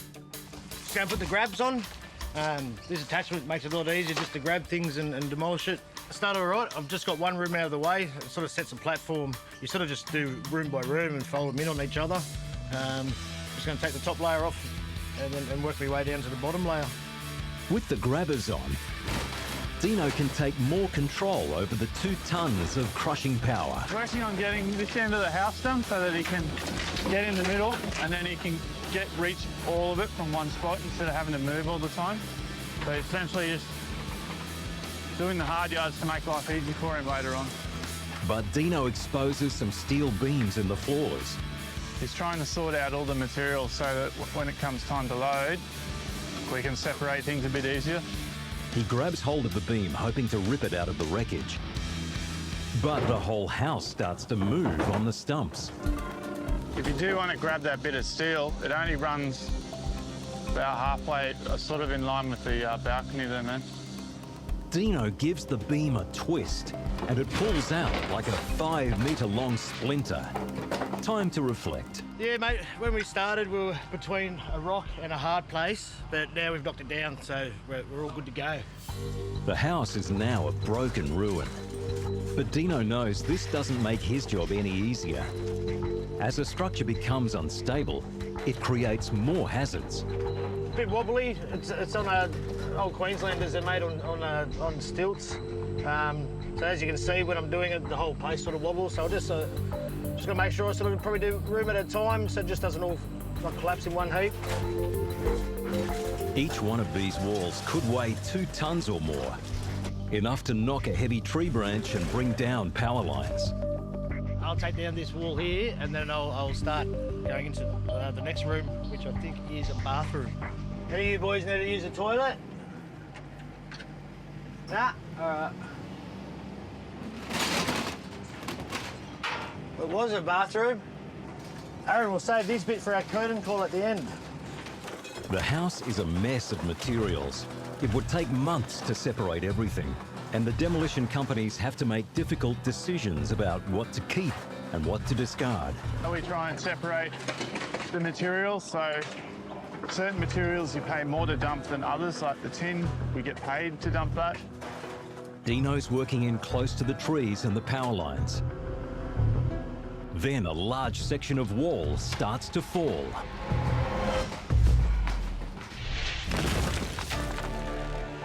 The Fairfield crew are battling a stubborn beam. Proximity to the road puts everyone on edge. They can't afford to have tons of steel crashing onto pedestrians and traffic. You care about people, you don't want to hurt anyone. It's proving hard to budge, and school's just out, so this is going to be hectic. What if?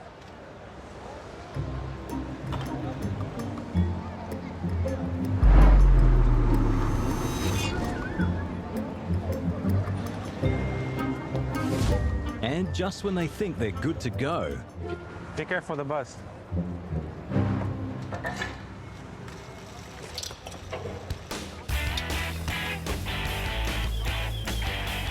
The truck is back. They have to get it loaded as fast as possible, which means the excavator is out of action for a few minutes. The crew now race to cut and loosen bolts and place as many straps as they can. Just in time for the excavator's return.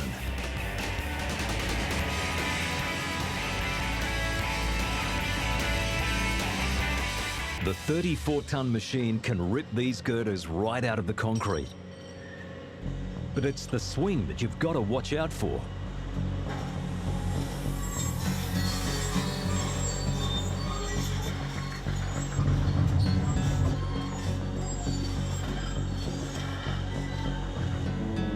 With beams this heavy, even a simple mistake can be a killer. If you hurry, you make hero, and after you kill people, that's not good. You know what I mean? The riskiest piece of the day is left until last. A double beam structure. Everyone is on hand to help prep it for removal.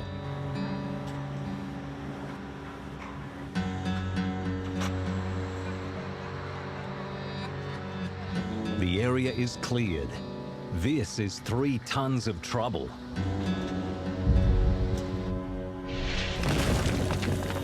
Commercial diver Miles has snagged critical air and communication lines as he explores the wreck of a coral viewing pontoon.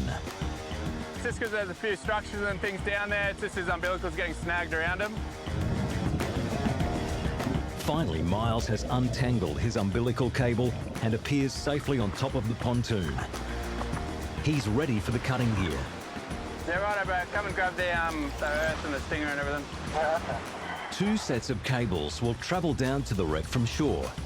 First is the main line, carrying the high amperage electrical feed and pure oxygen to the handset, nicknamed the Stinger.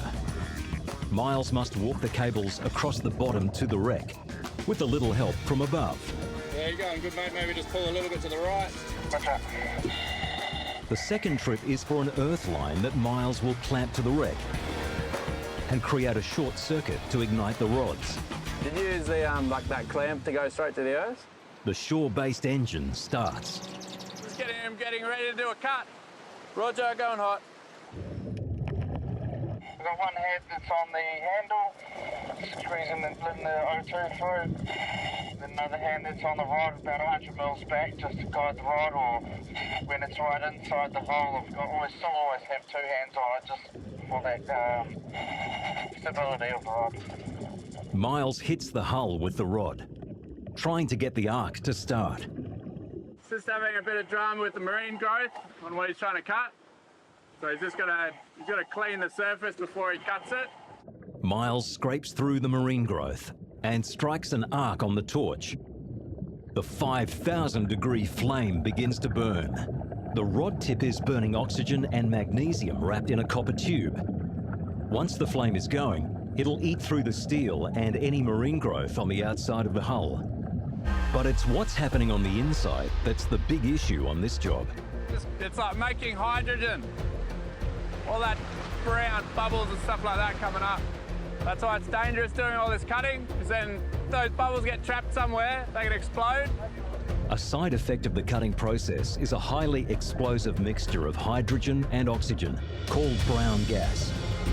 If the gas builds up inside the hull, it can and does explode with enough force to kill or maim a diver. The solution? Miles cuts venting holes across the top of the wreck to allow the explosive gas to escape. Finally, with all the prep out of the way, work can start on the main cut.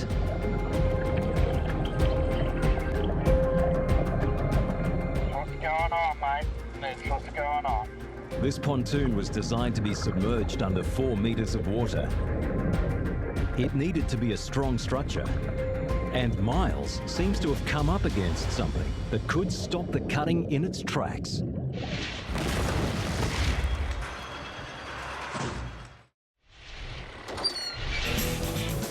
The urban crew are creating some chaos in Kalanga.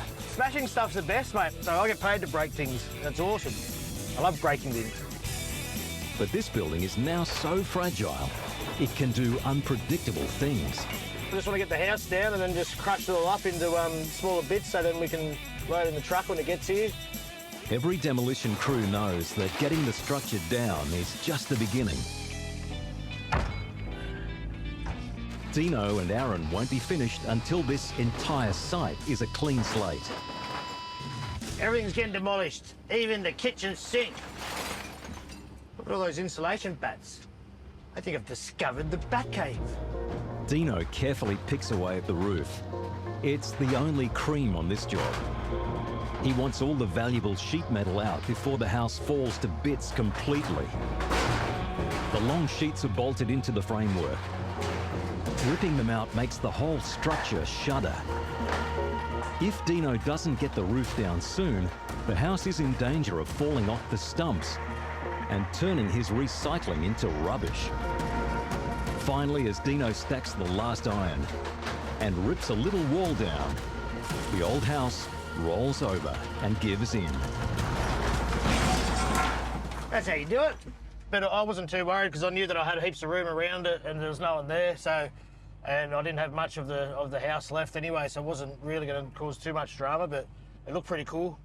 Timber houses make mega mess, and Dino's now under pressure to get his pile in order. Once the trucks are booked and on the way, head office hates them to be doing anything other than travelling or loading. Just going to tidy up the site a bit. I'd make it all into a central sort of pile, create an access for the truck to come in so we can load it and start banging out these loads. The house might have been rolled and the pile might be in good order, but hidden in the foliage is the worst case scenario. I'm going to have to sort of come around and start attacking these trees. That's where it'll get a bit tricky with the power lines in the way. That's where I'll probably rely on Aaron as my spotter to sort of be my eyes for me. I won't be able to see the power lines because the trees will be in the way. There is a lot of trees on this property. It's a lot more than we're used to dealing with. Touching, tangling or breaking a power line, even on a suburban street, is a huge issue.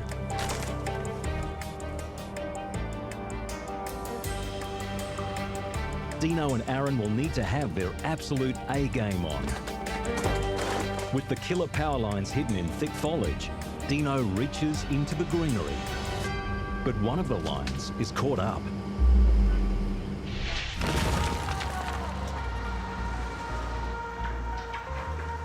In Sydney, the Fairfield crew are having to pull 30 tonnes of steel roof supports out of the warehouse demo, right next to busy peak hour traffic. Thank God, all beautiful, all good. But now there's 100 tonnes of concrete in the slab floors, and hammers just won't do. And he's going to be munching the slab. We're going to be spraying water here in the slab all the way around here. Going to work all the way around here, get rid of the front. That way we can be safe, and that way we can finish the whole slab inside. We'll see how we go. This is the pulverizer. Basically, the machine attaches onto here, and these are the hoses which connect to the machine. If you can see in here, that's the piston.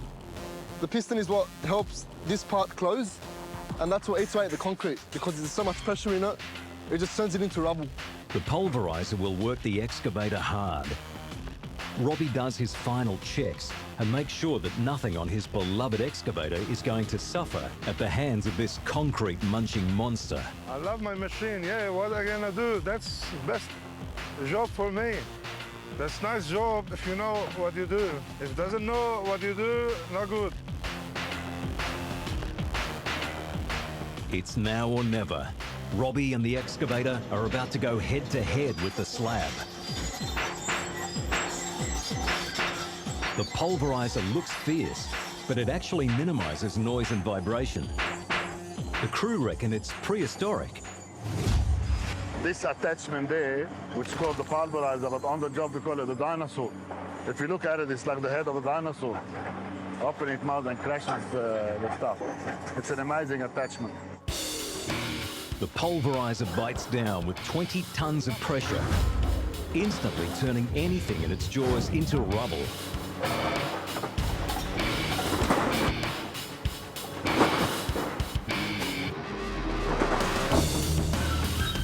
The jaws also separate steel reinforcing from the concrete, making the loads cleaner for the recyclers. That pulverizer, I would pulverize probably 200 tons a day. It depends on the concrete and how much steel is in it, but it makes the job easier for the boys and safer. The dinosaur starts in on the concrete slab. What would have taken days now happens in under 1 hour. Robbie must eat through the building without creating dangerous overhangs or potential points for major collapse. This is the largest and most difficult section. The crew are under the pump to get through. But all of a sudden, smoke on the site means trouble.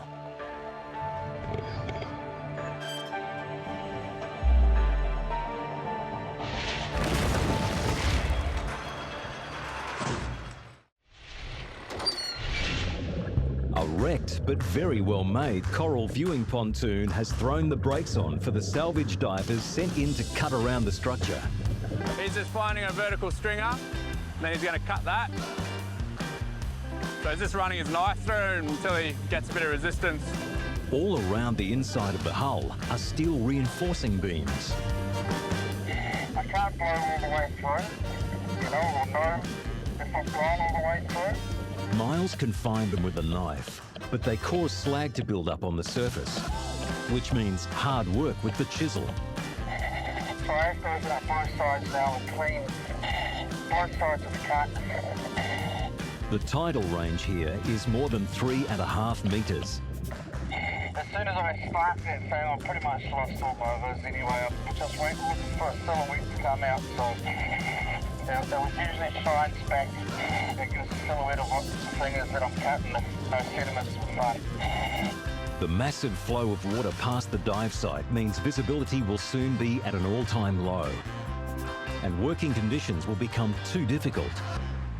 Some of it is feel, and I poke it around and I can move the rod up and down. I'm looking for a silhouette of the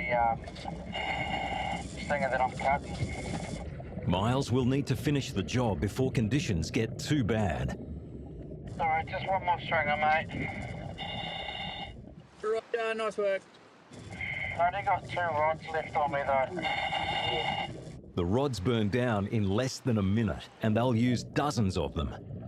Miles gets a resupply into safe hands, and the spares are stashed in his boot. Cutting can resume.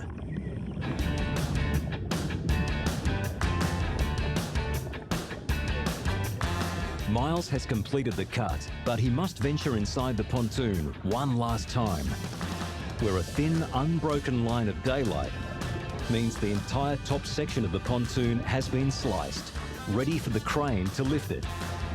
Pulling him out of the water. Done enough diving for the day. Cables up, the boat heads in. So we cut around the whole of the coral viewer and then cut all the stringers out and then cut all the posts that are inside it. So getting it ready for when the barge comes around. Went well, went really well. Everyone's safe. Thanks to the hard work of the divers, this eyesore will soon be gone. And the waters off Airlie Beach will be that tiny bit prettier. It's a deadly game of hide and seek as the Kalanga crew strip foliage away from the power lines. There is a lot of trees on this property. It's a lot more than we're used to dealing with. Dino carefully breaks away the branches. This big bough is right under the lines. Clearing the trees suddenly turns into a logistics issue, rather than a straight demo matter. Copy, mate. Just go pull over in the street. Oh, I've got a truck that's coming out on the way, so I'm just going to move, try to remove some of these trees here and make a bit of a more open driveway for him to get in. But there's another branch caught up in the power lines. At the moment, he's only sort of got one angle that he can work from. Dino carefully manoeuvres the branch free. It was just tricky trying to get past that last wire. I was trying to be real patient and careful. I didn't want to damage it. Now that he's away from the power lines, it's a little bit less stressful for everyone involved. Maybe not so stressful for Dino, but the narrow street has Carlos, the truck driver, a little edgy. We just got to reverse this truck into it's quite narrow street. So we've got to hug it in really tight against here and try to jackknife it straight into this little tight spot so we can load up and get a couple of loads out. Carlos works some driving magic to get the truck into the narrow site. At 20 tonnes empty, these machines are so heavy they can crack concrete on neighbouring driveways. Yeah, it's all right, plenty of room. Hopefully, Carlos has kept room for dessert. Birthday cake for the birthday boy. There we go. Look, it's a little pretty house, mate. It is. Are we going to knock it down? No, with our mouths. Yeah. There we go. Oh, thanks, guys. Let's all light it up and sing happy birthday to Carlos. Yeah, it's nice. Refreshing. Yeah, I try to do this once a year for them all. Birthday's only once a year anyway, aren't they? The house is down, access cleared, and cake on for lunch. Dino, Aaron and Carlos settle in for the long haul of clearing the site of debris.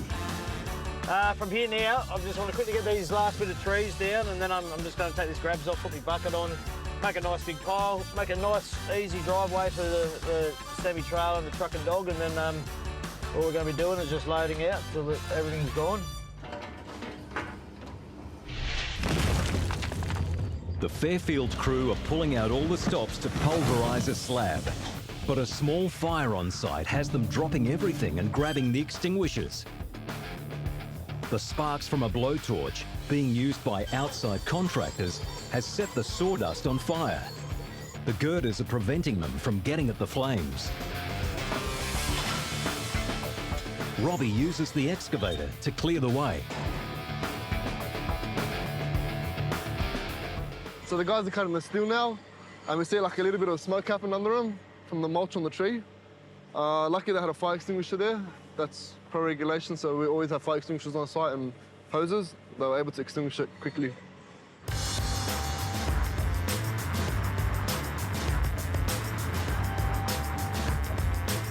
The pulverizer has eaten as much of the slab as it can. They need to leave these last small sections to maintain the stability of the structure. Now Robbie prepares for the final clean-up. Yeah, we change the pulverizer, we put the bucket.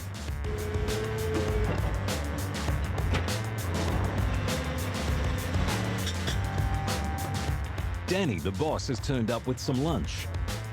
He visits his sites every day. Always, my boss look after us and breakfast, sometimes lunch. Sometimes dinner. Sometimes dinner. Sometimes took us to the party. He's a good man. Anyway, it's not boss, it's his brother, the bigger brother.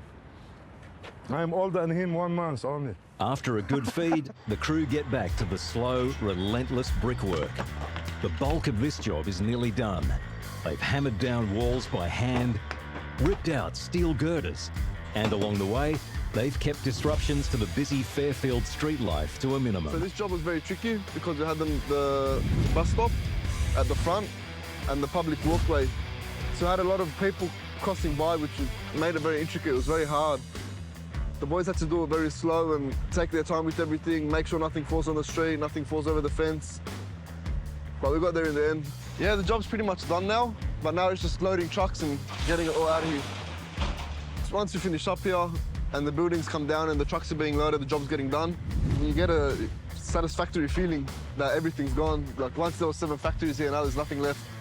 So our job here is almost done.